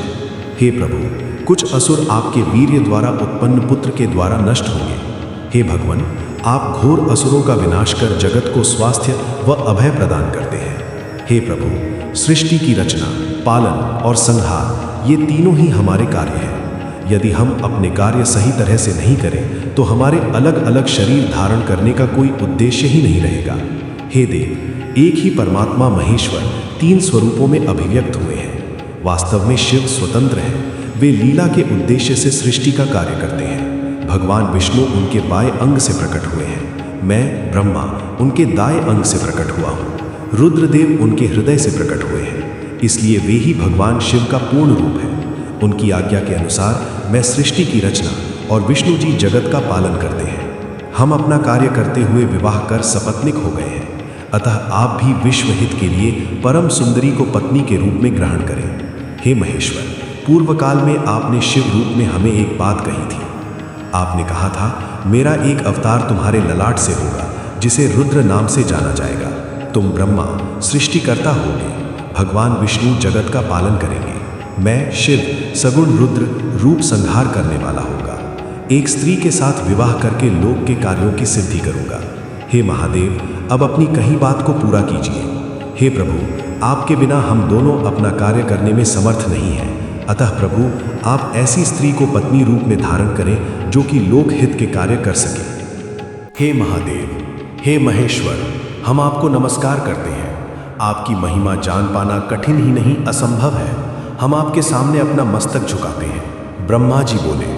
नारद, इस प्रकार भगवान शिव शंकर की स्तुति करके सभी देवता मस्तक झुकाकर शिव जी के सामने चुपचाप खड़े हो गए। श्री रुद्र संहिता द्वितीय खंड 16वां अध्याय रुद्रदेव का सती से विवाह। ब्रह्मा जी बोले। श्री विष्णु सहित अनेक देवी देवताओं और ऋषि मुनियों द्वारा की गई स्तुति सुनकर सृष्टिकर्ता शिव जी ने प्रसन्नता पूर्वक हम सब के आगमन का कारण पूछा। रुद्रदेव बोले, हे हरे, हे देवताओं और महर्षियों, मुझे अपने कैलाश पर आगमन के विषय में बताइए। आप लोग यहाँ किस लिए आए हैं और आपको कौन सा कार्य है, कृपया मुझे बताइए। मुने, महादेव जी के इस प्रकार पूछने पर भगवान विष्णु की आज्ञा से मैंने इस प्रकार निवेदन किया। मैं बोला, हे देवाधिदेव महादेव, करुणा सागर, हम सब यहाँ आपकी सहायता मांगने के लिए आए हैं। भगवान, हम तीन होते हुए भी एक हैं। सृष्टि के चक्र को नियमित तथा सुचारू रूप से चलाने के लिए हम एक दूसरे के सहयोगी की तरह कार्य करते हैं। हम एक दूसरे के सहायक हैं। हम तीनों के परस्पर सहयोग के फलस्वरूप ही जगत के सभी कार्य संपन्न होते हैं। महेश्वर, कुछ असुरों का वध आपके द्वारा, कुछ असुरों का वध मेरे द्वारा तथा कुछ असुरों का वध श्री हरि द्वारा निश्चित है। हे प्रभु, कुछ असुर आपके वीर्य द्वारा उत्पन्न पुत्र के द्वारा नष्ट होंगे। हे भगवान, आप घोर असुरों का विनाश कर जगत को स्वास्थ्य व अभय प्रदान करते हैं। हे प्रभु, सृष्टि की रचना, पालन और संहार, ये तीनों ही हमारे कार्य हैं। यदि हम अपने कार्य सही तरह से नहीं करें तो हमारे अलग अलग शरीर धारण करने का कोई उद्देश्य ही नहीं रहेगा। हे देव, एक ही परमात्मा महेश्वर तीन स्वरूपों में अभिव्यक्त हुए हैं। वास्तव में शिव स्वतंत्र हैं। वे लीला के उद्देश्य से सृष्टि का कार्य करते हैं। भगवान विष्णु उनके बाएं अंग से प्रकट हुए हैं। मैं ब्रह्मा उनके दाएं अंग से प्रकट हुआ हूँ। रुद्रदेव उनके हृदय से प्रकट हुए हैं। इसलिए वे ही भगवान शिव का पूर्ण रूप है। उनकी आज्ञा के अनुसार मैं सृष्टि की रचना और विष्णु जी जगत का पालन करते हैं। हम अपना कार्य करते हुए विवाह कर सपत्निक हो गए हैं। अतः आप भी विश्व हित के लिए परम सुंदरी को पत्नी के रूप में ग्रहण करें। हे महेश्वर, पूर्व काल में आपने शिव रूप में हमें एक बात कही थी। आपने कहा था, मेरा एक अवतार तुम्हारे ललाट से होगा जिसे रुद्र नाम से जाना जाएगा। तुम ब्रह्मा सृष्टिकर्ता होगे, भगवान विष्णु जगत का पालन करेंगे। मैं शिव सगुण रुद्र रूप संहार करने वाला होगा। एक स्त्री के साथ विवाह करके लोक के कार्यों की सिद्धि करूंगा। हे महादेव, अब अपनी कही बात को पूरा कीजिए। हे प्रभु, आपके बिना हम दोनों अपना कार्य करने में समर्थ नहीं हैं। अतः प्रभु, आप ऐसी स्त्री को पत्नी रूप में धारण करें जो कि लोक हित के कार्य कर सके। भगवान, जिस प्रकार लक्ष्मी विष्णु की और सरस्वती मेरी सहधर्मिणी है, उसी प्रकार आप भी अपने जीवन साथी को स्वीकार कीजिए। मेरी ये बात सुनकर महादेव जी मुस्कुराने लगे और हमसे इस प्रकार बोले। उन्होंने कहा, हे ब्रह्मा, हे विष्णु, तुम मुझे सदा से अत्यंत प्रिय हो। तुम समस्त देवताओं में श्रेष्ठ तथा त्रिलोक के स्वामी हो, परंतु मेरे लिए विवाह करना उचित नहीं है। मैं सदैव तपस्या में लीन रहता हूँ। इस संसार से मैं सदा विरक्त रहता हूँ। मैं तो एक योगी हूँ जो सदैव निवृत्ति के मार्ग पर चलता है। घर गृहस्थी से भला मेरा क्या काम। मैं तो सदैव आत्मरूप हूँ जो माया से दूर है, जिसका शरीर अवधूत है, जो ज्ञानी आत्मा को जानने वाला और कामना से शून्य हो, भोगों से दूर रहता है, जो अविकारी है। भला उसे संसार में स्त्री से क्या प्रयोजन है। मैं तो योग करते समय ही आनंद का अनुभव करता हूँ। जो मनुष्य ज्ञान से रहित हैं, वे ही भोग अधिक महत्व देते हैं। विवाह एक बहुत बड़ा बंधन है, इसलिए मैं विवाह के बंधनों में बंधना नहीं चाहता। आत्मा का चिंतन करने के कारण मेरी लौकिक स्वार्थ में कोई रुचि नहीं है। फिर भी जगत के हित के लिए तुमने जो कहा है वो मैं करूँगा। तुम्हारे कहे अनुसार मैं विवाह अवश्य ही करूँगा, क्योंकि मैं सदा अपने भक्तों के वश में रहता हूँ। परंतु मैं ऐसी स्त्री से विवाह करूँगा जो योगिनी तथा इच्छानुसार रूप धारण करने वाली हो। जब मैं योग साधना करूँ तो वो भी योगिनी हो जाए, और जब मैं कामासक्त हूँ तब वो कामिनी बन जाए। ऐसी स्त्री ही मुझे पत्नी रूप में स्वीकार्य होगी। मैं सदैव शिव चिंतन में लगा रहता हूँ। जो स्त्री मेरे चिंतन में विघ्न डालेगी वो जीवित नहीं रह सकेगी। मैं, विष्णु और ब्रह्मा, हम सभी शिव के अंश हैं, इसलिए हम सदा ही उनका चिंतन करते हैं। उनके चिंतन के लिए मैं बिना विवाह किए रह सकता हूँ। अतः मुझे ऐसी पत्नी प्रदान कीजिए जो मेरे अनुसार ही कार्य करे। यदि वो स्त्री मेरे कार्यों में विघ्न डालेगी तो मैं उसे त्याग दूंगा। विवाह हेतु शिव की स्वीकृति पाकर मैं और विष्णु जी प्रसन्न हो गए। फिर मैं विनम्रता पूर्वक भगवान शिव से बोला, हे नाथ, महेश्वर, प्रभु, आपको जिस प्रकार की स्त्री की आवश्यकता है ऐसी ही स्त्री के विषय में सुनो। हे प्रभु, भगवान शिव की पत्नी उमा ही विभिन्न अवतार धारण करके पृथ्वी पर प्रकट होती है और सृष्टि के विभिन्न कार्यों को पूरा करने में अपना सहयोग प्रदान करती है। उन्हीं देवी उमा ने लक्ष्मी रूप धारण कर श्री हरि को वरा। सरस्वती रूप में वे मेरी अर्धांगिनी बनी। अब वही देवी लोकहित के लिए अपने तीसरे अवतार में अवतरित हुई है। उमा देवी प्रजापति दक्ष की कन्या के रूप में अवतार लेकर आपको पति रूप में पाने की इच्छा लिए घोर तपस्या कर रही है। उनका नाम देवी सती है। सती ही आपकी भार्या होने के योग्य है। वे महातेजस्विनी ही आपको पति रूप में प्राप्त करेंगी। हे भगवान, आप उनकी कठोर तपस्या को पूर्ण करके उन्हें फल स्वरूप वरदान प्रदान करिए। उनका तपस्या का प्रयोजन आपको पति रूप में प्राप्त करना ही है। अतः प्रभु, आप देवी सती की मनोकामना को पूरा कीजिए। हम सभी देवी देवताओं की यही इच्छा है। हम आपके विवाह का उत्सव देखना चाहते हैं। आपका विवाह तीनों लोगों को सुख प्रदान करेगा तथा सभी के लिए मंगलमय होगा। तब भगवान शिव बोले, आप सबकी आज्ञा मेरे लिए सबसे ऊपर है, क्योंकि मैं सदैव अपने भक्तों के अधीन हूँ। आपकी इच्छानुसार मैं देवी सती द्वारा तपस्या पूरी कर उनसे विवाह अवश्य करूँगा।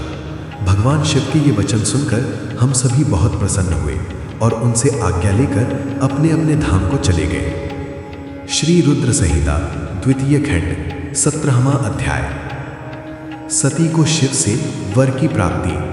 ब्रह्मा जी कहते हैं, हे नारद, सती ने आश्विन मास के शुक्ल पक्ष की अष्टमी को उपवास किया।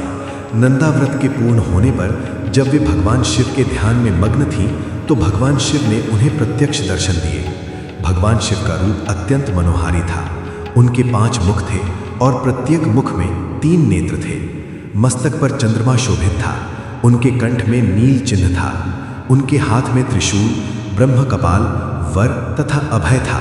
उन्होंने पूरे शरीर पर भस्म लगा रखी थी। गंगा जी उनके मस्तक की शोभा बढ़ा रही थी। उनका मुख करोड़ों चंद्रमाओं के समान प्रकाशमान था। सती ने उन्हें प्रत्यक्ष रूप में अपने सामने पाकर उनके चरणों की वंदना की। उस समय लज्जा और शर्म के कारण उनका सिर नीचे की ओर झुका हुआ था। तपस्या का फल प्रदान करने के लिए शिव जी बोले, उत्तम व्रत का पालन करने वाली हे दक्ष नंदिनी, मैं तुम्हारी तपस्या से बहुत प्रसन्न हूँ, इसलिए तुम्हारी मनोकामना को पूरा करने के लिए स्वयं यहाँ प्रकट हुआ हूँ। अतः तुम्हारे मन में जो भी इच्छा है, तुम्हारी जो भी कामना है, जिसके वशीभूत होकर तुमने इतनी घोर तपस्या की है, वो मुझे बताओ, मैं उसे अवश्य ही पूर्ण करूँगा। ब्रह्मा जी कहते हैं, हे मुनि, जगदीश्वर महादेव जी ने सती के मनोभाव को समझ लिया था। फिर भी वे सती से बोले कि देवी वर मांगो। देवी सती शर्म से सिर झुकाई थी। वे चाहकर भी कुछ नहीं कह पा रही थी। भगवान शिव के वचन सुनकर सती प्रेम में मग्न हो गई थी। शिव जी बार बार सती से वर मांगने के लिए कह रहे थे। तब देवी सती ने महादेव जी से कहा, हे वर देने वाले प्रभु, मुझे मेरी इच्छा के अनुसार ही वर दीजिए। इतना कहकर देवी चुप हो गई। जब भगवान शिव ने देखा कि देवी सती लज्जावश कुछ कह नहीं पा रही हैं, तो वे स्वयं उनसे बोले, हे देवी, तुम मेरी अर्धांगिनी बनो। ये सुनकर सती अत्यंत प्रसन्न हुई, क्योंकि उन्हें अपने मनोवांछित फल की प्राप्ति हुई थी। वे अपने हाथ जोड़कर और मस्तक को झुकाकर भक्तवत्सल शिव के चरणों की वंदना करने लगी। सती बोली, हे देवादिदेव महादेव, प्रभु, आप मेरे पिता को कहकर वैवाहिक विधि से मेरा पाणी ग्रहण करें। ब्रह्मा जी बोले, नारद, सती की बात सुनकर शिव जी ने उन्हें ये आश्वासन दिया कि ऐसा ही होगा। तब देवी सती ने भगवान शिव को हर्ष एवं मोह से देखा और उनसे आज्ञा लेकर अपने पिता के घर चली गई। भगवान शिव कैलाश पर लौट गए और देवी सती का स्मरण करते हुए उन्होंने मेरा चिंतन किया। शिव जी के स्मरण करने पर मैं तुरंत कैलाश की ओर चल दिया। मुझे देखकर भगवान शिव बोले, ब्राह्मण, दक्ष कन्या सती ने बड़ी भक्ति से मेरी आराधना की है। उनके नंदा व्रत के प्रभाव से और आप सब देवताओं की इच्छाओं का सम्मान करते हुए मैंने देवी सती को उनका मनोवांछित वर प्रदान कर दिया है। देवी ने मुझसे यह वर मांगा कि मैं उनका पति हो जाऊं। उनके वर के अनुसार मैंने सती को अपनी पत्नी के रूप में प्राप्त करने का वर दे दिया है। वर प्राप्त कर वे बड़ी प्रसन्न हुई तथा उन्होंने मुझसे प्रार्थना की कि मैं उनके पिता प्रजापति दक्ष के समक्ष देवी सती से विवाह करने का प्रस्ताव रखूं और पाणी ग्रहण कर उनका वरण करूं। उनके विनम्र अनुरोध को मैंने स्वीकार कर लिया है, इसलिए मैंने आपको यहाँ बुलाया है कि आप प्रजापति दक्ष के घर जाकर उनसे देवी सती का कन्यादान मुझसे करने का अनुरोध करें। भगवान शिव की आज्ञा से मैं बहुत प्रसन्न हुआ और मैंने उनसे कहा, भगवान, मैं धन्य हो गया जो आपने हम सभी देवी देवताओं के अनुरोध को स्वीकार कर देवी सती को अपनी पत्नी बनाना स्वीकार करने और इस कार्य को पूरा करने के लिए मुझे चुना। मैं आपकी आज्ञा अनुसार अभी प्रजापति दक्ष के घर जाता हूँ तथा उन्हें आपका संदेश सुनाकर देवी सती का हाथ आपके लिए मांगता हूँ। यह कहकर मैं वेगशाली रथ से दक्ष के घर की ओर चल दिया। नारद जी ने पूछा, हे पितामह, पहले आप मुझे यह बताइए कि देवी सती के घर लौटने पर क्या हुआ? दक्ष ने उनसे क्या कहा और क्या किया? ब्रह्मा जी नारद जी के प्रश्न का उत्तर देते हुए बोले, जब देवी सती तपस्या पूर्ण होने पर अपनी इच्छा के अनुरूप भगवान शिव से वर पाकर अपने घर लौटी तो उन्होंने श्रद्धापूर्वक अपने माता पिता को प्रणाम किया। उन्होंने अपनी सहेली द्वारा अपने माता पिता को यह सूचना दी कि उन्हें भगवान शिव से वरदान की प्राप्ति हो गई है। वे सती की तपस्या से बहुत प्रसन्न हुए हैं और उन्हें अपनी पत्नी के रूप में प्राप्त करना चाहते हैं। यह सुनकर प्रजापति दक्ष और उनकी पत्नी बहुत प्रसन्न हुए। उन्होंने आनंदित होकर बड़े उत्सव का आयोजन किया। उन्होंने ब्राह्मणों को भोजन कराया और उन्हें दक्षिणा दी। उन्होंने गरीबों और दीनों को दान दिया। कुछ समय बीतने पर प्रजापति दक्ष को पुनः चिंता होने लगी कि वे अपनी पुत्री का विवाह भगवान शिव से कैसे करें, क्योंकि वे अब तक मेरे पास सती का हाथ मांगने नहीं आए हैं। इस प्रकार प्रजापति दक्ष चिंता मग्न हो गए, लेकिन उन्हें ऐसी चिंता ज्यादा दिनों तक नहीं करनी पड़ी। शिव तो कृपा के सागर और करुणा की खान है, तब वह कैसे चिंतित रह सकता है जिसकी पुत्री ने तप द्वारा शिव का वरण किया है। जब मैं सरस्वती सहित उनके घर उपस्थित हो गया तब मुझे देखकर उन्होंने मुझे प्रणाम किया और बैठने के लिए आसन दिया। तत्पश्चात दक्ष ने मेरे आने का कारण पूछा तो मैंने अपने आने का प्रयोजन बताते हुए कहा, हे प्रजापति दक्ष, मैं भगवान शिव की आज्ञा से आपके घर आया हूँ। मैं देवी सती का हाथ महादेव जी के लिए मांगने आया हूँ। सती ने उत्तम आराधना करके भगवान शिव को प्रसन्न कर उन्हें अपने पति के रूप में प्राप्त करने का वर प्राप्त किया है। अतः तुम शीघ्र ही सती का पाणी ग्रहण शिव जी के साथ कर दो। नारद, मेरी ये बातें सुनकर दक्ष बहुत प्रसन्न हुआ। उसने हर्षित मन से इस विवाह के लिए अपनी स्वीकृति दे दी। तब मैं प्रसन्न मन से कैलाश पर्वत पर चल दिया। वहां भगवान शिव मेरी उत्सुकता से प्रतीक्षा कर रहे थे।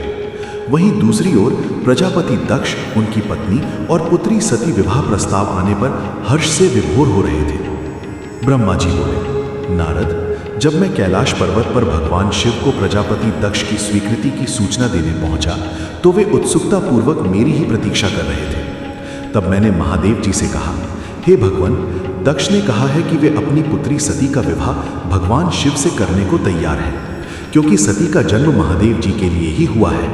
ये विवाह होने पर उन्हें सबसे अधिक प्रसन्नता होगी। उनकी पुत्री सती ने महादेव जी को पति रूप में प्राप्त करने हेतु ही उनकी घोर तपस्या की है। उन्हें इस बात की भी खुशी है कि मैं स्वयं आपकी आज्ञा से उनकी पुत्री के लिए आपका अर्थात भगवान शिव का विवाह प्रस्ताव लेकर वहां गया। उन्होंने कहा, हे पितामह, उनसे कहिए कि वे शुभ लग्न और मुहूर्त में अपनी बारात लेकर स्वयं आए। मैं अपनी पुत्री का कन्यादान सहर्ष महादेव जी को कर दूंगा। हे भगवान, दक्ष ने मुझसे ये बात कही है, इसलिए आप शुभ मुहूर्त देखकर शीघ्र ही उनके घर चलें और देवी सती का वरण करें।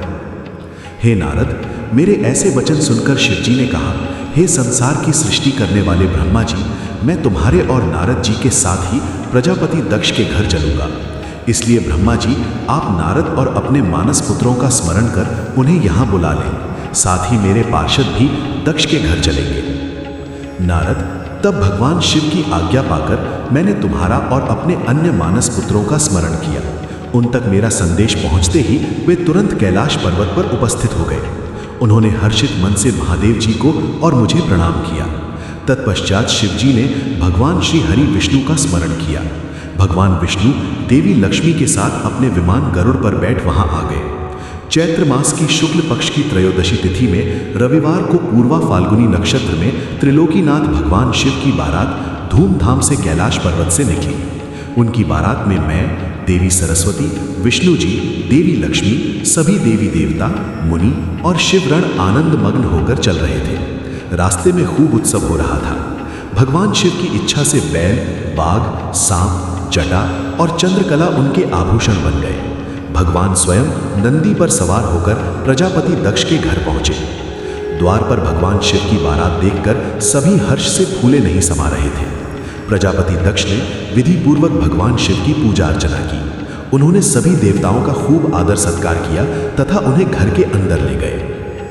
दक्ष ने भगवान शिव को उत्तम आसन पर बैठाया और हम सभी देवताओं और ऋषि मुनियों को भी यथा योग्य स्थान दिया। सभी का भक्ति पूर्वक पूजन किया। तत्पश्चात दक्ष ने मुझसे प्रार्थना की कि मैं ही वैवाहिक कार्य को संपन्न कराऊं। मैंने दक्ष की प्रार्थना को स्वीकार किया और वैवाहिक कार्य कराने लगा। शुभ लग्न और शुभ मुहूर्त देखकर प्रजापति दक्ष ने अपनी पुत्री सती का हाथ भगवान शिव के हाथों में सौंप दिया और विधि विधान से पाणी ग्रहण संस्कार संपन्न कराया। उस समय वहाँ बहुत बड़ा उत्सव हुआ और नाच गाना भी हुआ। सभी आनंद मग्न थे। हम सभी देवी देवताओं ने भगवान शिव और देवी सती की बहुत स्तुति की और उन्हें भक्तिपूर्वक प्रणाम किया। भगवान शिव और सती का विवाह हो जाने पर उनके माता पिता बहुत प्रसन्न हुए और महादेव जी को अपनी कन्या का दान कर प्रजापति दक्ष कृतार्थ हो गए। महेश्वर का विवाह होने का पूरा संसार मंगल उत्सव मनाने लगा। श्री रुद्र संहिता द्वितीय खंड 19वां अध्याय। ब्रह्मा और विष्णु द्वारा शिव की स्तुति करना। ब्रह्मा जी कहते हैं, नारद, कन्यादान करके दक्ष ने भगवान शिव को अनेक उपहार प्रदान किए। उन्होंने सभी ब्राह्मणों को भी दान दक्षिणा दी। तत्पश्चात भगवान विष्णु अपनी पत्नी लक्ष्मी जी सहित भगवान शिव के समक्ष हाथ जोड़कर खड़े हो उनकी आराधना करने लगे। वे बोले, हे दया सागर महादेव जी, आप संपूर्ण जगत के पिता हैं और देवी सती सबकी माता हैं। भगवान, आप दोनों ही अपने भक्तों की रक्षा के लिए और दुष्टों का नाश करने के लिए अनेक अवतार धारण करते हैं। इस प्रकार उन्होंने शिव सती की बहुत स्तुति की। नारद, मैं उनके पास आकर विधि के अनुसार फेरे कराने लगा। ब्राह्मणों की आज्ञा और मेरे सहयोग से सती और भगवान शिव ने विधि पूर्वक अग्नि के फेरे लिए। उस समय वहाँ बहुत अद्भुत उत्सव किया जा रहा था। वहाँ विभिन्न प्रकार के बाजे और शहनाइयाँ बज रही थीं। स्त्रियाँ मंगल गीत गा रही थीं और खुशी से सभी नृत्य कर रहे थे। तत्पश्चात भगवान विष्णु बोले, सदाशिव, आप संपूर्ण प्रकृति के रचयिता हैं। आपका स्वरूप ज्योतिर्मय है। ब्रह्मा जी, मैं और रुद्रदेव आप ही के रूप हैं। हम सभी सृष्टि की रचना, पालन और संहार करते हैं। हे प्रभु, हम सब आपका ही अंश हैं। प्रभु, आप आकाश के समान सर्वव्यापी और ज्योतिर्मय हैं। जिस प्रकार हाथ, कान, नाक, मुंह, सिर आदि शरीर के विभिन्न रूप हैं, उसी प्रकार हम सब भी आपके शरीर के ही अंग हैं। आप निर्गुण निराकार हैं। समस्त दिशाएं आपकी मंगल कथा कहती हैं। सभी देवी देवता और ऋषि मुनि आप ही के चरणों की वंदना करते हैं। आपकी महिमा का वर्णन करने में मैं असमर्थ हूँ। भगवान, यदि हम सब से कुछ गलती हो गई हो तो कृपया उसे क्षमा करें और प्रसन्न हो। ब्रह्मा जी बोले, इस प्रकार श्री हरि ने भगवान शिव की बहुत स्तुति की। उनकी स्तुति सुनकर भगवान शिव बहुत प्रसन्न हुए। विवाह की सभी रीतियों के पूर्ण होने पर हम सभी ने महादेव जी एवं देवी सती को बधाइयाँ दी तथा उनसे प्रार्थना की कि वे अपनी कृपा दृष्टि सदैव सभी पर बनाए रखें, वे जगत का कल्याण करें। तत्पश्चात भगवान शिव ने मुझसे कहा, हे ब्राह्मण, आपने मेरा वैवाहिक कार्य संपन्न कराया है, अतः आप ही मेरे आचार्य हैं। आचार्य को कार्य सिद्धि के लिए दक्षिणा अवश्य दी जाती है, इसलिए आप मुझे बताइए कि मैं दक्षिणा में आपको क्या दूं। महाभाग, आप जो भी मांगेंगे मैं उसे अवश्य ही दूंगा। मुने, भगवान शिव के इस प्रकार के वचन सुनकर मैं हाथ जोड़कर उनके सामने खड़ा हो मैं गया। मैंने उन्हें प्रणाम करके कहा, हे देवेश, यदि आप मुझे अपना आचार्य मानकर कोई वर देना चाहते हैं तो मैं आपसे ये वर मांगता हूँ कि आप सदा इसी रूप में इसी वेदी पर विराजमान रहकर अपने भक्तों को दर्शन दें। इस स्थान पर आपके दर्शन करने से सभी पापियों के पाप धुल जाएं। आपके यहाँ विराजमान होने से मुझे आपका साथ प्राप्त हो जाएगा। मैं इसी वेदी के पास आश्रम बनाकर यहाँ निवास करूँगा और तपस्या करूँगा। हे प्रभु, मेरी यही इच्छा है। चैत्र मास के शुक्ल पक्ष की त्रयोदशी को पूर्वा फाल्गुनी नक्षत्र में रविवार के दिन जो भी मनुष्य भक्ति भाव से आपका दर्शन करे उसके सभी पाप नष्ट हो जाए, रोगी मनुष्य के सभी रोग दूर हो जाए। इस दिन आपका दर्शन कर मनुष्य जिस इच्छा को आपके सामने व्यक्त करे उसे आप तुरंत पूरा करें। हे प्रभु, आप इस दिन सभी को मनोवांछित वर प्रदान करें। भगवान, यही वरदान मैं आपसे मांगता हूँ। मेरी ये बात सुनकर भगवान शिव बहुत प्रसन्न हुए। वे बोले, हे ब्रह्मन, मैं आपकी इच्छा अवश्य ही पूरी करूँगा। तुम्हारे वर के अनुसार मैं देवी सती सहित इस वेदी पर विराजमान रहूँगा। ये कहकर भगवान शिव देवी सती के साथ मूर्ति रूप में प्रकट होकर वेदी के मध्य भाग में विराजमान हो गए। इस प्रकार मेरी इच्छा को पूरा कर जगत के हित के लिए प्रभु शिव वेदी पर अंश रूप में विराजमान हुए। श्री रुद्र संहिता द्वितीय खंड 20वां अध्याय। शिव सती का विदा होकर कैलाश जाना। ब्रह्मा जी बोले, हे महामुनि नारद, मुझे मेरा मनोवांछित वरदान देने के पश्चात भगवान शिव अपनी पत्नी देवी सती को साथ लेकर अपने निवास स्थान कैलाश पर्वत पर जाने के लिए तैयार हुए। तब अपनी बेटी सती व दामाद भगवान शिव को विदा करते समय प्रजापति दक्ष ने अपने हाथ जोड़कर और मस्तक झुकाकर महादेव जी की भक्तिपूर्वक स्तुति की। साथ ही श्री हरि सहित सभी देवी देवताओं और ऋषि मुनियों ने हर्ष से प्रभु का जय जयकार किया। भगवान शिव ने अपने ससुर प्रजापति दक्ष से आज्ञा लेकर अपनी पत्नी को अपनी सवारी नंदी पर बैठाया और स्वयं भी उस पर बैठकर कैलाश पर्वत की ओर चले गए। उस समय वृषभ पर बैठे भगवान शिव व सती की शोभा देखते ही बनती थी। उनका रूप मनोहारी था। सब मंत्रमुग्ध होकर उन दोनों को जाते हुए देख रहे थे। प्रजापति दक्ष और उनकी पत्नी अपनी बेटी व दामाद के अनोखे रूप पर मोहित हो उन्हें एकटक देख रहे थे। उनकी विदाई पर चारों ओर मंगल गीत गाए जा रहे थे। विभिन्न वाद्य यंत्र बज रहे थे। सभी बाराती शिव के कल्याण में उज्ज्वल यश का गान करते हुए उनके पीछे पीछे चलने लगे। भगवान शिव देवी सती के साथ अपने निवास कैलाश पर पहुंचे। सभी देवता सहित मैं और विष्णु जी भी कैलाश पर्वत पर पहुंचे। भगवान शिव ने उपस्थित सभी देवी देवताओं और ऋषि मुनियों का हृदय से धन्यवाद किया। भगवान शिव ने सभी को सम्मान पूर्वक विदा किया। तब सभी देवताओं ने उनकी स्तुति की और प्रसन्नता पूर्वक अपने अपने धाम को चले गए। तत्पश्चात भगवान शिव और देवी सती सुखपूर्वक अपने वैवाहिक जीवन का आनंद उठाने लगे। सूत जी कहते हैं, हे मुनियों, मैंने तुम्हें भगवान शिव के शुभ विवाह की पुण्य कथा सुनाई है। भगवान शिव का विवाह कब और किससे हुआ, वे विवाह के लिए कैसे तैयार हुए, इस प्रकार मैंने सभी प्रसंगों का वर्णन तुमसे किया है। विवाह के समय यज्ञ अथवा किसी भी शुभ कार्य के आरंभ में भगवान शिव का पूजन करने के पश्चात इस कथा को जो सुनता अथवा पढ़ता है उसका कार्य या वैवाहिक आयोजन बिना विघ्न और बाधाओं के पूरा होता है। इस कथा के श्रवण से सभी शुभ कार्य निर्विघ्न पूर्ण होते हैं। इस अमृतमयी कथा को सुनकर जिस कन्या का विवाह होता है वह सुख, सौभाग्य, सुशीलता और सदाचार आदि सद्गुणों से युक्त हो जाती है। भगवान शिव की कृपा से पुत्रवती भी होती है। श्री रुद्र संहिता द्वितीय खंड 21वां अध्याय। शिव सती विहार। नारद जी ने पूछा, हे पितामह ब्रह्मा जी, शिव जी के विवाह के पश्चात सभी पधारे देवी देवताओं और ऋषि मुनियों सहित श्री हरि और आपको विदा करने के पश्चात क्या हुआ? हे प्रभु, इससे आगे की कथा का वर्णन भी आप मुझसे करें। ये सुनकर ब्रह्मा जी ने मुस्कुराते हुए कहा, हे महर्षि नारद, सभी उपस्थित देवताओं को विवाहोपरांत भगवान शिव और देवी सती ने प्रसन्नता पूर्वक विदा कर दिया। तत्पश्चात देवी सती ने सभी शिवगणों को भी कुछ समय के लिए कैलाश पर्वत से जाने की आज्ञा प्रदान की। सभी शिवगणों ने महादेव जी को प्रणाम कर उनकी स्तुति की। तत्पश्चात उन्होंने भगवान शंकर से वहां से जाने की आज्ञा मांगी। आज्ञा देते हुए महादेव जी ने कहा, जाएं, लेकिन मेरे स्मरण करने पर आप सभी तुरंत मेरे समक्ष उपस्थित हो जाएं। तब नंदी समेत सभी गण भगवान शिव और देवी सती को अकेला छोड़कर कुछ समय के लिए कैलाश पर्वत से चले गए। अब कैलाश पर्वत पर भगवान शिव सती के साथ अकेले थे। देवी सती भगवान शिव को पति रूप में प्राप्त कर बहुत खुश थी। बहुत कठिन तप के उपरांत ही उन्हें भगवान शिव का सानिध्य मिल पाया था। ये सोचकर वे बहुत रोमांचित थी। उधर देवी सती के अनुपम सौंदर्य को देखकर शिव जी भी मोहित हो चुके थे। वे भी देवी सती का साथ पाकर अपने को धन्य समझ रहे थे। एकांत पाकर शिव जी अपनी पत्नी सती के साथ कैलाश पर्वत के शिखर पर रमण करने लगे। श्री रुद्र संहिता द्वितीय खंड 22वां अध्याय। शिव और सती का हिमालय गमन। कैलाश पर्वत पर श्री शिव और दक्ष कन्या सती के विविध विहारों का विस्तार से वर्णन करने के बाद ब्रह्मा जी ने कहा, नारद, एक दिन की बात है कि देवी सती भगवान शिव को प्रेम पूर्वक प्रणाम करके दोनों हाथ जोड़कर खड़ी हो गई। उन्हें चुपचाप खड़े देखकर भगवान शिव समझ गए कि देवी सती के मन में कुछ बात अवश्य है जिसे वो कहना चाह रही है।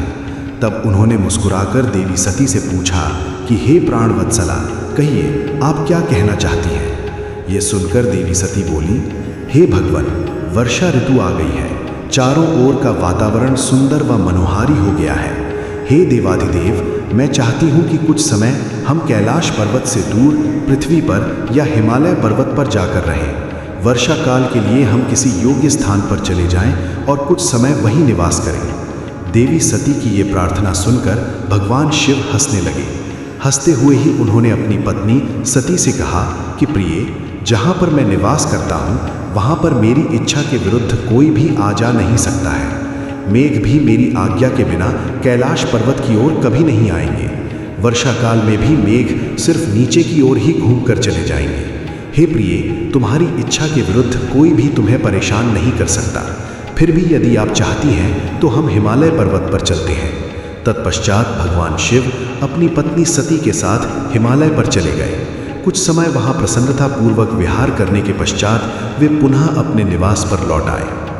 श्री रुद्र संहिता द्वितीय खंड 23वां अध्याय। भगवान शिव द्वारा ज्ञान और मोक्ष का वर्णन। ब्रह्मा जी बोले, हे महर्षि नारद, भगवान शिव और सती के हिमालय से वापस आने के पश्चात वे पुनः पहले की तरह कैलाश पर्वत पर अपना निवास करने लगे। एक दिन देवी सती ने भगवान शिव को भक्ति भाव से नमस्कार किया और कहने लगी, हे देवाधिदेव, महादेव, कल्याण सागर, आप सभी की रक्षा करते हैं। हे भगवान, मुझ पर भी अपनी कृपा दृष्टि कीजिए। प्रभु, आप परम पुरुष और सबके स्वामी हैं। आप रजोगुण, तमोगुण और सत्वगुण से दूर हैं। आपको पति रूप में पाकर मेरा जन्म सफल हो गया। हे करुणा निधान, आपने मुझे हर प्रकार का सुख दिया है तथा मेरी हर इच्छा को पूरा किया है, परंतु अब मेरा मन तत्वों की खोज करता है। मैं उस परम तत्व का ज्ञान प्राप्त करना चाहती हूँ जो सभी को सुख प्रदान करने वाला है, जिसे पाकर जीव संसार के दुखों और मोह माया से मुक्त हो जाता है और उसका उद्धार हो जाता है। प्रभु, मुझ पर कृपा कर आप मेरा ज्ञान वर्धन करें। ब्रह्मा जी बोले, मुने, इस प्रकार आदिशक्ति देवी सती ने जीवों के उद्धार के लिए भगवान शिव से प्रश्न किया। उस प्रश्न को सुनकर महान योगी सबके स्वामी भगवान शिव प्रसन्नतापूर्वक बोले, हे देवी, हे दक्षिणंदिनी, मैं तुम्हें उस अमृतमयी कथा को सुनाता हूँ जिसे सुनकर मनुष्य संसार के बंधनों से मुक्त हो जाता है। यही वो परम तत्व विज्ञान है जिसके उदय होने से मेरा ब्रह्म स्वरूप है। ज्ञान प्राप्त करने पर उस विज्ञानी पुरुष की बुद्धि शुद्ध हो जाती है। उस विज्ञान की माता मेरी भक्ति है। ये भोग और मोक्ष रूप को प्रदान करती है। भक्ति और ज्ञान सदा सुख प्रदान करता है। भक्ति के बिना ज्ञान और ज्ञान के बिना भक्ति की प्राप्ति नहीं होती है। हे देवी, मैं सदा अपने भक्तों के अधीन हूँ। भक्ति दो प्रकार की होती है, सगुण और निर्गुण। शास्त्रों से प्रेरित और हृदय के सहज प्रेम से प्रेरित भक्ति श्रेष्ठ होती है, परंतु किसी वस्तु की कामना स्वरूप की गई भक्ति निम्न कोटि की होती है। हे प्रिय, मुनियों ने सगुणा और निर्गुणा नामक दोनों भक्तियों के 9 भेद बताए हैं। श्रवण, कीर्तन, स्मरण, सेवन, दास्य, अर्चन, वंदन, सख्य और आत्मसमर्पण ही भक्ति के अंग माने जाते हैं।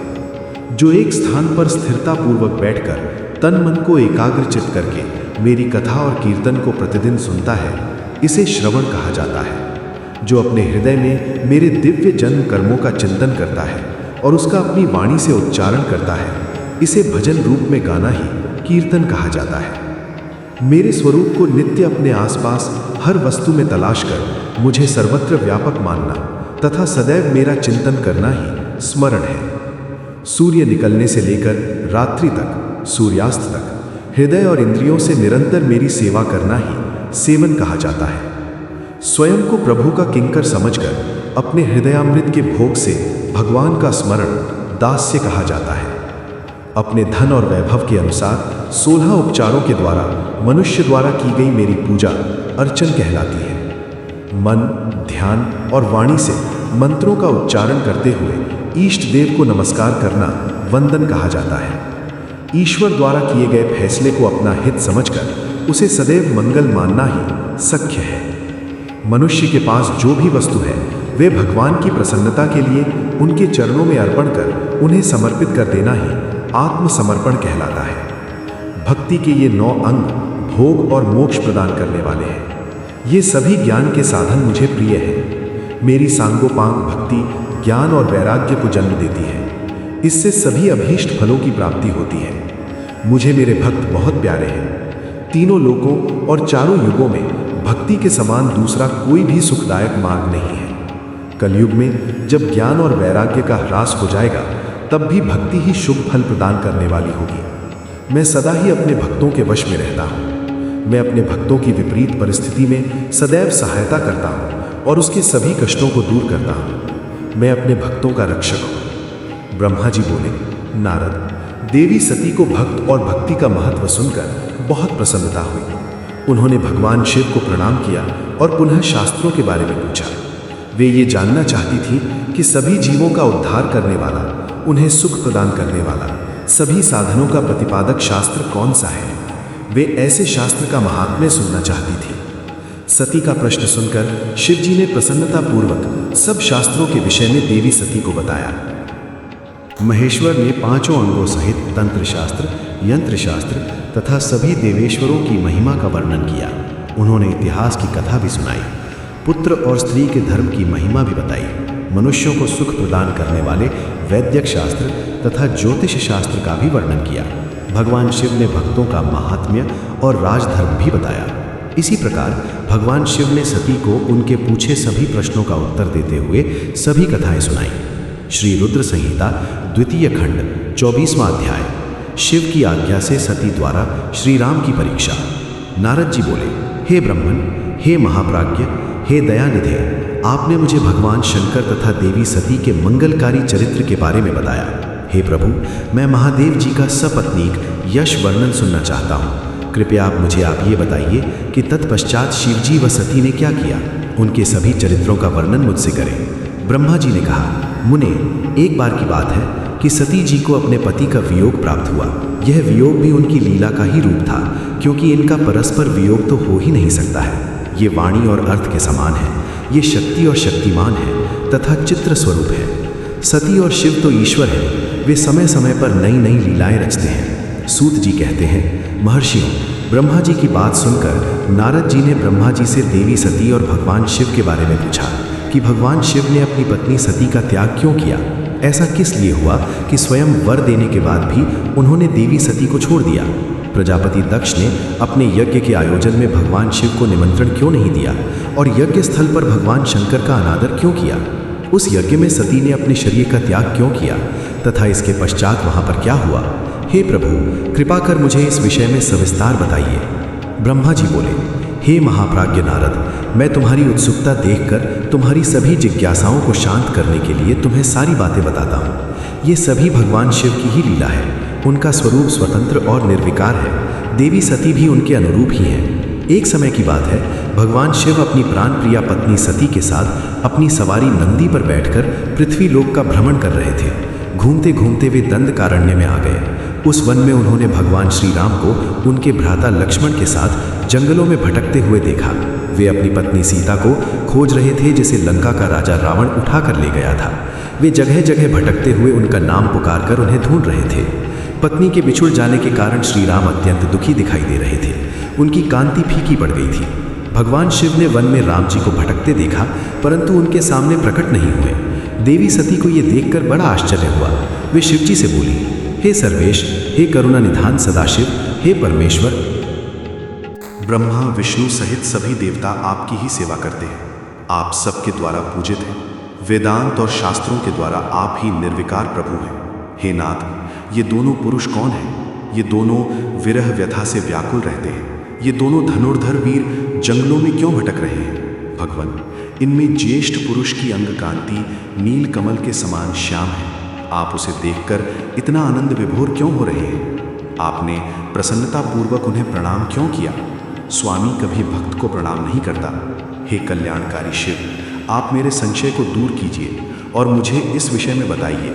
ब्रह्मा जी बोले, नारद, कल्याणमयी आदिशक्ति देवी सती ने जब भगवान शिव से इस प्रकार प्रश्न पूछने आरंभ किए तो देवों के देव महादेव भगवान हंसकर बोले, देवी, ये सभी तो पूर्व निर्धारित है। मैंने उन्हें दिए गए वरदान स्वरूप ही उन्हें नमस्कार किया था। ये दोनों भाई सभी वीरों द्वारा सम्मानित हैं। इनके शुभ नाम श्री राम और लक्ष्मण हैं। ये सूर्यवंशी राजा दशरथ के पुत्र हैं। इनमें गोरे रंग के छोटे भाई साक्षात शेष के अंश हैं तथा उनका नाम लक्ष्मण है। बड़े भाई श्री राम भगवान विष्णु का अवतार है। धरती पर इनका जन्म साधुओं की रक्षा और पृथ्वीवासियों के कल्याण के लिए ही हुआ है।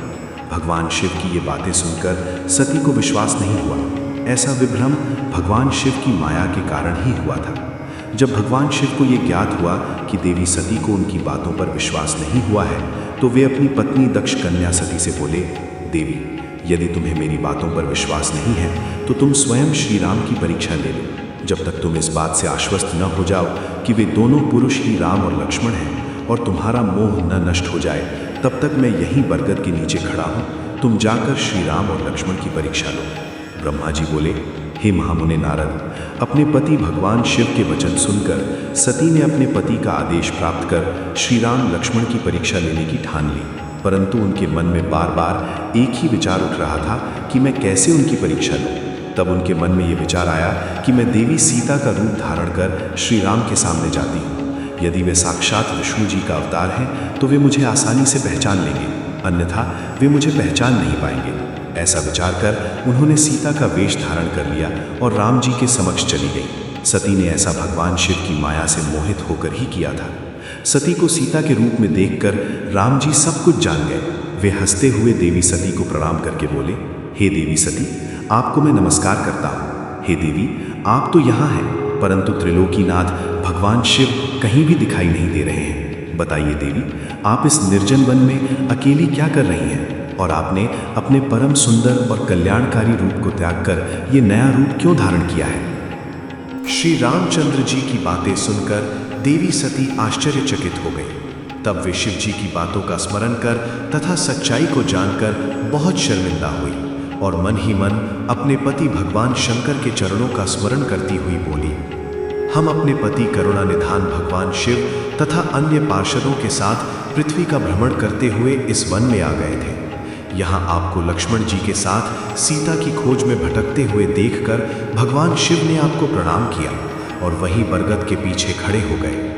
आपको वहां देख भगवान शिव आनंदित होकर आपकी महिमा का गान करने लगे। वे आपके दर्शनों से आनंद विभोर हो गए। मेरे द्वारा इस विषय में पूछने पर जब उन्होंने मुझे बताया कि आप श्री विष्णु का अवतार हैं तो मुझे इस पर विश्वास ही नहीं हुआ और मैं स्वयं आपकी परीक्षा लेने यहाँ आ गई। आपके द्वारा मुझे पहचान लेने से मेरा सारा भ्रम दूर हो गया है। हे श्री हरि, अब मुझे आप ये बताइए कि आप भगवान शिव के भी वंदनीय कैसे हो गए? मेरे मन में यही एक संशय है। कृपया आप मुझे इस विषय में बताकर मेरे संशय को दूर कर मुझे शांति प्रदान करें। देवी सती के ऐसे वचन सुनकर श्री राम प्रसन्न होते हुए तथा अपने मन में शिव जी का स्मरण करते हुए प्रेम विभोर हो उठे। वे प्रभु शिव के चरणों का चिंतन करते हुए मन में उनकी महिमा का वर्णन करने लगे। श्री रुद्र संहिता द्वितीय खंड 25वां अध्याय। श्री राम का सती के संदेह को दूर करना। श्री राम बोले, हे देवी सती, प्राचीन काल की बात है। एक बार भगवान शिव ने अपने लोक में विश्वकर्मा को बुलाकर उसमें एक मनोहर गौशाला बनवाई जो बहुत बड़ी थी। उसमें उन्होंने एक मनोहर विस्तृत भवन का भी निर्माण करवाया। उसमें एक दिव्य सिंहासन तथा एक दिव्य श्रेष्ठ छत्र भी बनवाया। ये बहुत ही अद्भुत और परम उत्तम था। तत्पश्चात उन्होंने सब ओर से इंद्र, देवगणों, सिद्धों, गंधर्वों, समस्त उपदेवों तथा नाग आदि को भी शीघ्र ही उस मनोहर भवन में बुलवाया। सभी वेदों और आगमों को, पुत्रों सहित ब्रह्मा जी को, मुनियों, अप्सराओं सहित समस्त देवियों सहित 16 नाग कन्याओं आदि सभी को उसमें आमंत्रित किया, जो कि अनेक मांगलिक वस्तुओं के साथ वहां आईं। संगीतज्ञों ने वीणा, मृदंग आदि बाजे बजाकर अपूर्व संगीत का गान किया। इस प्रकार ये एक बड़ा समारोह और उत्सव था। राज्य अभिषेक की सारी सामग्रियां एकत्रित हुईं और तीर्थों के जल से भरे घड़े मंगाए गए। अनेक दिव्य सामग्रियां भी गणों द्वारा मंगाई गई। फिर उच्च स्वरों में वेद मंत्रों का घोष कराया गया। हे देवी, भगवान श्री हरि विष्णु की उत्तम भक्ति से भगवान शिव सदा प्रसन्न रहते थे।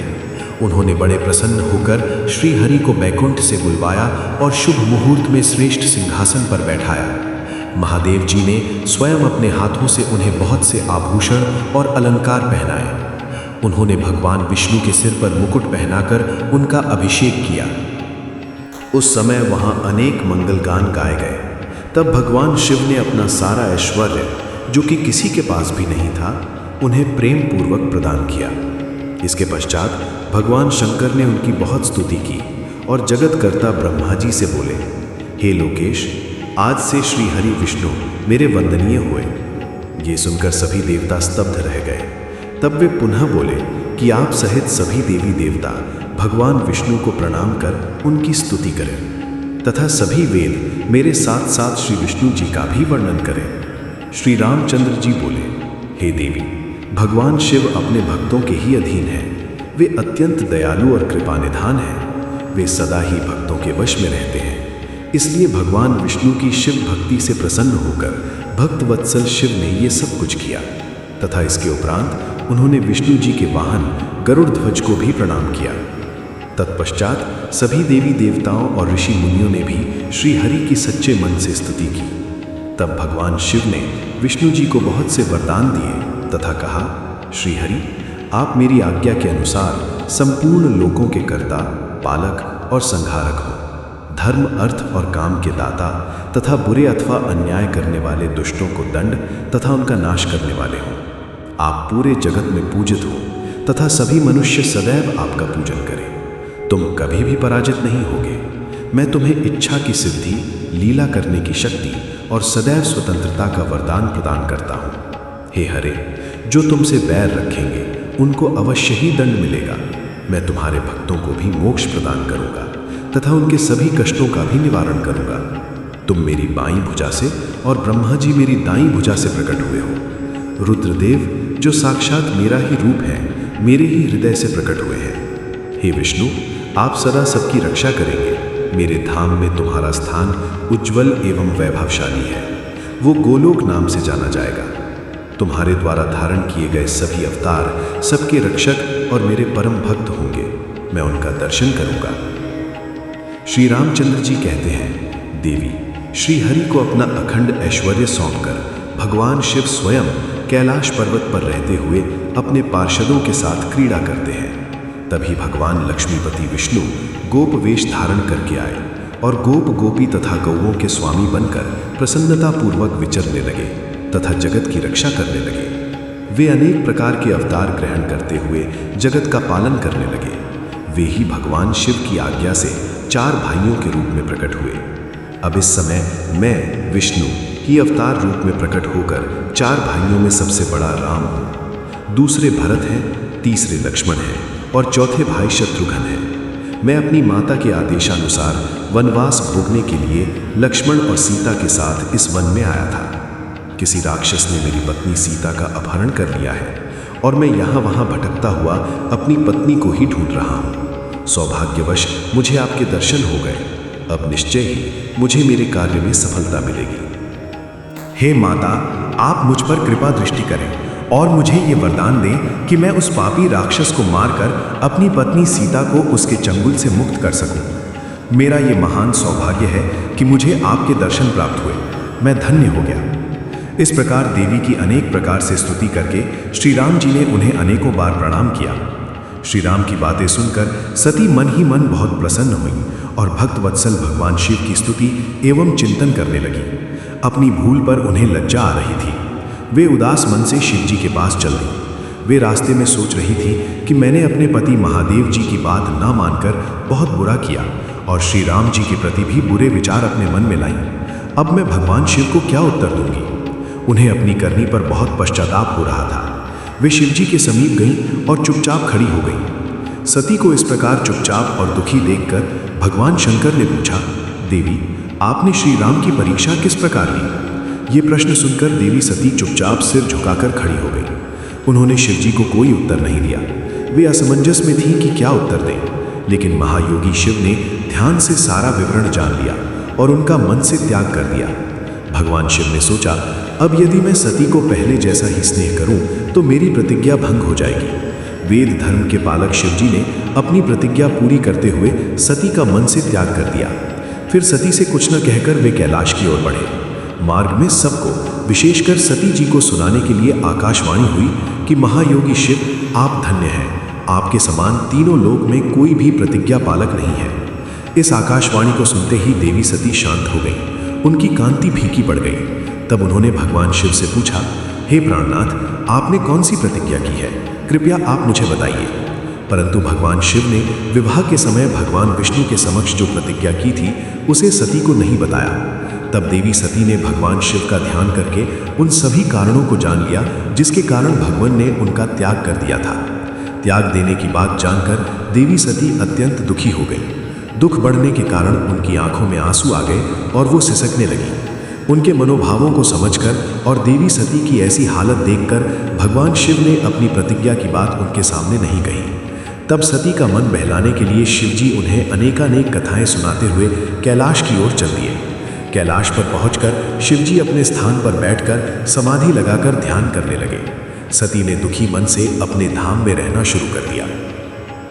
भगवान शिव को समाधि में बैठे बहुत समय बीत गया। तत्पश्चात शिवजी ने अपनी समाधि तोड़ी। जब देवी सती को पता चला तो वे तुरंत शिवजी के पास दौड़ी चली आई। वहां आकर उन्होंने शिवजी के चरणों में प्रणाम किया। भगवान शिव ने उन्हें अपने सम्मुख आसन दिया और उन्हें प्रेम पूर्वक बहुत सी कथाएं सुनाई।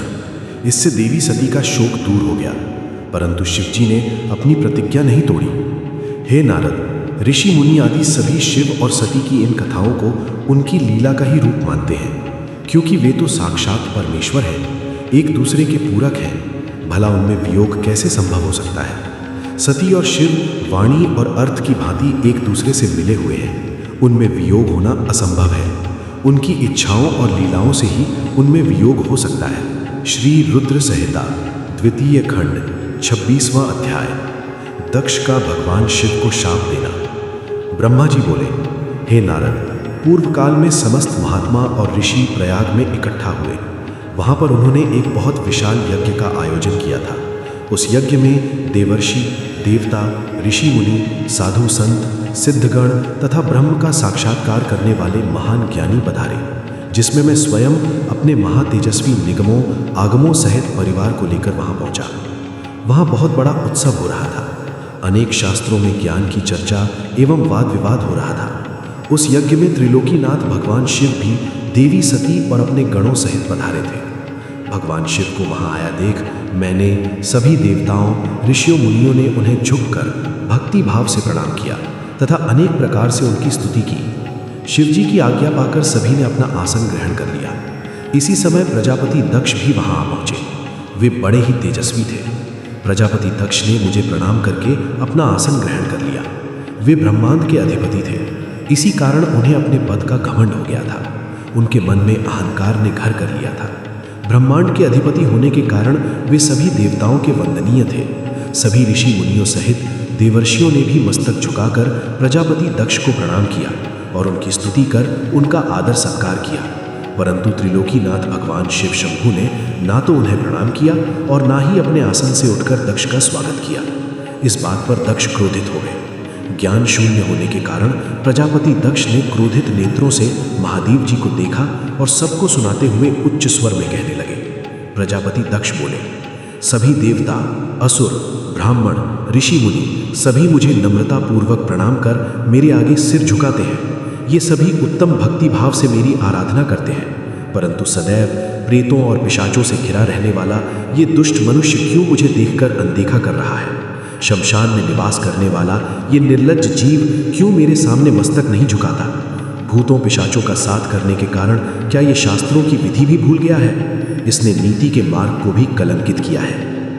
इसके साथ रहने वाले या इसकी बातों का अनुसरण करने वाले मनुष्य पाखंडी, दुष्ट और पाप का आचरण करने वाले होते हैं। वे ब्राह्मणों की बुराई करते हैं तथा स्त्रियों के प्रति आकर्षित होते हैं। ये रुद्र चारों वर्गों से पृथक और कुरूप है, इसलिए इस पावन यज्ञ से इसे बहिष्कृत कर दिया जाए। ये उत्तम कुल और जन्म से हीन है, अतः इसे यज्ञ में भाग न लेने दिया जाए। पुत्र, क्रोध से विवेक समाप्त हो जाता है। दक्ष ने शिव के लिए अपशब्द कहते समय उसके परिणाम पर तनिक भी विचार नहीं किया। अहंकार के कारण वो शिव के स्वरूप को भूल गया। वो ये भी भूल गया कि आदिशक्ति ने जिसका तप द्वारा वर्ण किया है वो कोई साधारण मनुष्य, ऋषि या देव नहीं है। ब्रह्मा जी बोले, हे नारद, दक्ष की ये बातें सुनकर भृगु आदि बहुत से महर्षि रुद्रदेव को दुष्ट मानकर उनकी निंदा करने लगे। ये बातें सुनकर नंदी को बुरा लगा, उनका क्रोध बढ़ने लगा और वे दक्ष को शाप देते हुए बोले कि हे महामूढ़, दुष्ट बुद्धि दक्ष, तू मेरे स्वामी देवाधिदेव महेश्वर को यज्ञ से निकालने वाला कौन होता है? जिनके स्मरण मात्र से यज्ञ सफल हो जाते हैं और तीर्थ पवित्र हो जाते हैं, तू उन महादेव जी को कैसे शाप दे सकता है? मेरे स्वामी निर्दोष है और तूने अपने स्वार्थ की सिद्धि के लिए उन्हें शाप दिया है और उनका मजाक उड़ाया है। जिन सदाशिव ने इस जगत की सृष्टि की, इसका पालन किया और जो इसका संहार करते हैं, तो उन्हीं महेश्वर को शाप देता है। नंदी के ऐसे वचनों को सुनकर प्रजापति दक्ष के क्रोध की कोई सीमा न रही। वे आग बबूला हो गए और नंदी समेत सभी रुद्रगणों को शाप देते हुए बोले, अरे दुष्ट रुद्रगणों, मैं तुम्हें शाप देता हूं कि तुम सब वेदों से बहिष्कृत हो जाओ, तुम वैदिक मार्ग से भटक जाओ और सभी ज्ञानी मनुष्य तुम्हारा त्याग कर दें। तुम शिष्ट आचरण न करो और पाखंडी हो जाओ। सिर पर जटा, शरीर पर भस्म एवं हड्डियों के आभूषण धारण कर मद्यपान यानी शराब का सेवन करो। जब दक्ष ने शिव जी के प्रिय पार्षदों को इस प्रकार शाप दे दिया तो नंदी बहुत क्रुद्ध हो गए। नंदी भगवान शिव के प्रिय पार्षद हैं। वे बड़े गर्व से दक्ष को उत्तर देते हुए बोले। नंदीश्वर ने कहा, हे दुर्बुद्धि दक्ष, तुझे शिव तत्व का ज्ञान नहीं है। तूने अहंकार में शिव गणों को शाप दे दिया है। तेरे कहने पर भृगु आदि ब्राह्मणों ने भी अभिमान के कारण भगवान शिव का मजाक उड़ाया है। अतः मैं भगवान शिव के तेज के प्रभाव से तुझे शाप देता हूँ कि तुझ जैसे अहंकारी मनुष्य जो सिर्फ कर्मों के फल को देखते हैं, वेदवाद में फंस कर रह जाएंगे। उनका वेद तत्व ज्ञान शून्य हो जाएगा। वे सदैव मोह माया में ही लिप्त रहेंगे। वे पुरुषार्थ विहीन होंगे और स्वर्ग को ही महत्व देंगे। वे क्रोधी व लोभी होंगे। वे सदा ही दान लेने में लगे रहेंगे। हे दक्ष, जो भी भगवान शिव को सामान्य देवता समझकर उनका अनादर करेगा, वो सदैव के लिए तत्वज्ञान से विमुख हो जाएगा। वो आत्मज्ञान को भूलकर पशु के समान हो जाएगा तथा ये दक्ष जो कि कर्मों से भ्रष्ट हो चुका है, इसका मुख बकरे के समान हो जाएगा। इस प्रकार बहुत गुस्से से भरे नंदी ने जब दक्ष और ब्राह्मणों को शाप दिया तो वहां बहुत शोर मच गया। भगवान शिव मधुर वाणी में नंदी को समझाने लगे कि वे शांत हो जाएं।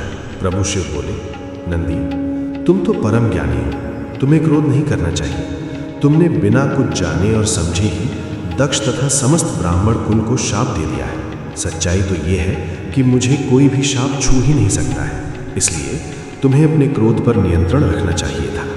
किसी की बुद्धि कितनी ही दूषित क्यों ना हो, वो कभी वेदों को शाप नहीं दे सकता। नंदी, तुम तो सिद्धों को भी तत्व ज्ञान का उपदेश देने वाले हो। तुम तो जानते हो कि मैं ही यज्ञ हूँ, मैं ही यज्ञ कर्म हूँ, यज्ञ की आत्मा मैं हूँ, यज्ञपरायण यजमान भी मैं हूँ। फिर मैं कैसे यज्ञ से बहिष्कृत हो सकता हूँ? तुमने व्यर्थ ही ब्राह्मणों को शाप दे दिया है। ब्रह्मा जी बोले, नारद, जब भगवान शिव ने अनेक प्रकार से नंदी को समझाया तो उनका क्रोध शांत हो गया। तब शिव जी अपने अन्य गणों व पार्षदों के साथ अपने निवास स्थान कैलाश पर्वत पर चले गए। क्रोध से भरे दक्ष भी ब्राह्मणों के साथ अपने स्थान पर चले गए, परंतु उनके मन में महादेव जी के लिए क्रोध एवं ईर्ष्या का भाव ऐसा ही रहा। उन्होंने शिव जी के प्रति श्रद्धा को त्याग दिया और उनकी निंदा करने लगे। दिन ब दिन उनकी ईर्ष्या बढ़ती जा रही थी। श्री रुद्र संहिता द्वितीय खंड 27वां अध्याय, दक्ष द्वारा महान यज्ञ का आयोजन। ब्रह्मा जी बोले, हे महर्षि नारद, इस प्रकार क्रोधित व अपमानित दक्ष ने कनखल नामक तीर्थ में एक बहुत बड़े यज्ञ का आयोजन किया। उस यज्ञ में उन्होंने सभी देवर्षियों, महर्षियों तथा देवताओं को दीक्षा देने के लिए बुलाया। अगस्त्य, कश्यप, अत्रि, वामदेव, भृगु, दधीचि, भगवान व्यास, भारद्वाज, गौतम, पैल, पराशर, गर्ग, भार्गव, ककुश, सित, सुमंतु, त्रिक, कंक और वैशंपायन सहित अनेक ऋषि मुनि अपनी पत्नियों व पुत्रों सहित प्रजापति दक्ष के यज्ञ में सम्मिलित हुए। समस्त देवता अपने देवगणों के साथ प्रसन्नतापूर्वक यज्ञ में गए। अपने पुत्र दक्ष की प्रार्थना स्वीकार करके मैं विश्व स्रष्टा ब्रह्मा और बैकुंठ लोक से भगवान विष्णु भी उस यज्ञ में पहुंचे। वहां दक्ष ने सभी पधारे हुए अतिथियों का खूब आदर सत्कार किया। उस यज्ञ के स्थान का निर्माण देवताओं के शिल्पी विश्वकर्मा द्वारा किया गया था। विश्वकर्मा ने बहुत से दिव्य भवनों का निर्माण किया। उन भवनों में दक्ष ने यज्ञ में पधारे अतिथियों को ठहराया। दक्ष ने भृगु ऋषि को ऋत्विज बनाया। भगवान विष्णु यज्ञ के अधिष्ठाता थे। इस विधि को मैंने ही बताया। दक्ष सुंदर रूप धारण कर यज्ञ मंडल में उपस्थित था। उस महान यज्ञ में 88,000 ऋषि एक साथ हवन कर सकते थे। 64,000 देवर्षि मंत्रों का उच्चारण कर रहे थे। सभी आसहित यज्ञ में पधारे थे। कौतुक और मंगलाचार कर दक्ष ने यज्ञ की दीक्षा ली, परंतु उस दुरात्मा दक्ष ने त्रिलोकीनाथ करुणा निधान भगवान शिव को यज्ञ के लिए निमंत्रण नहीं भेजा था, ना ही अपनी पुत्री सती को ही बुलाया था। दक्ष अनुसार भगवान शिव कपालधारी हैं, इसलिए उन्हें यज्ञ में स्थान देना गलत है। सती भी शिव जी की पत्नी होने के कारण कपाली भार्या हुई, अतः उन्हें भी बुलाना पूर्णतः अनुचित था। दक्ष का यज्ञ महोत्सव अत्यंत धूमधाम एवं हर्षोल्लास से आरंभ हुआ। सभी ऋषि मुनि अपने अपने कार्य में संलग्न हो गए। तभी वहां महर्षि दधीचि पधारे। उस यज्ञ में भगवान शंकर को ना पाकर दधीचि बोले, हे श्रेष्ठ देवताओं और महर्षियों, मैं आप सभी को श्रद्धापूर्वक नमस्कार करता हूँ। हे श्रेष्ठ जनों, आप सभी यहाँ इस महान यज्ञ में पधारे हैं। मैं आप सबसे ये पूछना चाहता हूँ कि मुझे इस यज्ञ में त्रिलोकीनाथ भगवान शंकर कहीं भी दिखाई नहीं दे रहे हैं। उनके बिना ये यज्ञ मुझे सूना लग रहा है। उनकी अनुपस्थिति से यज्ञ की शोभा कम हो गई है। जैसा कि आप जानते ही हैं कि भगवान शिव की कृपा से सभी कार्य सिद्ध होते हैं। वे परम सिद्ध पुरुष नीलकंठधारी प्रभु शंकर यहाँ क्यों नहीं दिखाई दे रहे हैं? जिनकी कृपा से अमंगल भी मंगल हो जाता है, जो सर्वदा सबका मंगल करते हैं, उन भगवान शिव का यज्ञ में उपस्थित होना बहुत आवश्यक है। इसलिए आप सभी को यज्ञ के सकुशल पूर्ण होने के लिए परम कल्याणकारी भगवान शिव को अनुनय विनय कर इस यज्ञ लाना चाहिए, तभी इस यज्ञ की पूर्ति हो सकती है। इसलिए आप सभी श्रेष्ठ जन तुरंत कैलाश पर्वत पर जाएं और भगवान शिव और देवी सती को यज्ञ में ले आएं। उनके आने से ये यज्ञ पवित्र हो जाएगा। वे परम पुण्यमयी हैं। उनके यहाँ आने से ही ये यज्ञ पूरा हो सकता है। महर्षि दधीचि की बातों को सुनकर दक्ष हंसते हुए बोला कि भगवान विष्णु देवताओं के मूल हैं, अतः मैंने उन्हें सादर यहाँ बुलाया है। जब वे यहाँ उपस्थित हैं तो भला यज्ञ में क्या कमी हो सकती है? भगवान विष्णु के साथ साथ ब्रह्मा जी भी वेदों, उपनिषदों और विविध आगमों के साथ यहाँ पधारे हैं। देवगणों सहित इंद्र भी यहाँ उपस्थित हैं। वेद और वेद तत्वों को जानने वाले तथा उनका पालन करने वाले सभी महर्षि यज्ञ में आ चुके हैं। जब सभी देवगण एवं श्रेष्ठ जन यहाँ उपस्थित हैं तो रुद्रदेव की यहाँ क्या आवश्यकता है? मैंने सिर्फ ब्रह्मा जी के कहने पर अपनी पुत्री सती का विवाह शिव जी से कर दिया था। मैं जानता हूँ कि वे कुलहीन हैं, उनके माता पिता का कुछ भी पता नहीं है।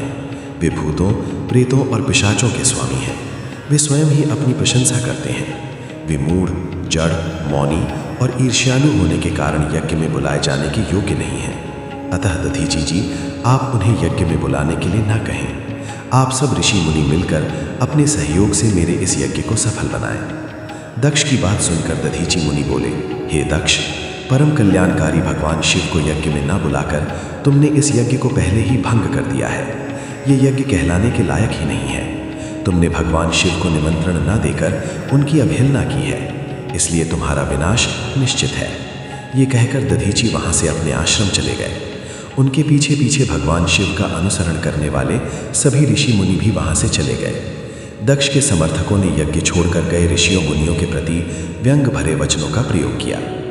इस प्रकार प्रसन्न होकर दक्ष बोलने लगे कि ये बहुत अच्छी बात है कि मंद बुद्धि और मिथ्यावाद में लगे दुराचारी मनुष्य सभी इस यज्ञ का त्याग करके स्वयं ही चले गए हैं। भगवान विष्णु और ब्रह्मा जी, जो कि सभी वेदों के ज्ञाता हैं और वेद तत्वों से परिपूर्ण हैं, इस यज्ञ में उपस्थित हैं। ये ही मेरे यज्ञ को सफल बनाएंगे। ब्रह्मा जी बोले कि दक्ष की ये बातें सुनकर वे सभी शिव माया से मोहित हो गए। सभी देवर्षि आदि देवताओं का पूजन करने लगे। इस प्रकार यज्ञ पुनः आरंभ हो गया। मुनिश्रेष्ठ, इस प्रकार वहां यज्ञ स्थल पर रुके अनेक देवर्षि और मुनि वहां पुनः यज्ञ को पूर्ण करने हेतु पूजन करने लगे। श्री रुद्र संहिता द्वितीय खंड 28वां अध्याय, सती का दक्ष के यज्ञ में आना।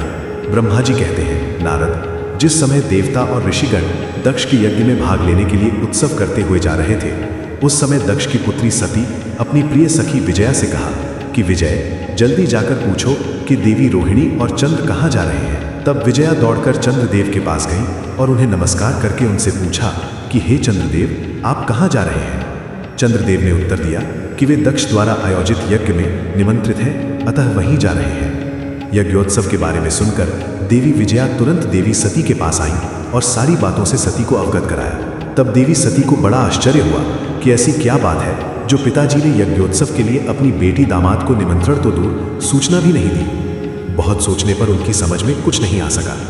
असमंजस की स्थिति में वे अपने पति महादेव जी के पास गईं और उनसे कहने लगी। सती बोली, हे महादेव जी, मुझे ज्ञात हुआ है कि मेरे पिताश्री दक्ष जी ने एक बहुत बड़े यज्ञोत्सव का आयोजन किया है, जिसमें उन्होंने सभी देवर्षियों, महर्षियों एवं देवताओं को आमंत्रित किया है। सभी देवता और ऋषिगण वहां एकत्रित हो चुके हैं।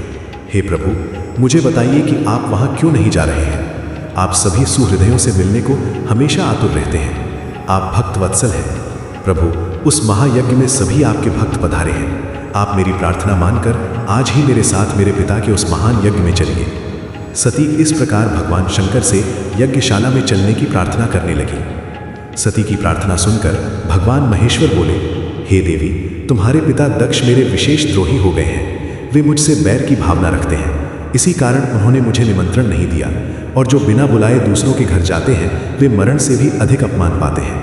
हे देवी, उस यज्ञ में सभी अभिमानी, मूढ़ और ज्ञान शून्य देवता और ऋषि ही हैं। उत्तम व्रत का पालन करने वाले और मेरा पूजन करने वाले सभी ऋषि मुनियों और देवताओं ने उस महायज्ञ का त्याग कर दिया है तथा अपने अपने धाम को वापस चले गए हैं। अतः प्रिय, हमारा उस यज्ञ में जाना अनुचित है। वैसे भी बिना बुलाए जाना अपना अपमान कराना है। शिवजी के इन वचनों को सुनकर देवी सती क्रुद्ध हो गई और शिवजी से बोली, हे प्रभु, आप तो सबके परमेश्वर हैं। आपके उपस्थित होने से यज्ञ सफल हो जाते हैं। आपको मेरे दुष्ट पिता ने आमंत्रित नहीं करके आपका अपमान किया है। भगवान, मैं ऐसा करने का प्रयोजन जानना चाहती हूँ कि क्यों मेरे पिता ने आपका अनादर किया है। इसलिए मैं अपने पिता के यज्ञ में जाना चाहती हूँ ताकि इस बात का पता लगा सकूं। अतः प्रभु, आप मुझे आज्ञा प्रदान करें। देवी सती के क्रोधित शब्दों को सुनकर भगवान शंकर बोले, हे देवी, यदि तुम्हारी इच्छा वहां जाने की है तो मैं तुम्हें आज्ञा देता हूं कि अपने पिता के यज्ञ में जाओ। नंदीश्वर को सजाकर उस पर चढ़कर अपने संपूर्ण वैभव के साथ अपने पिता के यहाँ जाओ। शिवजी की आज्ञा मानकर देवी सती ने उत्तम श्रृंगार किया और अनेक प्रकार के आभूषण धारण करके देवी सती अपने पिता के घर की ओर चल दी। उनके साथ शिवजी ने 60,000 रौद्र गणों को भी भेजा। वे सभी गण उत्सव रचाकर देवी का गुणगान करते हुए दक्ष के घर की ओर जाने लगे। शिवगणों ने पूरे रास्ते शिव शिवा के यश का गान किया। उस यात्रा काल में जगदम्बा बहुत शोभा पा रही थी। उनकी जय जयकार से सारी दिशाएं गूंज रही थीं। श्री रुद्र संहिता द्वितीय खंड 29वां अध्याय, यज्ञशाला में सती का अपमान। ब्रह्मा जी बोले, हे नारद, दक्ष कन्या देवी सती उस स्थान पर गई जहां महान यज्ञोत्सव चल रहा था, जहां देवता, असुर और मुनि, साधु संत अग्नि में मंत्रोच्चारण के साथ आहुतियां डाल रहे थे। सती ने अपने पिता के घर में अनेक आश्चर्यजनक बहुमूल्य वस्तुएं देखी। अनेक मनोहारी और उत्तम आभा से परिपूर्ण धन्य धान्य से युक्त दक्ष का भवन अनोखी शोभा पा रहा था। देवी सती नंदी से उतरकर अकेली ही यज्ञशाला के अंदर चली गई। सती को वहां आया देखकर उनकी माता और बहनें बहुत प्रसन्न हुई और देवी सती का खूब आदर सत्कार करने लगी। परंतु उनके पिता दक्ष ने उनको देखकर कोई खुशी जाहिर न की और न ही उनकी तरफ ध्यान दिया। दक्ष के भय से ही अन्य लोगों ने भी देवी सती का आदर नहीं किया। सभी के व्यवहार में तिरस्कार देखकर देवी सती को बहुत आश्चर्य हुआ। फिर भी उन्होंने अपने माता पिता के चरणों में मस्तक झुकाया। देवी सती ने यज्ञ में सभी देवताओं का अलग अलग भाग देखा। जब सती को अपने पति भगवान शिव का भाग वहां दिखाई नहीं दिया तो उन्हें बहुत क्रोध आया। अपमानित होने के कारण देवी सती दक्ष को लताड़ते हुए बोली, हे प्रजापति, आपने परम मंगलकारी भगवान शिव को इस यज्ञ में क्यों नहीं बुलाया, जिनकी उपस्थिति से ही सारा जगत पवित्र हो जाता है। भगवान शिव यज्ञ वेदताओं में श्रेष्ठ हैं। वे ही यज्ञ के अंग हैं, वे ही यजमान हैं। जब सब कुछ वे ही हैं तो उनके बिना इस महायज्ञ की भी सिद्धि कैसे हो सकती है। उनके बिना तो यह यज्ञ अपवित्र है। आपने भगवान शिव को सामान्य समझकर उनका घोर अनादर किया है। शायद आपकी बुद्धि के भ्रष्ट होने के कारण ही ऐसा हुआ है। मुझे तो ये समझ में नहीं आ रहा है कि बिना भगवान शिव के आए ये विष्णु और ब्रह्मा सहित सभी ऋषि मुनि इस यज्ञ में कैसे आ गए। तब देवी सती मेरे सम्मुख खड़ी हुई और विष्णु सहित सभी उपस्थित देवताओं व ऋषियों और मुनियों को डांटने लगी और उन्हें बहुत फटकारा। ब्रह्मा जी बोले, हे मुनि श्रेष्ठ नारद, क्रोध से भरी देवी जगदम्बा ने अत्यंत दुखी मन से हम सभी देवता और मुनियों को बहुत सी बातें सुनाई। देवी सती की बातें सुनकर कोई भी कुछ नहीं बोला, परंतु उनके पिता दक्ष उनके वचनों से बहुत अधिक क्रोधित हो गए और इस प्रकार बोले। दक्ष ने कहा, हे पुत्री सती, तुम्हारे इस प्रकार के वचनों से क्या लाभ होगा? तुम बिना बात के सभी का अपमान कर रही हो। वैसे भी मैंने तुम्हें यहाँ आने का कोई निमंत्रण नहीं दिया था, तो तुम क्यों चली आई? तुम यहाँ खड़ी रहो या वापस चली जाओ, तुम्हारी इच्छा है। वैसे भी यहाँ उपस्थित सभी देवता और ऋषि मुनि ये जानते हैं कि तुम्हारे पति शिव अमंगलकारी है। उन्हें वेदों से बहिष्कृत किया गया है। वे भूतों, प्रेतों तथा पिशाचों के स्वामी हैं। उन्होंने बहुत बुरा वेश धारण किया है। इसलिए मैंने रुद्र को इस महायज्ञ में नहीं बुलाया है। मैंने बिना सोचे समझे ब्रह्मा जी के कहने पर तुम्हारा विवाह उनसे कर दिया। नहीं तो शिव इस योग्य नहीं है कि उनसे किसी भी प्रकार से कोई संबंध बनाया जाए। अब तुम आ ही गई हो तो स्थान ग्रहण कर लो। आगे तुम्हारी जैसी इच्छा, हमारा कोई आग्रह नहीं है। दक्ष की ये बातें सुनकर उनकी दुहिता सती ने अपने पति की बुराई करने वाले अपने पिता को देखा तो उनके मन में रोष बढ़ गया। वे क्रोध से भर गई। तब वे मन ही मन विचार करने लगी कि अब मैं शिव जी के सामने कैसे जाऊंगी। यदि किसी तरह उनके पास चली भी गई तो उनके द्वारा यज्ञ का समाचार पूछने पर क्या कहूंगी। ये सब सोचकर वे अपने पिता दक्ष से बोली, जो त्रिलोकीनाथ करुणा निधान महादेव जी की निंदा करता अथवा सुनता है वो हमेशा के लिए नरक में जाता है। अर्थात जब तक सूर्य और चंद्रमा का अस्तित्व है उसे नरक भोगना पड़ता है। इस प्रकार देवी सती को वहां आने पर बहुत पश्चाताप हो रहा था। अपने पति भगवान शिव की अवहेलना को वो सहन नहीं कर पा रही थी। तब वे अपने पिता दक्ष सहित अन्य देवताओं से कहने लगी। देवी सती बोली, तुम सभी भगवान शिव के निंदक हो। तुमने उनकी अवहेलना होते देखकर प्रभु शिव का अपमान किया है। इस पाप का फल तुम सभी को अवश्य भोगना पड़ेगा। जो लोग भक्ति और ज्ञान से विमुख हैं वे यदि ऐसा कार्य करें तो कोई आश्चर्य नहीं होता, परंतु जिन लोगों ने अज्ञान के अंधेरों को दूर कर अपने ज्ञान चक्षुओं को खोल लिया है, जो महात्माओं के चरणों की धूल से अपने को शुद्ध और पवित्र कर चुके हैं, उन्हें किसी से बैर भाव रखना, ईर्ष्या करना और निंदा करना कतई शोभा नहीं देता है। भगवान के श्री चरणों का ध्यान करते हुए उनका 2 अक्षर का नाम शिव का उच्चारण करने से ही सारे पाप धुल जाते हैं। तुम मूर्खता के वश में होकर उन्हीं भगवान का अनादर कर रहे हो। उनसे द्रोह करके तुम्हें कुछ भी हासिल नहीं होगा। उदार भगवान महादेव जी जटा और कपाल धारण किए शमशान में भूतों के साथ प्रसन्नता पूर्वक रहते हैं। वे शरीर पर भस्म लगाए और गले में नरमुंडों की माला धारण करते हैं। फिर भी मनुष्य उनके चरणों की धूल अपने माथे पर लगाते हैं, क्योंकि वे साक्षात परमेश्वर हैं। वे परम ब्रह्म परमात्मा हैं। वे ऐश्वर्य से सदा ही दूर रहते हैं। जो ऐसे महापुरुष की निंदा करता है उसके जीवन को धिक्कार है। मैंने भी तुम्हारे द्वारा की गई पति भगवान शिव की निंदा को सुना है, इसलिए मैं अपने शरीर को त्याग दूंगी। इस यज्ञ की अग्नि में प्रवेश कर मैं भस्म हो जाऊंगी। मैंने अपने प्रिय पति भगवान शिव का अनादर देख भी लिया है और उनके प्रति अपने पिता के कटु वचनों को भी सुन लिया है। अतः अब मैं इस जीवन का क्या करूं? मैं इस समय पूर्णतः असमर्थ हूं। इस यज्ञशाला में जो भी शक्तिवान और सामर्थ्यवान पुरुष हो वो भगवान शिव की उपेक्षा करने वालों और उन्हें बुरा और अमंगलकारी कहने वाले की जीभ काट दे, तभी वो शिव निंदा सुनने के पाप से बच सकता है। जो ऐसा करने में समर्थ ना हो तो उसे अपने दोनों कानों को बंद करके यहाँ से तुरंत चले जाना चाहिए, तभी वो दोष मुक्त होगा। फिर देवी सती अपने पिता दक्ष की ओर मुख करके बोली, जब मेरे पति महादेव जी मुझे आपके साथ संबंध होने के कारण दाक्षायणी कहकर पुकारेंगे तो मैं कैसे कुछ कह पाऊंगी। हे पिताजी, आपने मेरे पति का घोर अपमान करके मुझे उनके सामने जाने लायक भी नहीं छोड़ा, इसलिए मेरे पास अब एक ही रास्ता शेष है। मैं आपके द्वारा प्राप्त इस घृणित शरीर का आपके सामने ही त्याग कर दूंगी। तत्पश्चात सती वहां उपस्थित सभी देवताओं से बोली कि तुम सब ने करुणा निधान भगवान शिव की निंदा सुनी है, इसलिए तुम्हारे कर्मों का दुष्परिणाम तुम्हें अवश्य मिलेगा। मेरे पति भगवान शिव तुम सबको इसका दंड अवश्य ही देंगे। उस समय देवी बहुत क्रोधित थी। ये सब कहकर वे चुप हो गई और अपने मन में अपने प्राण वल्लभ भगवान शिव का स्मरण करने लगी। श्री रुद्र संहिता द्वितीय खंड 30वां अध्याय। सती द्वारा योगाग्नि से शरीर को भस्म करना। ब्रह्मा जी से श्री नारद जी ने पूछा, हे पितामह, जब सती जी ऐसा कहकर मौन हो गई तो वहाँ क्या हुआ? देवी सती ने आगे क्या किया? इस प्रकार नारद जी ने अनेक प्रश्न पूछ डाले और ब्रह्मा जी से प्रार्थना की कि वे आगे की कथा विस्तार से सुनाएं। ये सुनकर ब्रह्मा जी मुस्कुराए और प्रसन्नतापूर्वक कहने लगे, हे नारद, मौन होकर देवी सती अपने पति भगवान शिव का स्मरण करने लगी। उनका स्मरण करने के बाद उनका क्रोधित मन शांत हो गया। तब शांत मनोभाव से शिव जी का चिंतन करती हुई देवी सती पृथ्वी पर उत्तर की ओर मुख करके बैठ गई। तत्पश्चात विधि पूर्वक जल से आचमन करके उन्होंने वस्त्र ओढ़ लिया। फिर पवित्र भाव से उन्होंने अपनी दोनों आंखें मूंद लीं और पुनः शिव जी का चिंतन करने लगी। सती ने प्राणायाम से प्राण और अपान को एक रूप करके नाभि में स्थित कर लिया। सांसों को संयत कर नाभि चक्र के ऊपर हृदय में स्थापित कर लिया।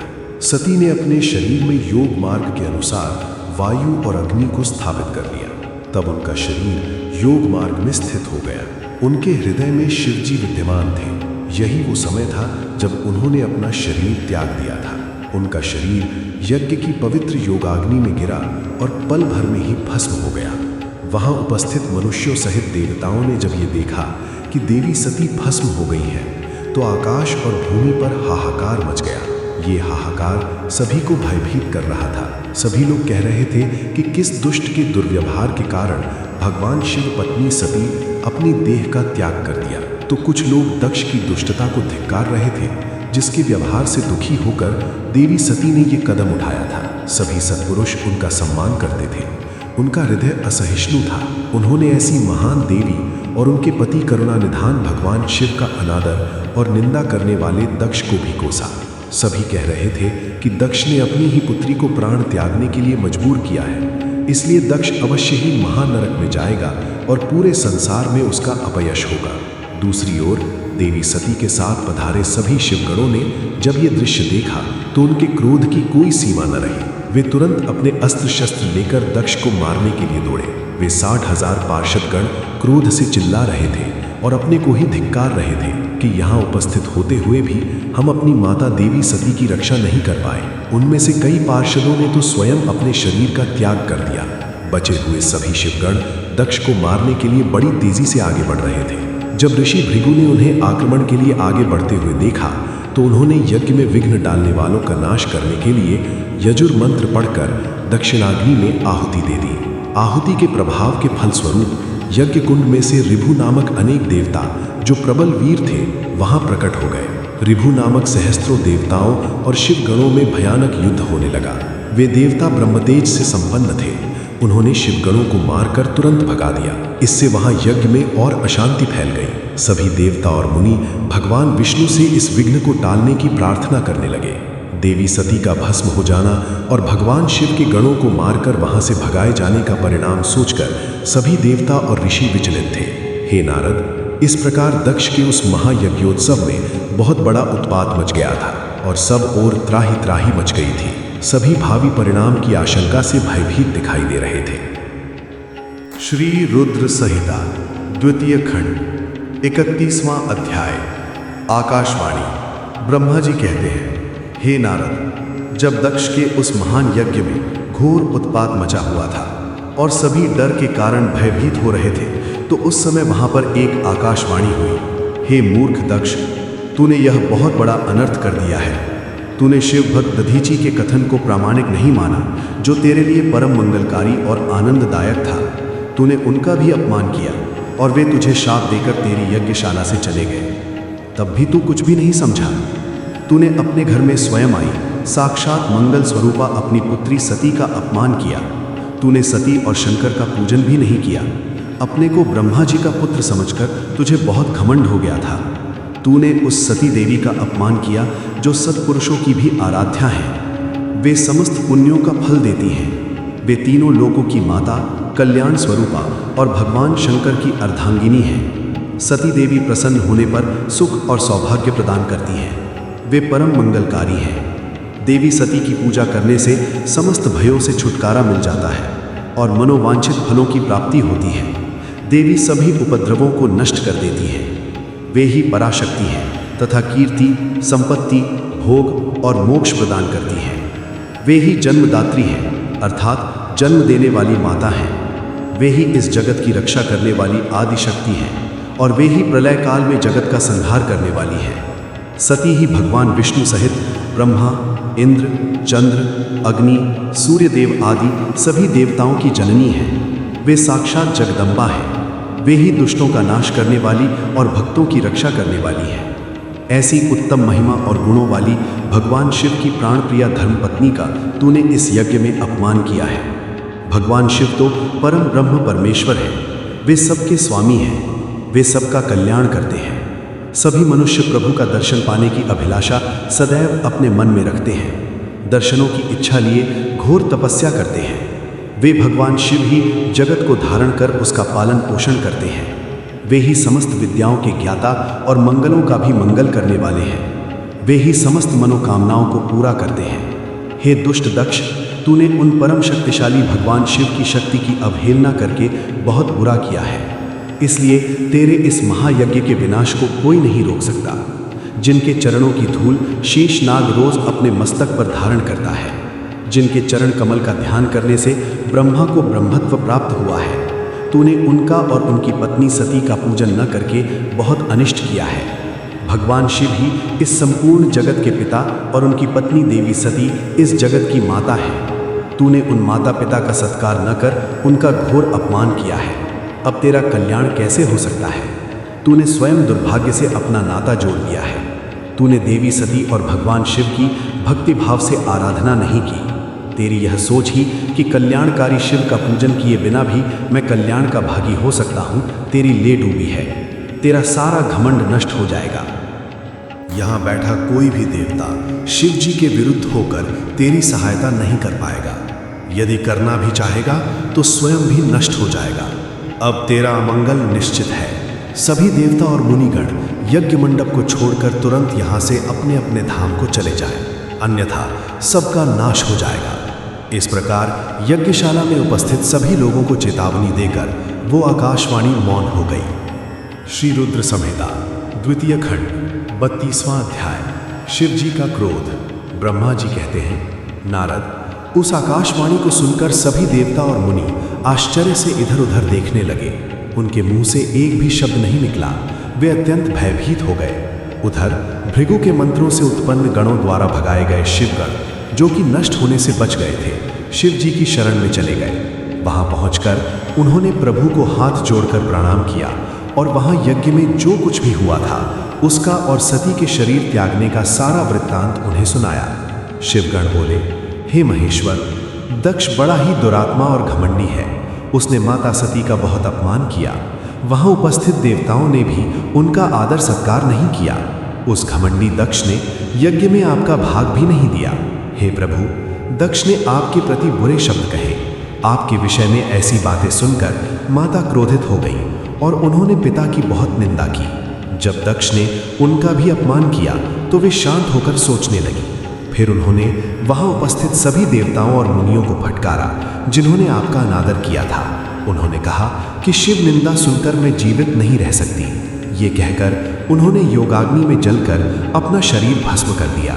ये देखकर बहुत से पार्षदों ने माता के साथ ही अपने शरीर की आहुति दे दी। तब हम सब शिवगण उस यज्ञ को विध्वंस करने के लिए तेजी से आगे बढ़े, परंतु भृगु ऋषि ने मंत्रों द्वारा गणों को उत्पन्न कर हम पर आक्रमण कर दिया। हम में से बहुत से गणों को उन भृगु के गणों ने मार डाला। तब वहां आकाशवाणी हुई जिसने कहा कि दक्ष, तुम्हारा अंत अब निश्चित है तथा जो भी देवता एवं मुनि तुम्हारा साथ देंगे वे भी पाप के भागी बनकर मृत्यु को प्राप्त होंगे। ये सुनकर सभी उपस्थित लोग वहां से चले गए और हम यहाँ आपको इस विषय में बताने के लिए आपके पास चले आए। हे कल्याणकारी भगवान शिव, हे आप उस महादुष्ट अधर्मी दक्ष को उसके अपराध का कठोर दंड अवश्य दे। ये कहकर सभी गण चुप हो गए। ब्रह्मा जी बोले, हे नारद, अपने पार्षदों की बातें सुनकर भगवान शिव ने उस यज्ञ की सारी बातें और जानकारी जानने के लिए तुम्हारा स्मरण किया। उनके स्मरण करते ही तुम वहां जा पहुंचे और भक्ति भाव से नमस्कार करके चुपचाप खड़े हो गए। तब महादेव जी ने तुमसे दक्ष के यज्ञ के विषय में पूछा। तब तुमने उत्तम भाव से उस यज्ञशाला में जो जो हुआ था वो सब वृत्तांत उन्हें सुना दिया। सारी बातों से अवगत होते ही भगवान शिव अत्यंत क्रोधित हो गए। पराक्रमी शंकर का क्रोध का कोई अंत न रहा। तब लोक संहारी शंकर ने अपनी जटा का एक बाल उखाड़कर उसे कैलाश पर्वत पर दे मारा। जैसे ही वो बाल जमीन पर गिरा, उसके 2 टुकड़े हो गए। उस समय वहां बहुत भयंकर गर्जना हुई। बाल के प्रथम भाग से महापराक्रमी महाबली वीरभद्र प्रकट हुए, जो समस्त शिवगणों में शिरोमणि हैं। उनका शरीर बहुत बड़ा और विशाल था। उनकी 1000 भुजाएं थीं। उस जटा के दूसरे भाग से अत्यंत भयंकर और करोड़ों भूतों से घिरी हुई महाकाली उत्पन्न हुई। उस समय रुद्रदेव के क्रोधपूर्वक सांस लेने से 100 प्रकार के ज्वर और अनेक प्रकार के रोग पैदा हो गए। वे सभी शरीरधारी, क्रूर और भयंकर थे। वे अग्नि के समान तेज से प्रज्वलित थे। तब वीरभद्र और महाकाली ने दोनों हाथ जोड़कर भगवान शिव को प्रणाम किया। वीरभद्र बोले, हे महारुद्र, आपने सोम, सूर्य और अग्नि को अपने तीनों नेत्रों में धारण किया है। हे प्रभु, कृपा कर मुझे आज्ञा दीजिए कि मुझे क्या कार्य करना है। क्या मुझे पृथ्वी के सभी समुद्रों को एक क्षण में सुखाना है, या संपूर्ण पर्वतों को पीसकर पल भर में ही मसलकर चूर्ण बनाना है? हे प्रभु, मैं इस ब्रह्मांड को भस्म कर दूं या मुनियों को जला दूं? भगवान, आपका आदेश पाकर मैं समस्त लोकों में उलट पुलट कर सकता हूँ। आपके इशारा करने से ही मैं जगत के समस्त प्राणियों का विनाश कर सकता हूँ। आपकी आज्ञा पाकर मैं संसार में सभी कार्यों को कर सकता हूँ। हे प्रभु, मेरे समान पराक्रमी ना तो कोई हुआ है और ना ही होगा। भगवान, आपकी आज्ञा से हर कार्य सिद्ध हो सकता है। मुझे ये सभी शक्तियाँ आपकी ही कृपा से प्राप्त हुई हैं। बिना आपकी आज्ञा के एक दिन का भी नहीं हिल सकता है। हे करुणानिधान, मैं आपके चरणों में प्रणाम करता हूँ। आप अपने कार्य की सिद्धि की जिम्मेदारी मुझे सौंपिए। मैं उसे पूर्ण करने का पूरा प्रयास करूँगा। हे प्रभु, आपके चरणों का मैं हर समय चिंतन करता रहता हूँ। आपकी भक्ति परम उत्तम है। आप बिना कहे ही अपने भक्तों की समस्त इच्छाओं को पूरा करके उन्हें मनोवांछित और अभीष्ट फल प्रदान करते हैं। आप वत्सल हैं। भगवान, मुझे कार्य करने का आदेश दें तथा साथ ही उस कार्य की सफलता का भी आशीर्वाद दें। ब्रह्मा जी बोले, हे मुनि श्रेष्ठ, वीरभद्र के ये वचन सुनकर शिव जी को बहुत संतोष हुआ तथा उन्होंने वीरभद्र को अपना आशीर्वाद प्रदान किया। भगवान शिव बोले, पार्षदों में श्रेष्ठ वीरभद्र, तुम्हारी जय हो। ब्रह्मा जी का पुत्र दक्ष बड़ा ही दुष्ट है। उसे अपने पर बहुत घमंड है। इस समय वो एक बहुत बड़ा यज्ञ कर रहा है। उसने उस यज्ञ में मेरा बहुत अपमान किया है। मेरी पत्नी ने मेरा अपमान होता हुआ देखकर उसी यज्ञ की अग्नि में अपने शरीर को भस्म कर दिया है। अब तुम सपरिवार उस यज्ञ में जाओ। वहाँ यज्ञशाला में जाकर तुम उस यज्ञ को विनष्ट कर दो। यदि देवता, गंधर्व अथवा कोई अन्य तुम्हारा सामना करे और तुम्हें ललकारे तो तुम उसे वहीं भस्म कर देना। दधीची की दी हुई चेतावनी के बाद भी जो देवतागण वहाँ यज्ञ में मौजूद हैं, तुम उन्हें भी भस्म कर देना, क्योंकि वे सभी मुझसे बैर रखते हैं। तुम उन सभी को बंधु बांधवों सहित जलाकर भस्म कर देना। वहाँ कलशों में भरे हुए जल को पी लेना। इस प्रकार वैदिक मर्यादा के पालक भक्त वत्सल करुणानिधान शिव ने क्रोधित होकर वीरभद्र को यज्ञ का विनाश करने का आदेश दिया। श्री रुद्र संहिता द्वितीय खंड 33वां अध्याय, वीरभद्र और महाकाली का यज्ञशाला की ओर प्रस्थान। ब्रह्मा जी कहते हैं, हे नारद, महेश्वर के आदेश को आदरपूर्वक सुनकर वीरभद्र ने शिव जी को प्रणाम किया। तत्पश्चात उनसे आज्ञा लेकर वीरभद्र यज्ञशाला की ओर चल दिए। शिव जी ने प्रलय की अग्नि के समान और करोड़ों गणों को उनके साथ भेज दिया। वे अत्यंत तेजस्वी थे। वे सभी वीरगण कौतूहल से वीरभद्र के साथ साथ चल दिए। उसमें हजारों पार्षद वीरभद्र की तरह ही महापराक्रमी और बलशाली थे। बहुत से काल के भी काल भगवान रुद्र के समान थे। वे शिवजी के समान ही शोभा पा रहे थे। तत्पश्चात वीरभद्र शिवजी जैसा वेश धारण कर ऐसे रथ पर चढ़कर चले जो 400 हाथ लंबा था और इस रथ को 10,000 शेर खींच रहे थे और बहुत से हाथी, शार्दूल, मगर, मत्स्य उस रथ की रक्षा के लिए आगे आगे चल रहे थे। काली, कात्यायनी, ईशानी, चामुंडा, मुंडमर्दिनी, भद्रकाली, भद्रा, त्वरिता और वैष्णवी नामक नव दुर्गाओं ने भी भूतों पिशाचों के साथ दक्ष के यज्ञ का विनाश करने के लिए उस ओर प्रस्थान किया। डाकिनी, शाकिनी, भूत पिशाच, प्रमथ, गुह्यक, कूष्मांड, परपट, चटक, ब्रह्म राक्षस, भैरव तथा क्षेत्रपाल आदि सभी वीरगण भगवान शिव की आज्ञा पाकर दक्ष के यज्ञ का विनाश करने के लिए यज्ञशाला की ओर चल दिए। वे भगवान शंकर के 64,000 करोड़ गणों की सेना लेकर चल दिए। उस समय भेरियों की गंभीर ध्वनि होने लगी। अनेकों प्रकार के शंख चारों दिशाओं में बजने लगे। उस समय जटाहर, मुखों तथा श्रृंगों के अनेक प्रकार के शब्द हुए। भिन्न भिन्न प्रकार की सींगें बजने लगी। महामुनि नारद उस समय वीरभद्र की उस यात्रा में करोड़ों सैनिक अर्थात शिवगण एवं भूत पिशाच शामिल थे। इसी प्रकार महाकाली की सेना भी शोभा पा रही थी। इस प्रकार वीरभद्र और महाकाली दोनों की विशाल सेनाएं उस दक्ष के यज्ञ का विनाश करने के लिए गाजे बाजे के साथ आगे बढ़ने लगी। उस समय अनेक शुभ शगुन होने लगे। श्री रुद्र संहिता द्वितीय खंड 34वां अध्याय यज्ञ मंडप में भय और विष्णु से जीवन रक्षा की प्रार्थना। ब्रह्मा जी बोले, हे नारद, जब वीरभद्र और महाकाली की विशाल चतुरंगिनी सेना अत्यंत तीव्र गति से दक्ष के यज्ञ की ओर बढ़ी तो यज्ञोत्सव में अनेक प्रकार के अपशकुन होने लगे। वीरभद्र के चलते ही यज्ञ में विध्वंस की सूचना देने वाला उत्पात होने लगा। दक्ष की बाईं आंख, बाईं भुजा और बाईं जांघ भड़कने लगी। वाम अंगों का भड़कना बहुत अशुभ होता है। उस समय यज्ञशाला में भूकंप आ गया। दक्ष को कम दिखाई देने लगा। भरी दोपहर में उसे आसमान में तारे दिखने लगे। दिशाएं धुंधली हो गईं। सूर्य में काले काले धब्बे दिखाई देने लगे। ये धब्बे बहुत डरावने लग रहे थे। बिजली और अग्नि के समान सारे नक्षत्र उन्हें टूट टूट कर गिरते हुए दिखने लगे। वहाँ यज्ञशाला में हजारों गिद्ध दक्ष के सिर पर मंडराने लगे। उस यज्ञ मंडप को गिद्धों ने पूरा ढक दिया था। वहाँ एकत्र गीदड़ बड़ी भयानक और डरावनी आवाजें निकाल रहे थे। सभी दिशाएं अंधकारमय हो गई थी। वहाँ अनेक प्रकार के अपशकुन होने लगे। फिर उसी समय वहाँ आकाशवाणी हुई, ओ महामूर्ख दुष्ट दक्ष, तेरे जन्म को धिक्कार है। तू बहुत बड़ा पापी है। तूने भगवान शिव की बहुत अवहेलना की है। तूने देवी सती, जो कि साक्षात जगदम्बा रूप है, का भी अनादर किया है। सती ने तेरी ही वजह से अपने शरीर को युगाग्नि में जलाकर भस्म कर दिया है। तुझे तेरे कर्मों का फल जरूर मिलेगा। आज तुझे तेरी करनी का फल अवश्य ही मिलेगा। साथ ही यहाँ उपस्थित सभी देवताओं और ऋषि मुनियों को भी अवश्य ही उनकी करनी का फल मिलेगा। भगवान शिव तुम्हें तुम्हारे पापों का फल जरूर देंगे। इस प्रकार कहकर वो आकाशवाणी मौन हो गई। उस आकाशवाणी को सुनकर और वहाँ यज्ञशाला में प्रकट हो रहे अनेक अशुभ लक्षणों को देखकर दक्ष तथा वहाँ उपस्थित सभी देवतागण भय से कांपने लगे। दक्ष को अपने द्वारा किए गए व्यवहार का स्मरण होने लगा। उसे अपने किए पर बहुत पछतावा होने लगा। तब दक्ष सहित सभी देवता श्रीहरि विष्णु की शरण में गए। वे डरे हुए थे।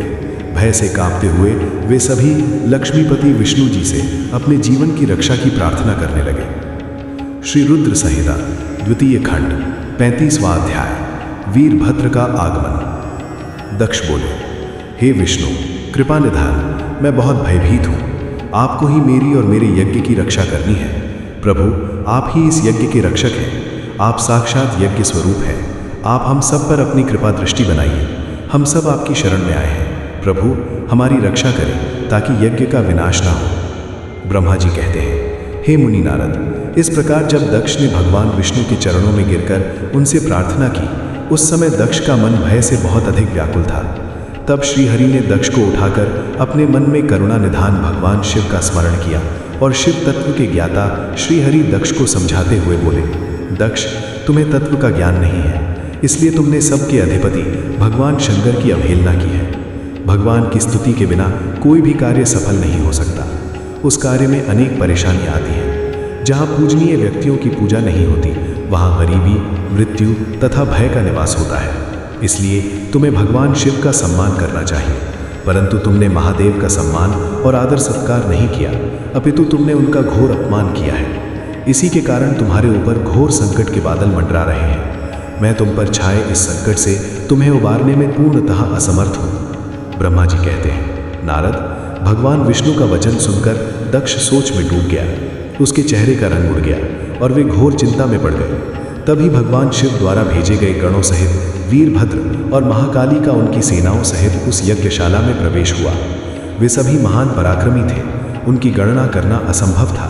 उनके सिंहनाद से सारी दिशाएं गूंज रही थीं। पूरे आसमान में धूल और अंधकार के बादल छाए हुए थे। पूरी पृथ्वी पर्वतों, वनों और काननों सहित कांप रही थी। समुद्रों में ज्वार भाटा उठ रहा था। उस विशालकाय सेना को देखकर समस्त देवता आश्चर्यचकित थे। उन्हें देखकर दक्ष अपनी पत्नी के साथ भगवान विष्णु के चरणों में गिर पड़े और बोले, हे प्रजापालक विष्णु, आपके बल से ही मैंने इस विशाल यज्ञ का आयोजन किया था। प्रभु, आप कर्मों के साक्षी तथा यज्ञों के प्रतिपालक हैं। आप ही धर्म के रक्षक हैं। अतः प्रभु श्रीहरि, आप ही यज्ञ को विनाश से बचा सकते हैं। इस प्रकार दक्ष की विनतीपूर्ण बातों को सुनकर श्रीहरि उन्हें समझाते हुए बोले, दक्ष, निश्चय ही मुझे इस यज्ञ की रक्षा करनी चाहिए, परंतु देवताओं के क्षेत्र नैमिषारण्य की उस घटना का स्मरण करो। इस यज्ञ के आयोजन में क्या तुम उस घटना को भूल गए हो? यहाँ इस यज्ञशाला की और तुम्हारी रक्षा करने में कोई भी देवता समर्थ नहीं है। इस समय जब महादेव जी के गण और उनके सेनापति वीरभद्र तुम्हें भगवान शिव का अपमान करने का दंड देने आए हैं, उस समय कोई मूर्ख ही तुम्हारी सहायता को आगे आ सकता है। दक्ष, केवल कर्म ही समर्थ नहीं होता, अपितु कर्म को करने में जिसके सहयोग की आवश्यकता होती है उसका भी उतना ही महत्व है। भगवान शिव ही कर्मों के कल्याण की शक्ति देते हैं। जो शांत मन से भक्तिपूर्वक उनकी पूजा अर्चना करता है, महादेव जी उसे तत्काल ही उस कर्म का फल देते हैं। जो मनुष्य ईश्वर के अस्तित्व को नहीं मानते, वे नरक के भागी होते हैं। दक्ष, यह वीरभद्र शंकर के गणों का ऐसा सेनापति है जो शिव जी के शत्रु का तुरंत नाश कर देता है। निसंदेह यह तुम्हारा तथा यहाँ पर उपस्थित सभी लोगों का नाश कर देगा। शिव जी की आज्ञा का उल्लंघन करके मैं तुम्हारे यज्ञ में आया हूँ, जिसका दुष्परिणाम मुझे भी भोगना पड़ेगा। अब इस विनाश को रोकने की शक्ति मेरे पास नहीं है। यदि हम यहाँ से भागकर स्वर्ग, पाताल और पृथ्वी कहीं भी छिप जाएं, तो भी वीरभद्र के शस्त्र हमें ढूंढ लेंगे। शिव जी के सभी गण बहुत शक्तिशाली हैं। विष्णु जी यह कह ही रहे थे कि वीरभद्र अपनी अजय सेना के साथ यज्ञ मंडप में आ पहुंचा। श्री रुद्र संहिता द्वितीय खंड 36वां अध्याय, श्री हरि और वीरभद्र का युद्ध। ब्रह्मा जी कहते हैं, नारद, जब शिव जी की आज्ञा पाकर वीरभद्र की विशाल सेना ने यज्ञशाला में प्रवेश किया तो वहां उपस्थित सभी देवता अपने प्राणों की रक्षा के लिए शिव गणों से युद्ध करने लगे, परंतु शिव गणों की वीरता और पराक्रम के आगे उनकी एक न चली। सारे देवता पराजित होकर वहां से भागने लगे। तब इंद्र आदि लोकपाल युद्ध के लिए आगे आए। उन्होंने गुरुदेव बृहस्पति जी को नमस्कार कर उनसे विजय के विषय में पूछा। उन्होंने कहा, हे गुरुदेव बृहस्पति, हम यह जानना चाहते हैं कि हमारी विजय कैसे होगी। उनकी ये बात सुनकर बृहस्पति जी बोले, हे इंद्र, समस्त कर्मों का फल देने वाले तो ईश्वर हैं। सभी को अपनी करनी का फल अवश्य भुगतना पड़ता है। जो ईश्वर के अस्तित्व को जानकर और समझकर उनकी शरण में आकर अच्छे कर्म करता है, उसी को उसके सत्कर्मों का फल मिलता है। परंतु जो ईश्वर की आज्ञा के विरुद्ध कार्य करता है, वह ईश्वर द्रोही कहलाता है और उसे किसी भी अच्छे फल की प्राप्ति नहीं होती। उन परम पुण्य भगवान शिव के स्वरूप को जानना अत्यंत कठिन है। वे सिर्फ अपने भक्तों के ही अधीन हैं, इसलिए उन्हें भक्त वत्सल भी कहा जाता है। भक्ति और ईश्वर सत्ता में विश्वास न रखने वाले मनुष्य 10,000 बार भी अध्ययन कर लें तो भी भगवान शिव के स्वरूप को भली भांति नहीं जान पाएंगे। भगवान शिव के शांत, निर्विकार एवं उत्तम दृष्टि से ध्यान करने एवं उनकी उपासना करने से ही शिव तत्व की प्राप्ति होती है। तुम उन करुणा निधान भगवान महेश्वर की अवहेलना करने वाले उस मूर्ख दक्ष के निमंत्रण पर यहाँ इस यज्ञ में भाग लेने आ गए हो। भगवान शिव की पत्नी देवी सती का भी इस यज्ञ में घोर अपमान हुआ है। उन्होंने इसी यज्ञ में अपने प्राणों की आहुति दे दी है। इसी कारण भगवान शंकर ने रुष्ट होकर इस यज्ञ का विध्वंस करने के लिए वीरभद्र के नेतृत्व में अपने शिवगणों को भेजा है। अब इस यज्ञ के विनाश को रोक पाना किसी के भी वश में नहीं है। अब चाहकर भी तुम लोग कुछ नहीं कर सकते। बृहस्पति जी के ये वचन सुनकर इंद्र सहित अन्य देवता चिंता में पड़ गए। सभी वीरभद्र और अन्य शिवगण उनके निकट पहुंच गए। वहां वीरभद्र ने उन सभी को बहुत डांटा और फटकारा। गुस्से से वीरभद्र ने इंद्र सहित सभी देवताओं पर अपने तीखे बाणों से प्रहार करना शुरू कर दिया। बाणों से घायल हुए सभी देवताओं में हाहाकार मच गया और वे अपने प्राणों की रक्षा के लिए यज्ञ मंडप से भाग खड़े हुए। ये देखकर वहां उपस्थित सभी ऋषि मुनि भयभीत होकर श्रीहरि के सम्मुख प्राण रक्षा के लिए प्रार्थना करने लगे। तब मैं और विष्णु जी वीरभद्र से युद्ध करने के लिए उनके पास गए। हमें देखकर वीरभद्र, जो पहले से ही क्रोधित थे, हम सबको डांटने लगे। उनके कठोर वचनों को सुनकर विष्णु जी मुस्कुराते हुए बोले, हे शिव भक्त वीरभद्र, मैं भी भगवान शिव का ही भक्त हूँ। उनमें मेरी अपार श्रद्धा है, मैं उन्हीं का सेवक हूँ। परंतु दक्ष अज्ञानी और मूर्ख है, ये सिर्फ कर्म कांडों में ही विश्वास रखता है। जिस प्रकार महेश्वर भगवान अपने भक्तों के ही अधीन है, उसी प्रकार मैं भी अपने भक्तों के ही अधीन हूँ। दक्ष मेरा अनन्य भक्त है, उसकी बारंबार प्रार्थना पर मुझे इस यज्ञ में उपस्थित होना पड़ा। हे वीरभद्र, तुम रुद्रदेव के रौद्र रूप अर्थात क्रोध से उत्पन्न हुए हो।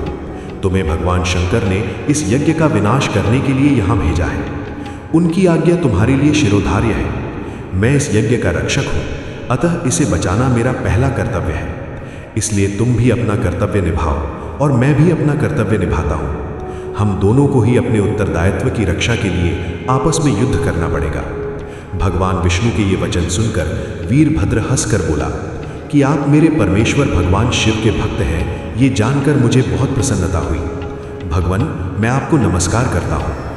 आप मेरे लिए भगवान शिव के समान ही पूजनीय हैं। मैं आपका आदर करता हूँ, परंतु शिव आज्ञा के अनुसार मुझे इस यज्ञ का विनाश करना है। ये मेरा कर्तव्य है। यज्ञ का रक्षक होने के नाते इसे बचाना आपका उत्तरदायित्व है। अतः हम दोनों को ही अपना अपना कार्य करना है। तब श्रीहरि और वीरभद्र दोनों ही युद्ध के लिए तैयार हो गए। तत्पश्चात दोनों में घोर युद्ध हुआ। अंत में वीरभद्र ने भगवान विष्णु के सुदर्शन चक्र को जड़ कर दिया। उनके धनुष के 3 टुकड़े कर दिए। वीरभद्र विष्णु जी पर भारी पड़ रहे थे। तब उन्होंने वहां से अंतर्धान होने का विचार किया। सभी देवता व ऋषिगण यह समझ चुके थे कि यह जो कुछ हो रहा है वो देवी सती के प्रति अन्याय और शिवजी के अपमान का ही परिणाम है। इस संकट की घड़ी में कोई भी उनकी रक्षा नहीं कर सकता। तब वे देवता और ऋषिगण शिवजी का स्मरण करते हुए अपने अपने लोक को चले गए। मैं भी दुखी मन से अपने सत्य लोक को चला आया। उस यज्ञ स्थल पर बहुत उपद्रव हुआ। वीरभद्र और महाकाली ने अनेकों मुनियों एवं देवताओं को प्रताड़ित करके उनका वध कर दिया। भृगु, पूषा और भग नामक देवताओं को उनकी करनी का फल देते हुए उन्हें पृथ्वी पर फेंक दिया। हे नारद, यज्ञशाला में उपस्थित सभी देवताओं को डराकर और मारकर वीरभद्र ने वहां से भगा दिया और जो बाकी बचे उनको भी मार डाला। तब उन्होंने यज्ञ के आयोजक दक्ष को, जो कि भय के मारे अंतर्वेदी में छिपा था, बलपूर्वक पकड़ लिया। वीरभद्र ने दक्ष के शरीर पर अनेकों वार किए। वे दक्ष का सिर तलवार से काटने लगे, परंतु दक्ष के योग के प्रभाव से वे सिर काटने में असफल रहे। वीरभद्र ने दक्ष की छाती पर पैर रखकर दोनों हाथों से उसकी गर्दन मरोड़कर तोड़ दी। तत्पश्चात दक्ष के सिर को वीरभद्र ने अग्निकुंड में डाल दिया। उस महान यज्ञ का संपूर्ण विनाश करने के उपरांत वीरभद्र और सभी गण जीत की खुशी के साथ कैलाश पर्वत पर चले गए और शिवजी को अपनी विजय की सूचना दी। इस समाचार को पाकर महादेव जी बहुत प्रसन्न हुए। हे महर्षियों, ब्रह्मा जी के द्वारा कही हुई कथा को सुनकर नारद जी आश्चर्यचकित हो गए तथा उन्होंने ब्रह्मा जी से पूछा कि भगवान विष्णु शिव जी को छोड़कर अन्य देवताओं के साथ दक्ष के यज्ञ में क्यों चले गए?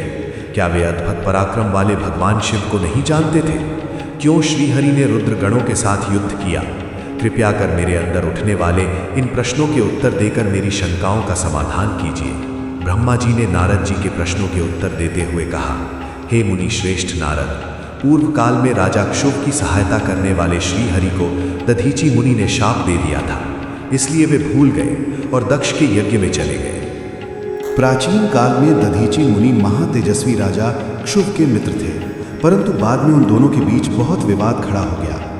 विवाद का कारण मुनि दधीचि का 4 वर्णों ब्राह्मण, क्षत्रिय, वैश्य और शूद्र में ब्राह्मणों को श्रेष्ठ बताना था। परंतु राजा क्षुभ, जो कि धन वैभव के अभिमान में डूबे हुए थे, इस बात से पूर्णतः असहमत थे। क्षुभ सभी वर्गों में राजा को ही श्रेष्ठ मानते थे। राजा को सर्वश्रेष्ठ और सर्ववेदमय माना जाता है, ये श्रुति भी कहती है। इसलिए ब्राह्मण से ज्यादा राजा श्रेष्ठ है। हे दधीचि, आप मेरे लिए आदरणीय हैं। राजा क्षुभ के कथन को सुनकर दधीचि को क्रोध आ गया। उन्होंने इसे अपना अपमान समझा और क्षुभ के सिर पर मुक्के का प्रहार कर दिया। दधीचि के इस व्यवहार से मद में चूर क्षुभ को और अधिक क्रोध आ गया। उन्होंने वज्र से दधीचि पर प्रहार कर दिया। वज्र से घायल हुए दधीचि मुनि ने पृथ्वी पर गिरते हुए योगी शुक्राचार्य का स्मरण किया। शुक्राचार्य ने तुरंत आकर दधीची मुनि के शरीर को पूर्ववत कर दिया।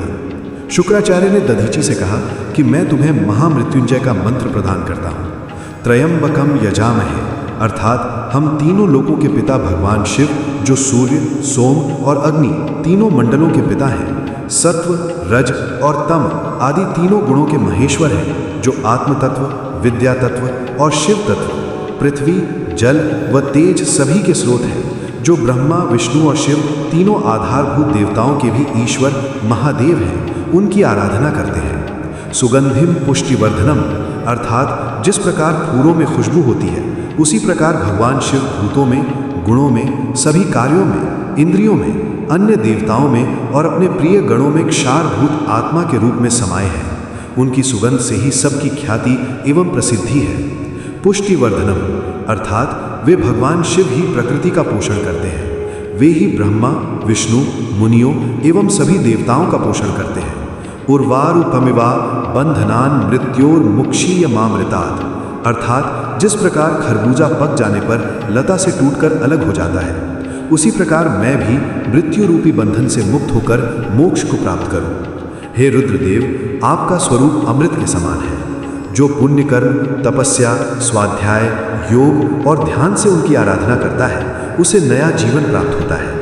भगवान शिव अपने भक्त को मृत्यु के बंधनों से मुक्त कर देते हैं और उसे मोक्ष प्रदान करते हैं। जैसे उर्वारुक अर्थात ककड़ी को उसकी बेल अपने बंधन में बांधे रखती है और पक जाने पर स्वयं ही उसे बंधन मुक्त कर देती है।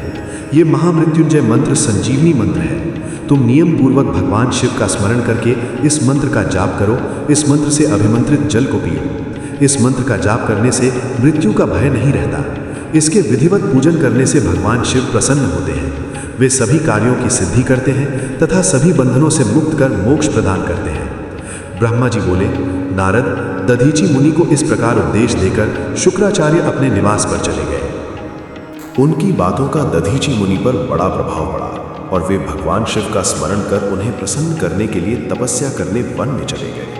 वन में उन्होंने प्रेम पूर्वक भगवान शिव का चिंतन करते हुए उनकी तपस्या आरंभ कर दी। दीर्घ काल तक वे महामृत्युंजय मंत्र का जाप करते रहे।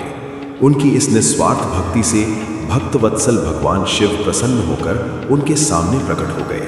दधीची ने दोनों हाथ जोड़कर शिव जी को प्रणाम किया। उन्होंने महादेव जी की बहुत स्तुति की। शिव ने कहा, मुनि श्रेष्ठ दधीची, मैं तुम्हारी इस उत्तम आराधना से बहुत प्रसन्न हुआ हूँ। तुम वर मांगो, मैं तुम्हें मनोवांछित वस्तु प्रदान करूंगा। ये सुनकर दधीची हाथ जोड़े नतमस्तक होकर कहने लगे, हे देवादिदेव, करुणा निधान महादेव जी, अगर आप मुझ पर प्रसन्न हैं तो कृपा कर मुझे 3 वर प्रदान करें। पहला ये कि मेरी अस्थियां वज्र के समान हो जाएं। दूसरा, कोई मेरा वध न कर सके, अर्थात मैं हमेशा अवध्य रहूं। और तीसरा कि मैं हमेशा अधीन रहूं, कभी दीन न हूं। शिव जी ने तथास्तु कहकर तीनों वर दधीची को प्रदान कर दिए। तीनों मनचाहे वरदान मिल जाने पर दधीची मुनि बहुत प्रसन्न थे। वे आनंद मग्न होकर राजा क्षुभ के स्थान की ओर चल दिए। वहां पहुंचकर दधीची ने क्षुभ के सिर पर लात मारी। क्षुभ विष्णु जी का परम भक्त था। राजा होने के कारण वो भी अहंकारी था। उसने क्रोधित हो तुरंत दधीची पर वज्र से प्रहार कर दिया, परंतु क्षुभ के प्रहार से दधीची मुनि का बाल भी बांका नहीं हुआ। ये सब महादेव जी के वरदान से ही हुआ था। ये देखकर क्षुभ को बड़ा आश्चर्य हुआ। तब उन्होंने वन में जाकर इंद्र के भाई मुकुंद की आराधना शुरू कर दी। तब विष्णु जी ने प्रसन्न होकर क्षुभ को दिव्य दृष्टि प्रदान की। क्षुभ ने विष्णु जी को प्रणाम कर उनकी भक्ति भाव से स्तुति की। तत्पश्चात क्षुभ बोले, भगवान, मुनि श्रेष्ठ दधीची पहले मेरे मित्र थे, परंतु बाद में हम दोनों के बीच में विवाद उत्पन्न हो गया। दधीची ने परम पूजनीय भगवान शिव की तपस्या महामृत्युंजय मंत्र से कर उन्हें प्रसन्न किया तथा अवध्य रहने का वरदान प्राप्त कर लिया। तब उन्होंने मेरी राजसभा में मेरे समस्त दरबारियों के बीच मेरा घोर अपमान किया। उन्होंने सबके सामने मेरे मस्तक पर अपने पैरों से आघात किया। साथ ही उन्होंने कहा कि मैं किसी से नहीं डरता। भगवान, मुनि दधीची को बहुत घमंड हो गया है। ब्रह्मा जी बोले, नारद, जब श्री हरि को इस बात का ज्ञान हुआ कि दधीची मुनि को महादेव जी द्वारा अवध्य होने का आशीर्वाद प्राप्त है, तो वे कहने लगे कि क्षुभ महादेव जी के भक्तों को कभी भी किसी प्रकार का भी भय नहीं होता है। यदि मैं इस विषय में कुछ करूं तो दधीची को बुरा लगेगा और वे शाप भी दे सकते हैं। उन्हीं दधीची के शाप से दक्ष यज्ञ में मेरी शिवजी से पराजय होगी। इसलिए मैं इस संबंध में कुछ नहीं करना चाहता, परंतु ऐसा कुछ जरूर करूंगा जिससे आपको विजय प्राप्त हो। भगवान विष्णु के ये वचन सुनकर राजा चुप हो गए। श्री रुद्र संहिता द्वितीय खंड 39वां अध्याय दधीची का शाप और शुभ पर अनुग्रह। ब्रह्मा जी बोले, नारद, श्रीहरि विष्णु अपने प्रिय भक्त राजा शुभ के हितों की रक्षा करने के लिए एक दिन ब्राह्मण का रूप धारण करके दधीची मुनि के आश्रम में पहुंचे। विष्णु जी भगवान शिव की आराधना में मग्न रहने वाले ब्रह्मर्षि दधीची से बोले कि हे प्रभु, मैं आपसे एक वर मांगता हूँ। दधीची श्री विष्णु को पहचानते हुए कहने लगे, मैं सब समझ गया हूँ कि आप कौन हैं और क्या चाहते हैं, इसलिए मैं आपसे क्या कहूँ। हे श्रीहरि विष्णु, शुभ का कल्याण करने के लिए आप ये ब्राह्मण का वेश बनाकर आए हैं, आप ब्राह्मण वेश का त्याग कर दें। लज्जित होकर भगवान विष्णु अपने असली रूप में आ गए और महामुनि दधीची को प्रणाम करके बोले कि महामुनि, आपका कथन पूर्णतया सत्य है। मैं ये भी जानता हूँ कि शिव भक्तों को कभी भी किसी भी प्रकार का कोई भी भय नहीं होता है, परंतु आप सिर्फ मेरे कहने से राजा क्षुभ के सामने ये कह दें कि आप राजा क्षुभ से डरते हैं। श्री विष्णु की ये बात सुनकर दधीची हंसने लगे। हंसते हुए बोले कि भगवान शिव की कृपा से मुझे कोई भी डरा नहीं सकता। जब कोई वाकई मुझे डरा नहीं सकता तो मैं क्यों झूठ बोलकर पाप का भागी बनूं? दधीची मुनि के इन वचनों को सुनकर विष्णु को बहुत अधिक क्रोध आ गया। उन्होंने मुनि दधीची को समझाने की बहुत कोशिश की। सभी देवताओं ने श्री विष्णु जी का ही साथ दिया। भगवान विष्णु ने दधीची मुनि को डराने के लिए अनेक गण उत्पन्न कर दिए, परंतु दधीची ने अपने सत से उनको भस्म कर दिया। तब विष्णु जी ने वहां अपनी मूर्ति प्रकट कर दी। ये देखकर दधीची मुनि बोले, हे श्रीहरि, अब अपनी माया को त्याग दीजिए। आप अपने क्रोध और अहंकार का त्याग कर दीजिए। आपको मुझ में ही ब्रह्मा, रुद्र सहित संपूर्ण जगत का दर्शन हो जाएगा। मैं आपको दिव्य दृष्टि प्रदान करता हूँ। तब विष्णु जी को दधीची मुनि ने अपने शरीर में पूरे ब्रह्मांड के दर्शन करा दिए। तब विष्णु जी का क्रोध बहुत बढ़ गया। उन्होंने चक्र उठा लिया और महर्षि को मारने के लिए आगे बढ़े, परंतु बहुत प्रयत्न करने पर भी चक्र आगे नहीं चला। ये देखकर दधीची हंसते हुए बोले कि हे श्रीहरि, आप भगवान शिव द्वारा प्रदान किए गए इस सुदर्शन चक्र से उनके ही प्रिय भक्त को मारना चाहते हैं, तो भला यह चक्र क्यों चलेगा? शिव जी द्वारा दिए गए अस्त्र से आप उनके भक्तों का विनाश किसी भी तरह नहीं कर सकते, परंतु फिर भी यदि आप मुझे मारना चाहते हैं तो ब्रह्मास्त्र आदि का प्रयोग कीजिए। लेकिन दधीची को साधारण मनुष्य समझकर विष्णु जी ने उन पर अनेक अस्त्र चलाए। तब दधीची मुनि ने धरती से मुट्ठी भर कुशा उठा ली और कुछ मंत्रों के उच्चारण के उपरांत उसे देवताओं की ओर उछाल दिया। वे कुशाएं कालाग्नि के रूप में परिवर्तित हो गईं, जिनमें देवताओं द्वारा छोड़े गए सभी अस्त्र शस्त्र जलकर भस्म हो गए। ये देखकर वहां पर उपस्थित अन्य देवता वहां से भाग खड़े हुए, परंतु श्रीहरि दधीची से युद्ध करते रहे। उन दोनों के बीच भीषण युद्ध हुआ। तब मैं ब्रह्मा राजा क्षुभ को साथ लेकर उस स्थान पर आया जहां उन दोनों के बीच युद्ध हुआ था। मैंने भगवान विष्णु से कहा कि आपका ये प्रयास निरर्थक है, क्योंकि आप भगवान शिव के परम भक्त दधीची को हरा नहीं सकते हैं। ये सुनकर विष्णु जी शांत हो गए। उन्होंने दधीची मुनि को प्रणाम किया। तब राजा क्षुभ भी दोनों हाथ जोड़कर मुनि दधीची को प्रणाम करके उनकी स्तुति करने लगे, उनसे माफी मांगने लगे और कहने लगे कि प्रभु, आप मुझ पर कृपा दृष्टि रखिए। ब्रह्मा जी बोले, नारद, इस प्रकार राजा क्षुभ द्वारा की गई स्तुति से दधीची को बहुत संतोष मिला और उन्होंने राजा क्षुभ को क्षमा कर दिया, परंतु विष्णु जी सहित अन्य देवताओं पर उनका क्रोध कम नहीं हुआ। तब क्रोधित मुनि दधीची ने इंद्र सहित सभी देवताओं और विष्णु जी को भी भगवान रुद्र की क्रोधाग्नि में नष्ट होने का शाप दे दिया। इसके बाद राजा क्षुभ ने दधीची को पुनः नमस्कार कर उनकी आराधना की और फिर वे अपने राज्य की ओर चल दिए। राजा क्षुभ के वहां से चले जाने के पश्चात इंद्र सहित सभी देवगणों ने भी अपने अपने धाम की ओर प्रस्थान किया। तदुपरांत श्रीहरि विष्णु भी वैकुंठ धाम को चले गए।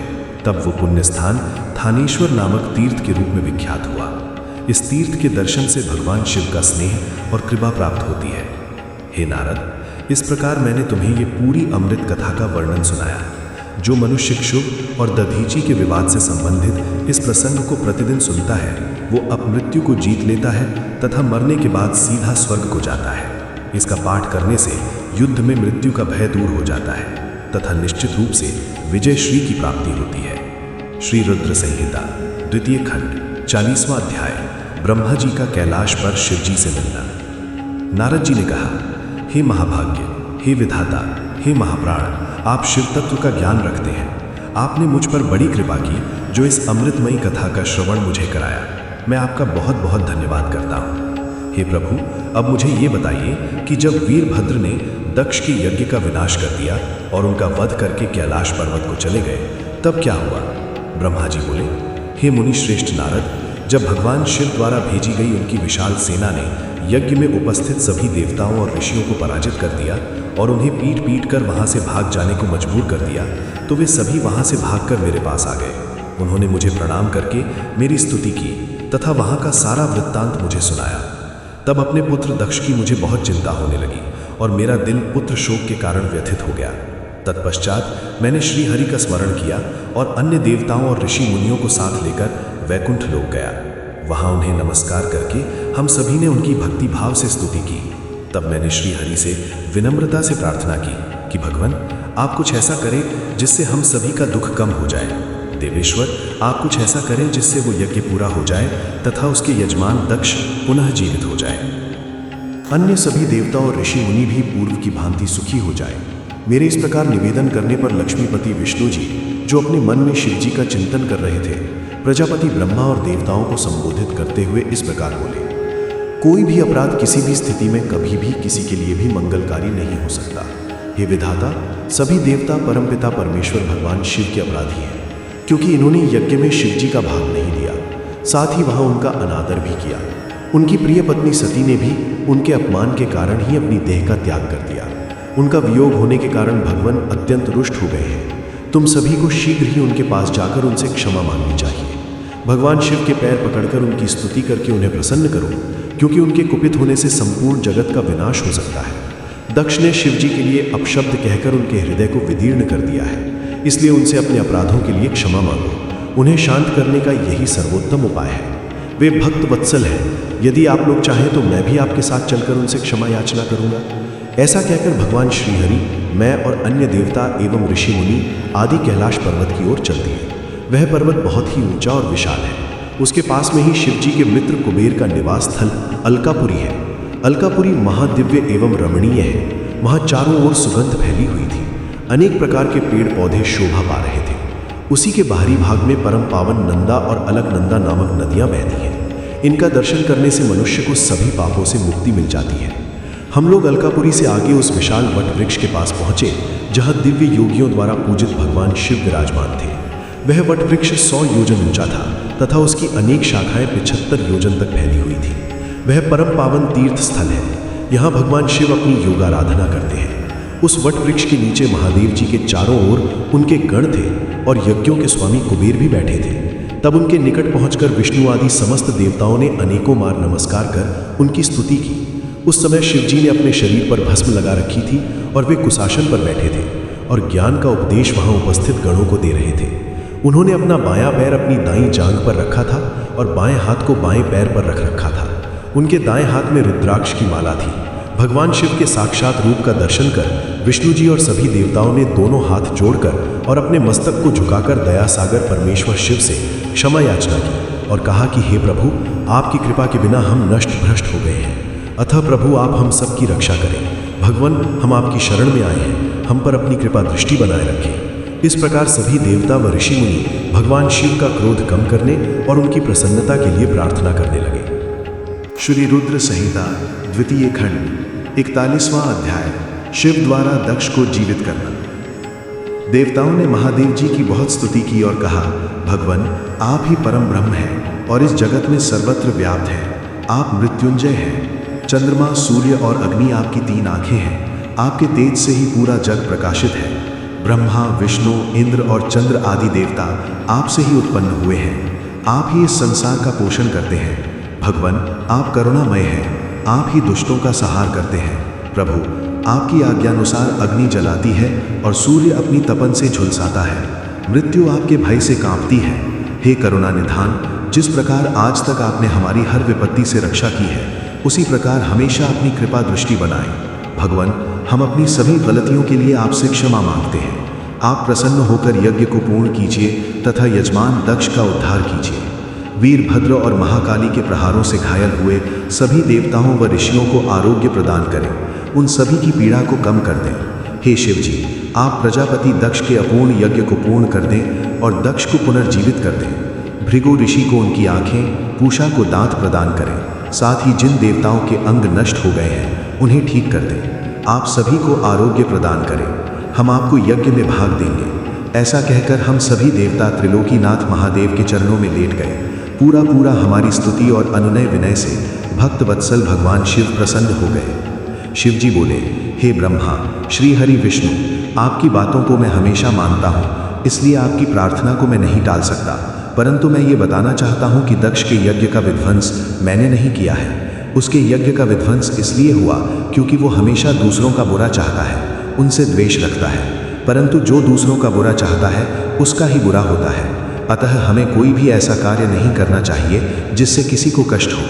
तुम्हारी प्रार्थना से मैंने तुम्हें क्षमा कर दिया है और तुम्हारी विनती मानकर मैं दक्ष को जीवित कर रहा हूँ। परंतु दक्ष का मस्तक अग्नि में जल गया है, इसलिए उनके सिर के स्थान पर बकरे का सिर जोड़ना पड़ेगा। भक्त सूर्य के नेत्र से यज्ञ भाग को देख पाएंगे तथा पूषा के टूटे हुए दांत सही हो जाएंगे। मेरे गणों द्वारा मारे गए देवताओं के टूटे हुए अंग भी ठीक हो जाएंगे। भृगु की दाढ़ी बकरे जैसी हो जाएगी। सभी अध्वर्यु प्रसन्न होंगे। यह कहकर वेदी के अनुसरण करता परम दयालु भगवान शंकर चुप हो गए। तत्पश्चात मैंने और विष्णु जी सहित सभी देवताओं ने भगवान शिव का धन्यवाद किया। फिर देवर्षियों सहित शिव जी को उस यज्ञ में आने के लिए आमंत्रित कर हम लोग यज्ञ के स्थान पर गए जहाँ दक्ष ने अपना यज्ञ आरंभ किया था। उस कनखल नामक यज्ञ क्षेत्र में शिव जी भी पधारे। तब उन्होंने वीरभद्र द्वारा किए गए उस विध्वंस को देखा। स्वाहा, स्वधा, पूषा, तुष्टि, धृति, समस्त ऋषि, पितर, अग्नि व यज्ञ, गंधर्व और राक्षस वहां पड़े हुए थे। कितने ही लोग अपने प्राणों से हाथ धो चुके थे। तब भगवान शिव ने अपने परम पराक्रमी सेनापति वीरभद्र का स्मरण किया। याद करते ही वीरभद्र तुरंत वहां प्रकट हो गए और उन्होंने भगवान शिव को नमस्कार किया। तब शिव जी हंसते हुए बोले कि हे वीरभद्र, तुमने तो थोड़ी सी देर में सारा यज्ञ विध्वंस कर दिया और देवताओं को भी दंड दे दिया। हे वीरभद्र, तुम इस यज्ञ का आयोजन करने वाले दक्ष को जल्दी से मेरे सामने ले आओ। भगवान शिव की आज्ञा पाकर वीरभद्र गए और दक्ष का शरीर वहां लाकर रख दिया, परंतु उसमें सिर नहीं था। दक्ष के शरीर को देखकर शिव जी ने वीरभद्र से पूछा कि दक्ष का सिर कहाँ है। तब वीरभद्र ने बताया कि दक्ष का सिर काटकर उसने यज्ञ की अग्नि में ही डाल दिया था। तब शिव जी के आदेशानुसार बकरे का सिर दक्ष के धड़ में जोड़ दिया गया। जैसे में ही शिव जी की कृपा दृष्टि दक्ष के शरीर पर पड़ी, वो जीवित हो गया। दक्ष के शरीर में प्राण आ गए और वो इस प्रकार उठ बैठा जैसे गहरी नींद से उठा हो। उठते ही उसने अपने सामने महादेव जी को देखा। उसने उठकर उन्हें प्रणाम किया और उनकी स्तुति करने लगा। उसके दक्ष के हृदय में प्रेम उमड़ आया और उसके प्रसन्न चित्त होते ही उसका कलुषित हृदय निर्मल हो गया। तब दक्ष को अपनी पुत्री का भी स्मरण हो गया और इस कारण दक्ष बहुत लज्जित महसूस करने लगा। तत्पश्चात अपने को संभालते हुए दक्ष ने करुणा निधान भगवान शिव से कहा, हे कल्याणमय महादेव जी, आप ही इस जगत के आदि और अंत हैं। आपने ही इस सृष्टि की रचना का विचार किया है। आपके द्वारा ही हर जीव की उत्पत्ति हुई है। मैंने आपके लिए अपशब्द कहे और आपको यज्ञ में भाग भी नहीं दिया। मेरे बुरे वचनों से आपको बहुत चोट पहुंची है, फिर भी आप मुझ पर कृपा कर यहाँ मेरा उद्धार करने आ गए। भगवान, आप ऐश्वर्य से संपन्न हैं। आप ही परमपिता परमेश्वर हैं। प्रभु, आप मुझ पर एवं यहाँ उपस्थित सभी जनों पर प्रसन्न होइए और हमारी पूजा अर्चना को स्वीकार कीजिए। ब्रह्मा जी बोले, नारद, इस प्रकार भगवान शिव की स्तुति करने के बाद दक्ष चुप हो गए। तब श्रीहरि विष्णु जी ने भगवान शिव की बहुत स्तुति की। तत्पश्चात मैंने भी महादेव जी की बहुत स्तुति की। भगवान, आपने मेरे पुत्र दक्ष पर अपनी कृपा दृष्टि की और उसका उद्धार किया।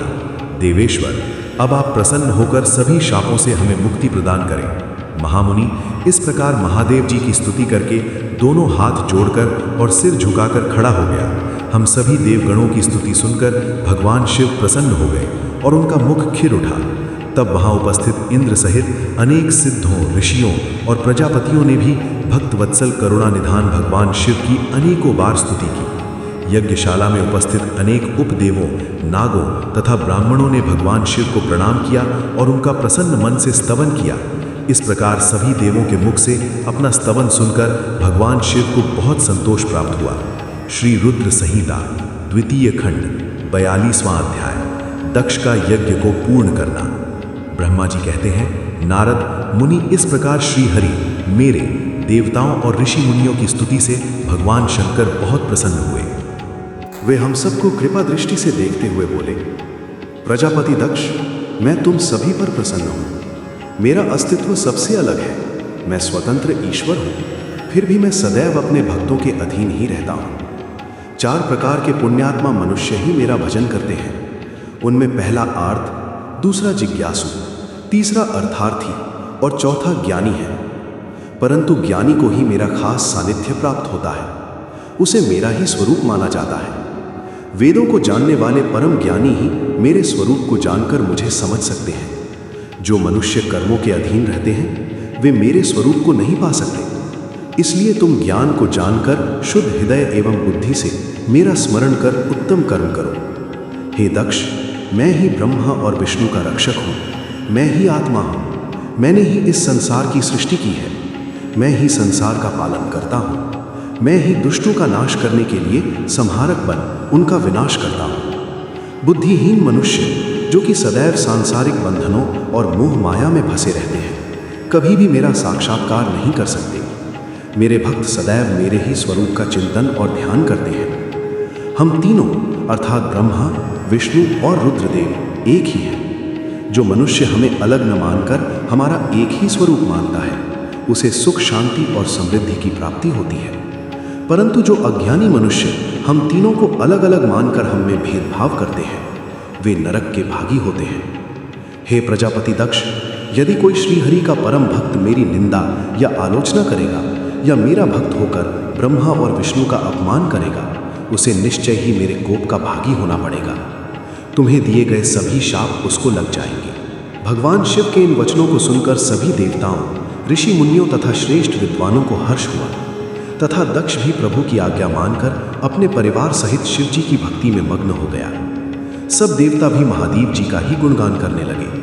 वे शिव भक्ति में लीन हो गए और उनके भजनों को गाने लगे। इस प्रकार जिसने जिस प्रकार से भगवान शिव की स्तुति और आराधना की, भगवान शिव ने प्रसन्नतापूर्वक उसे ऐसा ही वरदान प्रदान किया। तत्पश्चात भक्तवत्सल भगवान शंकर जी से आज्ञा लेकर प्रजापति दक्ष ने अपना यज्ञ पुनः आरंभ किया। उस यज्ञ में उन्होंने सर्वप्रथम शिव जी का भाग दिया। सब देवताओं को भी उचित भाग दिया गया। यज्ञ में उपस्थित सभी ब्राह्मणों को दक्ष ने सामर्थ्य के अनुसार दान दिया। महादेव जी का गुणगान करते हुए दक्ष ने यज्ञ के सभी कर्मों को भक्तिपूर्वक संपन्न किया।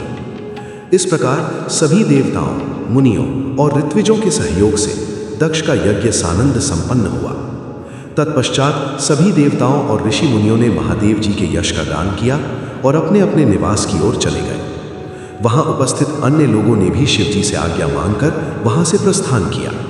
तब मैं और विष्णु जी भी शिव वंदना करते हुए अपने अपने लोक को चल दिए। दक्ष ने करुणा निधान भगवान शिव की अनेकों बार स्तुति की और शिव जी को बहुत सम्मान दिया। तब वे भी प्रसन्न होकर अपने गणों को साथ लेकर कैलाश पर्वत पर चल दिए। कैलाश पर्वत पर पहुंचकर शिव जी को अपनी प्रिय पत्नी देवी सती की याद आने लगी। महादेव जी ने वहां उपस्थित गणों से उनके बारे में अनेक बातें की। वे उनको याद करके व्याकुल हो गए। हे नारद, मैंने तुम्हें सती के परम अद्भुत और दिव्य चरित्र का वर्णन सुनाया। ये कथा भोग और मोक्ष प्रदान करने वाली है। ये उत्तम वृत्तांत सभी कामनाओं को अवश्य पूरा करता है। इस प्रकार इस चरित्र को पढ़ने व सुनने वाला ज्ञानी मनुष्य पापों से मुक्त हो जाता है। उसे यश, स्वर्ग और आयु की प्राप्ति होती है। जो मनुष्य भक्ति भाव से इस कथा को पढ़ता है, उसे अपने सभी सत्कर्मों के फलों की प्राप्ति होती है। श्री रुद्र संहिता द्वितीय खंड समाप्त।